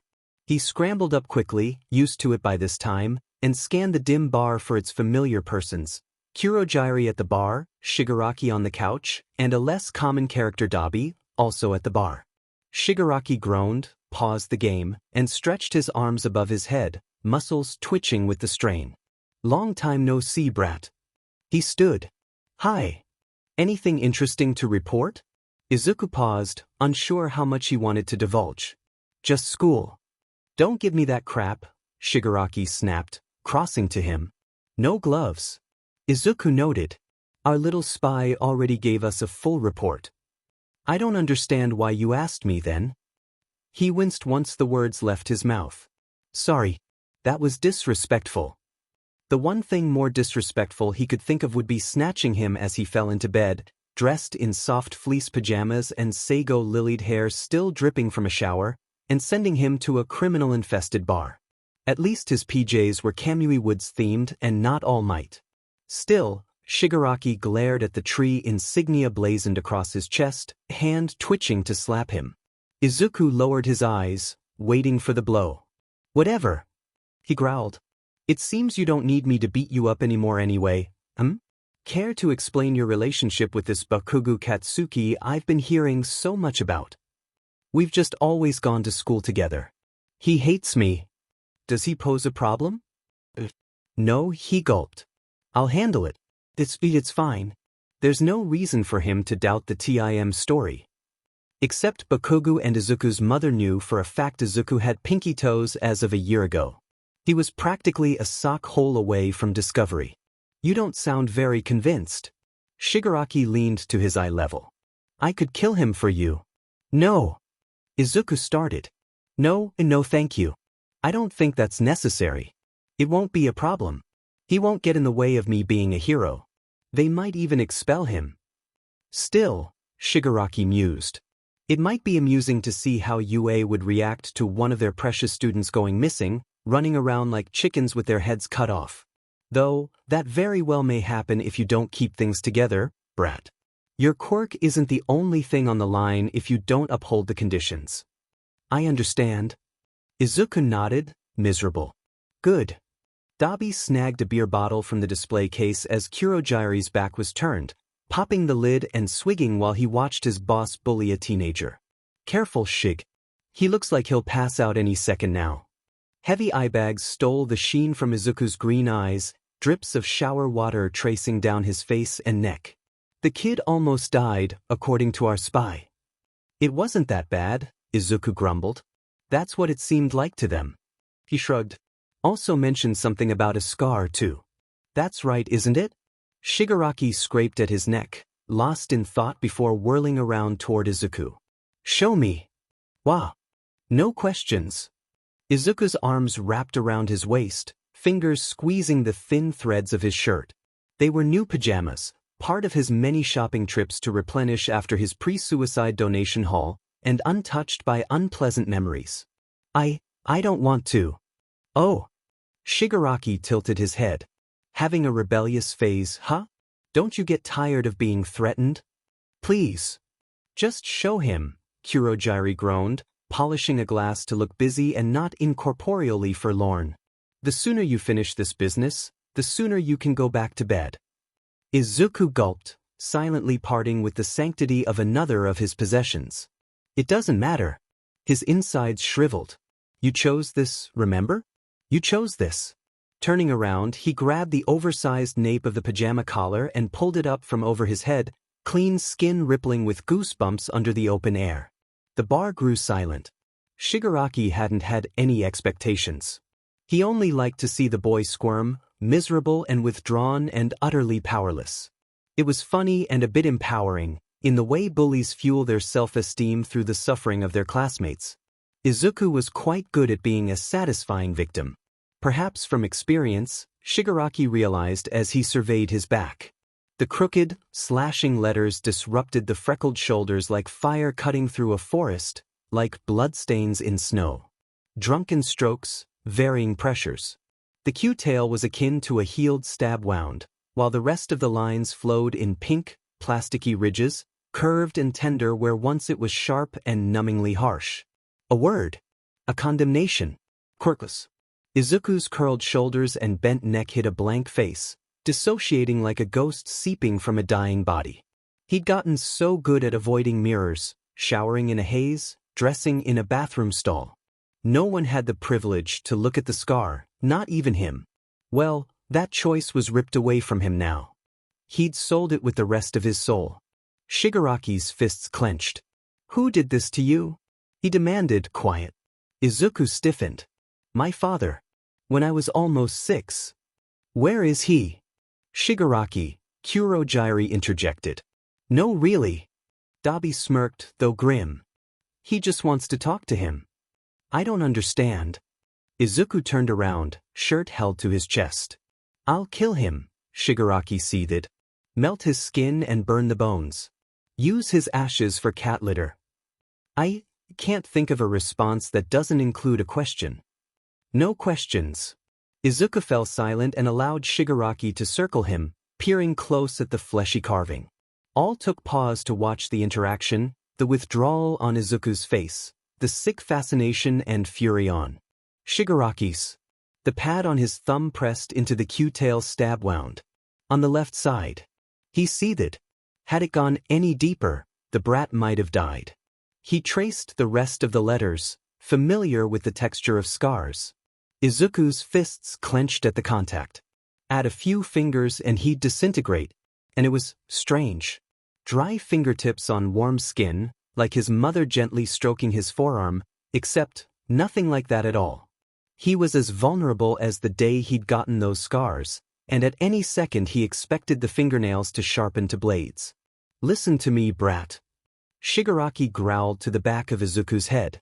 You're a villain now, like it or not. I don't care if you're gonna be a stupid hero, you're always gonna be a villain. Izuku's spirit fell with every word, spelling out another cage.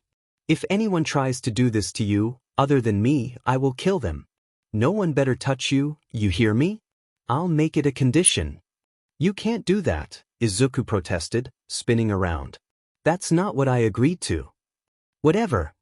Shigaraki waved him off, returning to scratching his neck. But I own your life, so that means I can tell you what to do. Izuku gaped before snapping his mouth shut. Shigaraki was in an unreasonable mood, it was obvious. I won't let it happen again. Good. He scowled. Time to de-escalate. That video game you were playing looked fun, he said, having no idea what video game Shigaraki had been playing. It's only a sequel. The first one was better, he grunted and turned back toward the TV. Shigaraki settled on the floor and jerked his head to the couch. Get some sleep, brat. Our spy says you look terrible at school. Putting on his shirt, Izuku resisted arguing that sleeping at home would be a much more effective form of rest and settled on the couch. It wasn't true either. He kept having those nightmares at home when he slipped into REM sleep. Quick naps at the bar were much more pleasant. The voice didn't bother him there. Maybe the protectiveness of villains had sway even in his dreams. Kurogyari and Dabi exchanged looks, confused and amused, before the mist man finally noticed the stolen beer bottle, snatched it away, and hesitating took a copious swig before replacing it in the display case. Izuku's dreams didn't speak to him that night when he returned home. They watched him. From the corner of his room, a shadow rippled in and out of actuality, flush with the wall one moment and three-dimensional the next. Dark, hollow, vaporous yet static, leering yet dormant, silent yet whispering, simmering. It wanted something, but it didn't know what. It wasn't a complete being, so cold and hollow. Echoes. It just watched like the eyes that followed him at school, eyes he could never see. But they were there. They were there, and they wanted something from him. They wanted, and they whispered, and they watched. Needless to say, Izuku showed up to school unnerved, wary of faces, figures, flickers of movement in the corner of his eye. Fighting his way through the horde of all-might-obsessed reporters crowding the gate had been a harrowing experience at best. Chills shot up his spine as he shuffled to his desk, the class growing quiet as his mop of Scarlet Queen penstemons bobbed by. They all saw the word etched across his back. The secret was out. Even with his TIM cover story which had, inevitably, spread, Izuku was no longer just another student, a quiet, plain, nervous face in the crowd. Day 3, and all anonymity was gone. The UA trader had no trouble watching him now. They might even approach him. Good morning, Midoriya. Ah, ever the unsubtle one, Ida marched over first. I'm glad to see you back to class so soon. Thanks. Izuku slid his notebooks from his bag. And, thanks for helping me get to Recovery Girl yesterday. I don't really remember anything, but I hope it wasn't too much trouble. Not at all. In fact, Midoriya, I was happy for the opportunity, and I'd hoped we'd be able to talk. Oh, indeed. I must admit, I was rather put off when I first saw you at the entrance exam. Your gym outfit seemed most inappropriate for the occasion, but now I see that I was focused on surface-level things, and I should have been paying attention to the objectives and elements of the test. After hearing about the zero-pointer, I decided to personally apologize for underestimating you. Well, he is underwhelming. Izuku flinched, turning to notice Shinso making his way down the desk line to get to his chair. He nodded at him, characteristically apathetic, and shoved past Ida. Though I thought it was kind of ballsy to throw that posh bullcrap out the window and come in baggy sweats. I visited UA before the entrance exam, and all the teachers wear pajamas when there are no students. No way. Uraraka popped in. But the uniform costs an arm and a leg. Why do they get to wear comfy clothes? Aizawa comes to class every day in sweats and a sleeping bag, Shinso pointed out. Ida cleared his throat before the conversation could devolve further. As I was saying, I planned to introduce myself on the first day, but I never had the proper opportunity. I'd like to take it now. With a snap of his spine, he folded in a deep bow. I am Ida Tenya. I'm very pleased to make your acquaintance. I'm Midoriya Izuku, he mumbled, bowing in return as heat flooded his cheeks and a thought nagged him. Are you, by chance, related to the pro-hero Ingenium? It had been bothering him since first laying eyes on Ida, noting the name, the quirk, the looks. Why yes, he's my older brother. Shut up. Uraraka gaped. Izuku's heart clenched. Shinso blinked. That's amazing. I'm very proud to be his younger brother, he confirmed, shoulders squaring. In fact, the Idayton family has been heroes for generations.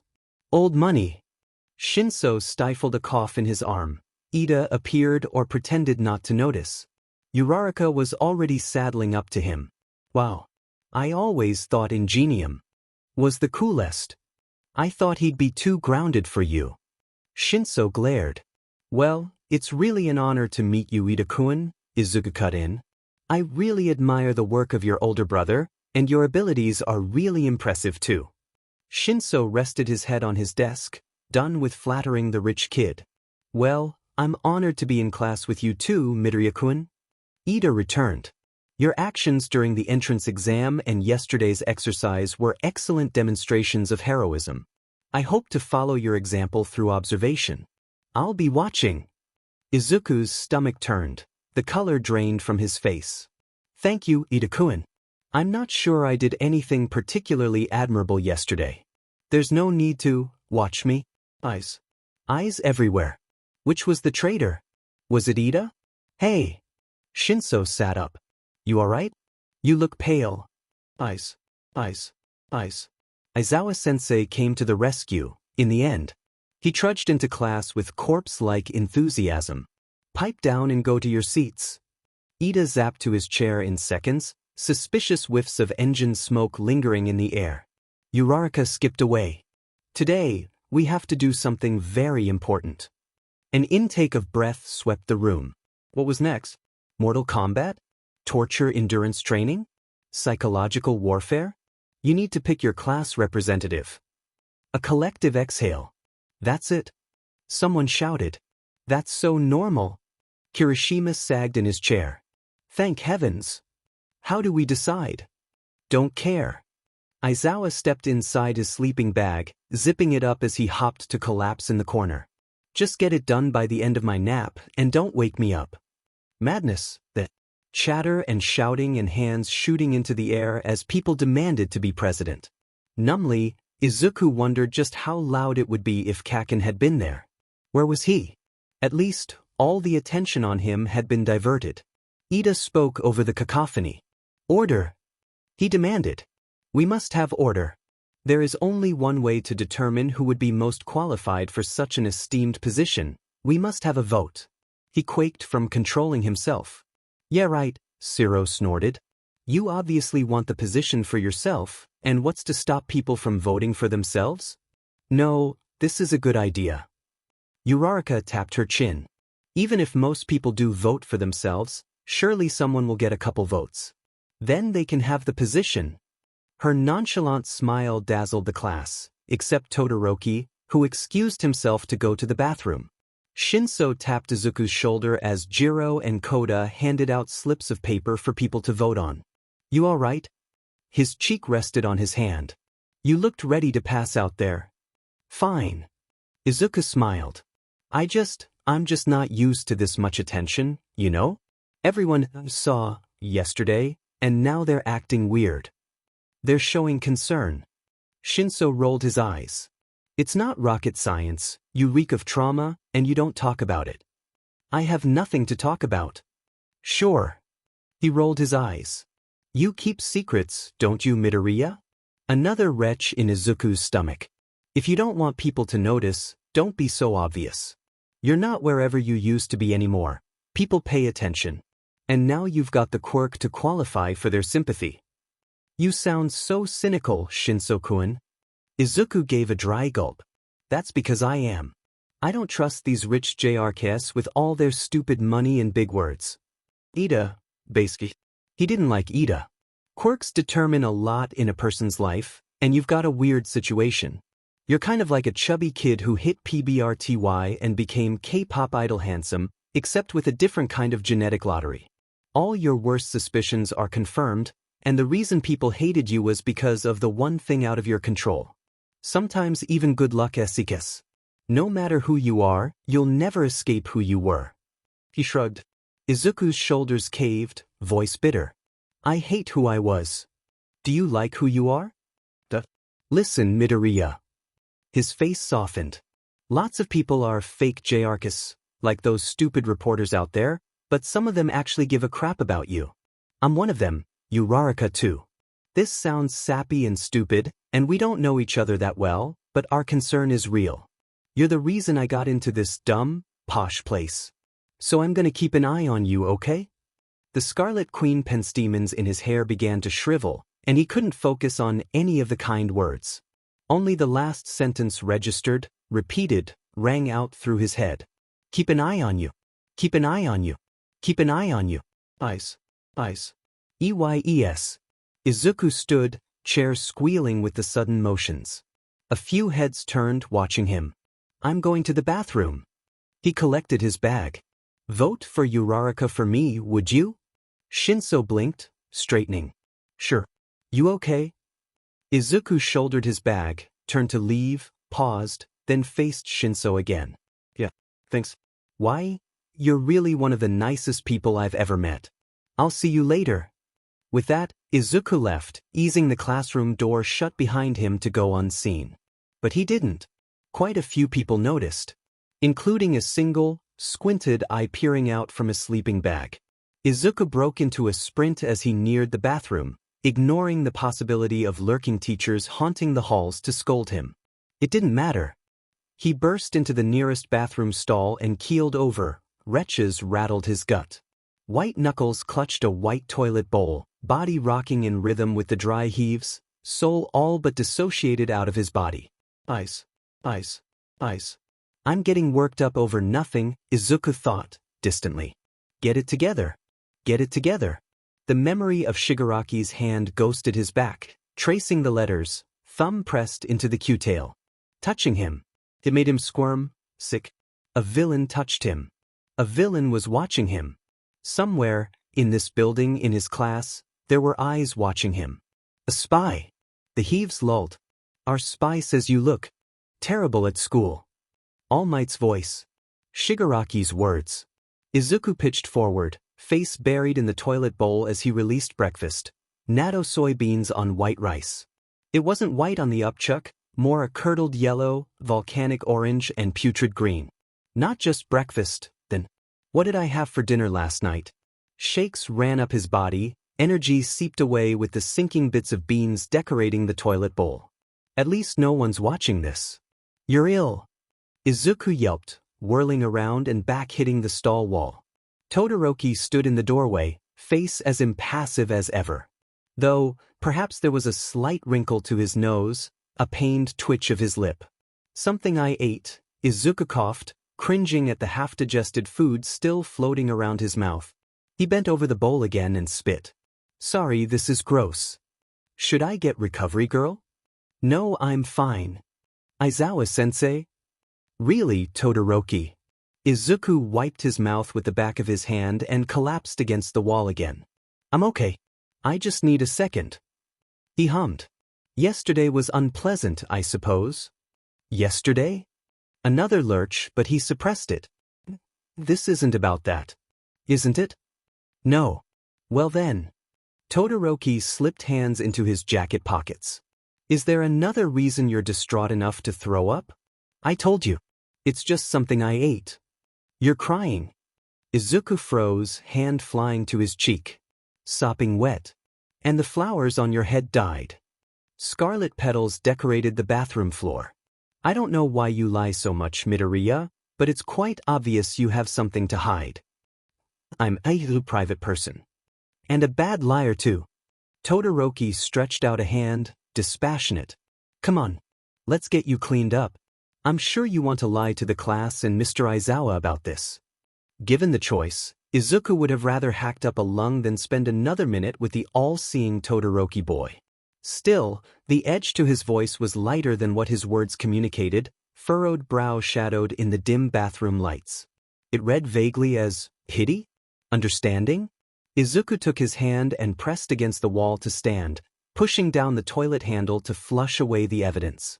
The sour bile on his tongue made his eyes water, and he stumbled to the sink and gurgled until the familiar nagging feeling of wasting water drowned out the bitter flavor. Mom taught him well. Todoroki cleared his throat. The lunch bell will ring soon. Izuku grimaced. I'm not hungry. I assumed. He pulled himself up, trembling arms anchoring him to the sink edge. Todoroki? Why are you so suspicious of me? His answer was immediate. It's not hard to tell you have something to hide. You lied about your quirk. No, I didn't. I had a thing. That doesn't explain what Aizawa's quirk did to you. I don't know why it did that. Tims are rare, It could be a normal reaction for someone like me. TIMs are dormant quirks that require trauma to manifest, but you should have had every indication of having a quirk otherwise. No vestigial toe joints. Tell me, Midoriya, did those flowers only start growing when you got your quirk? Why, yes. Izuku sensed a trap. You should have been born with them, seeing as physical abnormalities are inherited and not linked with one's quirk. That wouldn't be true if you had a mutation quirk, but you don't. You have an emitter. Gulp. And it doesn't make sense why you couldn't have gotten an X-ray. If whoever did that to your back was so concerned about your quirklessness, you'd think they'd double-check those pinky toes. Perhaps you should take an X-ray now. A terrible sinking feeling eclipsed Izuku's stomach. Under the cold, blank glare of Todoroki's eyes, his cover story dissolved like paper in water, TIMs and pinkies and scars like smudged ink. Incomprehensible. False. Eyes. I don't expect you to tell me, but I'm watching. The two boys stared at each other in the mirror, Todoroki at the wilted penstemons, Izuku at the pinched scar. Maybe I'm not the only one with something to hide. What if he's the spy? Izuku added Todoroki's mugshot to his mental bulletin board of possible UA traitors, joining Shinso with his villainous quirk hypocrite and Ida with his undue admiration for Izuku. Either way, Todoroki was a problem. Diverting suspicion? He hummed. Interesting tactic, hardly a heroic one though. Todoroki stalked toward the bathroom door. You fooled everyone, Midoriya, but I know what a villain disguised as a hero looks like. Izuku dragged himself out of the bathroom as the lunch bell rang, limbs finally stilling enough to push through the crowd with an innocuous stumble. Class 1, as door hung ajar as a few scattered students filtered out, last of all Uraraka and Shinso with bright faces. Uraraka's smile was like the sun and Shinso's stirred his sunken eyes. Izuku! She called him over. I'm class rep. Of course you are. A sheepish smile tugged his lips, nausea fading to an afterthought. Everyone in class loves you. Well, I was more hoping it was because of my leadership abilities, but thanks. Ida and Yaoyorozu are tied for assistant. Shinso rolled his eyes. Battle of the aristocrats. It's anarchy. You can't like anarchy as the class rep. Eat the rich. Izuku clutched his side through the bubbling laughter, head bent to hide his face. Hey! Shinso's smile faltered. What happened to your flowers? Oh, they died. It happens sometimes. Uraraka peered at his bush of hair. Did something happen? You were in the bathroom for a really long time. I just got a bit nauseous. Nothing bad, I promise. He waved off their concern. Uraraka tapped her chin, half playful. If something's wrong, you should tell us. With how this school year's been going, if you keel over I'll be soon to follow. That's not true. Yes it is. She smiled soft. It's my fault everyone saw your scar. Technically speaking, Shinso cleared. It's my fault, seeing as I brainwashed you. I'm pretty sure I'm the one who jumped in front of the grenade. Geez, listen to us. Is this a high school or a freak show? Midoriya. Aizawa appeared in the doorway. I need to speak with you. Crap. Okay, sensei. Izuku turned to his friends. I'll catch up with you. Congrats on getting class rep, Uraraka. Oh, and don't worry about me, I promise I'm fine. Uraraka crossed her arms, amused. Alrighty, mister. But I've got my eye on you. Thanks. Uraraka's mugshot materialized on the mental bulletin board. Izuku waved as his friends walked away, grim. Aizawa waited for him inside the classroom. You wanted to see me, sensei? He hummed, sorting papers at the podium, taking his time. Todoroki told me you threw up in the bathroom. Oh. He also said you probably wouldn't have told me. Is that the truth? I wasn't planning on it. Izuku scratched the back of his head, eyes downcast. Sorry. Are you ill? No. I just got a bit nauseous, and Todoroki snuck up on me in the bathroom, that's all. Does this happen often? The dry heaves? It came with the territory of his anxiety. It wasn't unheard of for terrible nightmares to send him stumbling to the toilet, Sure, he was about to expel his entire stomach only to choke and cough and retch uselessly. Actually throwing up was new though. Sort of. It's happened to me a few times. Panic attack? Nothing that bad, sensei. Did something set it off? Izuku bit the inside of his cheek. Nothing anyone can control. I promise I'm fine. I just need a bit of space. That can happen. Aizawa finally looked up from his paperwork. Did you bring your own lunch, Midoriya? Yes. Go ahead and eat in the classroom. I'm on lunch duty, so you'll have your space. Just know, it's important to communicate these things, Midoriya. Shame settled in his empty gut.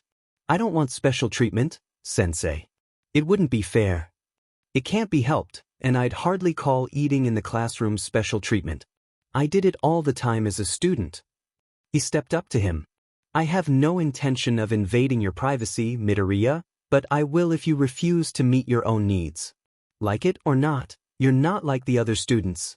You can ask for the things you need without thinking of it as special treatment, got it? Izuku sighed. Yes, sensei. Good. He approached the door. Take care of yourself, Midoriya. I've got my eye on you. Izuku knew he still felt ill when even the leftover katsudon he'd packed smelt more like rotten fish than his favorite meal. Guilt gnawed at him for abandoning Uraraka and Shinso, especially when Uraraka was celebrating her election to class representative.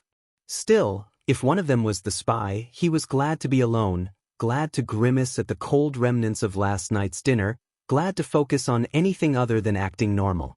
He sat in his assigned seat by the window and focused on regrowing the Scarlet Queen penstemons, but every time the headache mounted, he gave up, cringing away from the pulsing, suffocating pain. He hadn't been able to grow flowers while awake since the rose incident with Bakuga back in middle school. Well, scratch that, quite a few things had bloomed from his skin during the entrance exam, but it was another experience he had no interest in recreating. Izuku packed away his untouched lunchbox, rested his head on the desk, and closed his drooping eyes, focusing on penstemons with the last dregs of consciousness. Hopefully, the eyes in his dreams wouldn't follow him. Izuku jolted awake, cheek red and patterned with the wrinkled imprint of the sleeve he'd been resting on. A light by the intercom speaker flashed on and off with the beat of the alarm. Blearily, he wiped the sleep from his eyes. His brain lurched to a precarious start, taking in scattered bits of information in no prioritized order, blaring noise, crumpled paper discarded by his desk, flashing alarm, the lingering taste of puke on his tongue. Something blue hovered in his periphery, and he yanked a stem down to pull a flower into view. Penstemon cyaneus. A blue-violet relative to the Scarlet Queen, though the color couldn't be any more different. Dang it. A tumult of voices rumbled beneath his feet, a nauseating garble of protests and squawks and whimpers. What's going on? He peered out the window. The reporters that had crowded the outer gates of UA that morning had migrated to the front doors, pounding on the walls and windows with flashing cameras, notepads waving like a declaration of surrender. Izuku's nose wrinkled. Grit. More eyes. Still, he relaxed, settling back into his chair. After all, there was no great calamity going on. Reporters had only breached the premises, and UA's privacy policy would make sure they had hell to pay. Nothing to worry about. Still, after another minute of shouts from below and the incessant blare of the siren, Izuku's hair stood on end, unsure whether or not he should be bolting from the building. Were people being evacuated? Had everyone on the floor already left by the time he fully woke up? What should he do? No one came to get him, to inform him of what was happening. Izuku was forgotten, and in his usual fashion he froze, eyes locked on the tiny window through Class 1's door. It was only a matter of time before the ominous shadow from last night's dreams emerged, reanimated to haunt him in the waking hours, All Might's voice crackling from its mouthless face.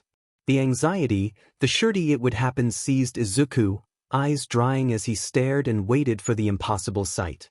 Except, there was a shadow. A figure moved by, swift and blurred, in and out of view before Izuku could gasp. Not an apparition, but a real person nonetheless. They rushed down the hall, in the direction of the teacher's lounge. What's someone doing up here during an evacuation? Maybe they were as confused as he was. So, headed in the opposite direction of the stairs. Izuku rose from his chair, emptied stomach-churning bile as a door shutting sounded down the hall. He'd awoken that morning with an impending sense of discovery and perception, like distinguishing an approaching figure through the foggy future, heralded by thoughts and dreams and a dash of premonition, in which the eyes finally gained a form and joined the waking world. It was the spy. He knew it. Izuku approached and opened the class door for a reason beyond his understanding, easing down the hallway to the teacher's lounge at the end of the corridor, footsteps pattering under the evacuation alarm. He stopped at the proper door, held his breath as he grasped the knob, left unlocked and unattended in the panic of the intruders. I shouldn't be doing this. It's off limits to students. It was probably off limits to its current, unbelonging occupant as well, but if anything that fact increased the danger. But tension sharpened an otherwise questionable fact. Someone was up to something, and Izuku was about to find out who. Steeling himself, he yanked the knob and pushed inside, not allowing himself to linger in the doorway. A few steps in, he blinked ahead into an undisturbed lounge. A green couch sat across from a cluttered coffee table, once steaming cups reduced to faint, ghostly spirals above their half-touched contents. File cabinets lined the walls. An announcement bulletin board advertised sports festivals of years past and business casual brunch meetings. Nothing out of the ordinary. Izuku took another step forward, peering behind the couch. A scattered stack of papers caught his eye, spread across the floor under an ajar filing cabinet drawer, dropped and abandoned in a hurry. They must have heard me coming. But where did they go? They had nowhere to hide. An intake of breath behind him. I didn't check behind the door. Slam. A body hurled against him, sending him to the floor. Izuku writhed, grappled, fighting as someone pinned his arms behind his back and pressed a knee to the back of his head. Spikes of pain, pressure, contradictory sensations. Hot and cold. I knew you were a bad liar, Todoroki hissed into his ear.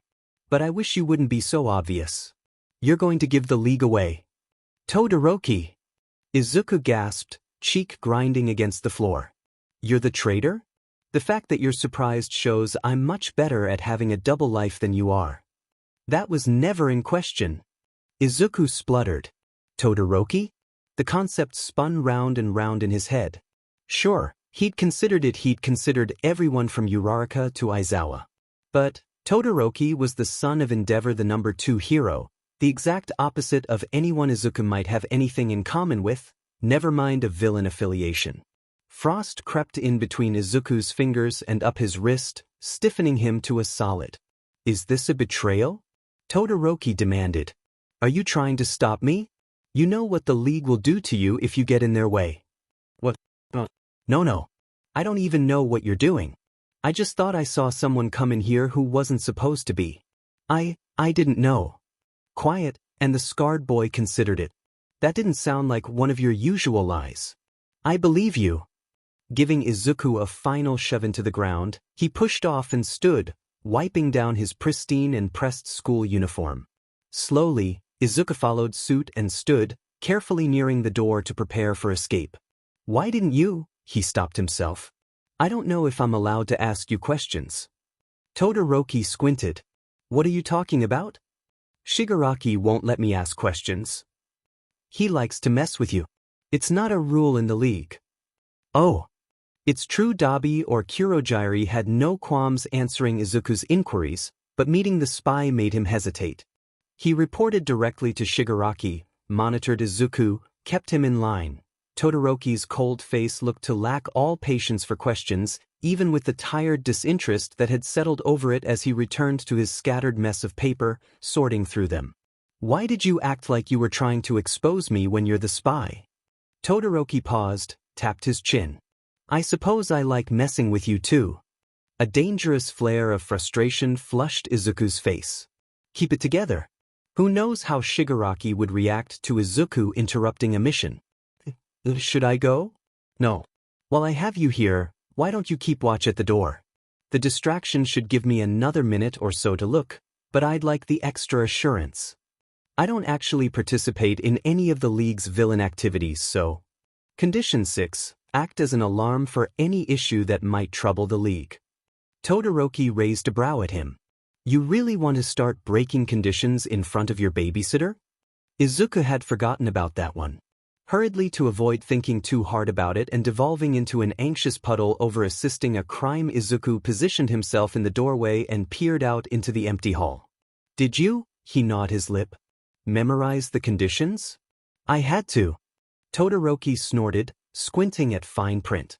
Shigs insisted. He's very invested in you.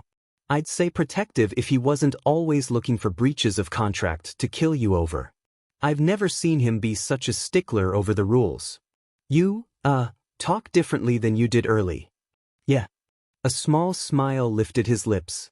My brother's teaching me to lighten up, as he calls it. What a hypocrite. He shops at Hot Topic and I'm the one who has to lighten up. What did you think of him? Of who? Dabi, my older brother. Izuku swung around, forgetting his job. Dabi? He repeated. Dabi's your brother? Wouldn't that also make him the son of? Don't say his name. Todoroki snapped, straightening from his crouched position with paper in hand. Listen to me, Midoriya. You're the league's pet, but I won't hesitate to skewer you if you dare say that man's name to me. Or my brother in private, understand? It's bad enough I have to hear it all the time when I'm undercover. It's bad enough I have to live with it. He slammed the cabinet closed and marched over, clutching the paper in a smoking hand. The league is my one safe place. You ruin that, and I'll tell Shigaraki you broke every rule in the contract. Izuku gaped, air emptied from his lungs. He'd seen two Todorokis before, ice reserved and merciless and neutral uncannily nonchalant. But this was fire. He nodded quickly, eyes falling, ready for Shigaraki's slap to rain down from above. Todoroki sighed, shoulders slumping as he watched him. Relax. That was just a warning. I have nothing against you. Just follow that rule and we'll get along fine, all right? Yeah. Izuku nodded, still tense. In that moment, the ever-blaring alarm switched off, and a ringing silence took its place. Did you get what you needed? Yes. He flashed the smoldering paper. They had several copies, so they shouldn't miss this one. Izuku bit back the question of what it was. The less he knew, the better. He wanted to be able to sleep at night, after all. Should we go then? People might start coming back now the alarm's off. Yes. Todoroki slid the paper into his leather book bag. Let's go. You'll be my alibi if people ask. I forgot my lunch in the classroom and ran into you when the alarm went off. We stayed in the class together throughout the entire drill. It'll also be our explanation for our sudden increase in interactions. That needs an explanation? Aizawa-sensei sees everything. I'm surprised he hasn't seen right through you, though he might still. I'll give you one thing, Midoriya. They started down the hall toward the classroom, hurrying as the roar of voices grew ever nearer. Todoroki smirked lightly. For being such a bad liar, you do have the face of a kicked puppy. No one would ever think villain when they look at you. People don't look for the thorns on flowers. Hey, Shigs. Dabi plunked on the couch next to Shigaraki to put some distance between him and the bar. Shudo would be visiting soon to give a report on the mission, and the weight of his eyes never failed to unnerve Dabi of his bad habits. Not because his brother judged him, no, Shudo was too simple-minded for that, in Dabi's mind. The younger Todoroki perceived things as good or bad, positive or negative, and not on the same standard the rest of the world did. Endeavor the hero was bad. Dabi the villain was good because he didn't hurt Shudo, good in the simple, self-serving way Shudo was raised to understand. They'd both developed the habit of eyeing and snagging drinks when Kurogiri's back was turned, and it was starting to concern Dabi. So, no drinking. Not right now. I have a question for you. A grunt in reply, annoyed, eyes zeroed in on a game. What's the deal with the Izuku kid? What are you talking about? I told you. He's just a side quest. A pawn. Yeah, I got that. Dabi rolled his eyes. But it's different. You think of Shudo as a pawn, and you don't act nearly the same around him. You patronize and order him around, but other than that you leave him alone. With this Izuku kid, you act different. I don't know what you mean. Well, You don't care when Shudo shows up all bruised and burned by hot garbage. You don't ask him, don't even mention it. With this new kid though, you looked about ready to burn down America to kill his father. I'd almost think you care about him if you weren't always looking for a reason to harass or kill him. So, what's up? You're touchy with him too. You don't touch anyone unless it's to kill them. Why should I tell you? He spat. Because even having this kid around jeopardizes the security of the league and my end goal. If I think he's not worth the risk, I won't hesitate to cook him. Don't touch him. He whirled on Dabi, letting the controller clatter to the floor. A few seconds passed, an enemy sniper zeroed in on his character, and the game ended. I'll be the one to kill the brat when the time comes, got it? Dabi massaged the bridge of his nose. You see how I'm getting conflicting messages here, right? I mean, I know you're crazy, but this is weird. You better not be doing anything gross. Of course not. Shigaraki spat. He's just a child, a whiny brat. What's wrong with you? What's wrong with you? I'm glad to know you're not a perv, but what's the rest of the explanation? I want an answer, else I don't want Shudo coming near you. You're insane, Dabi. I don't care about your little brother. He's yours to look after. The brat's mine. I'm not allowed to touch clients or associates because I might kill them. All I get to do with these hands is kill, everything else is off limits. Shigaraki stared at his gnarled and scabbed fingers, so dry and crusty, like the rest of him, like everything he touched. The brat's my responsibility, meaning I don't have to worry about accidentally killing him and Sensei getting mad. It doesn't matter if he dies, so the risk is acceptable. Dabi blinked, sitting back in his chair. Either I'm dreaming, or I really did just hear Shigaraki Tomura admit to being tired of killing things. Don't you get tired of burning your bedsheets?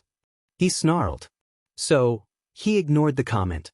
You keep the kid around to finally have a human you can force to be around you, even when you're unbearable. Like a puppy. Nobody kicks your dog but you, huh? That's some pretty messed up logic you got there. That's a pretty messed up face you got there. It is rather pretty, isn't it? Shigaraki snatched up his controller again.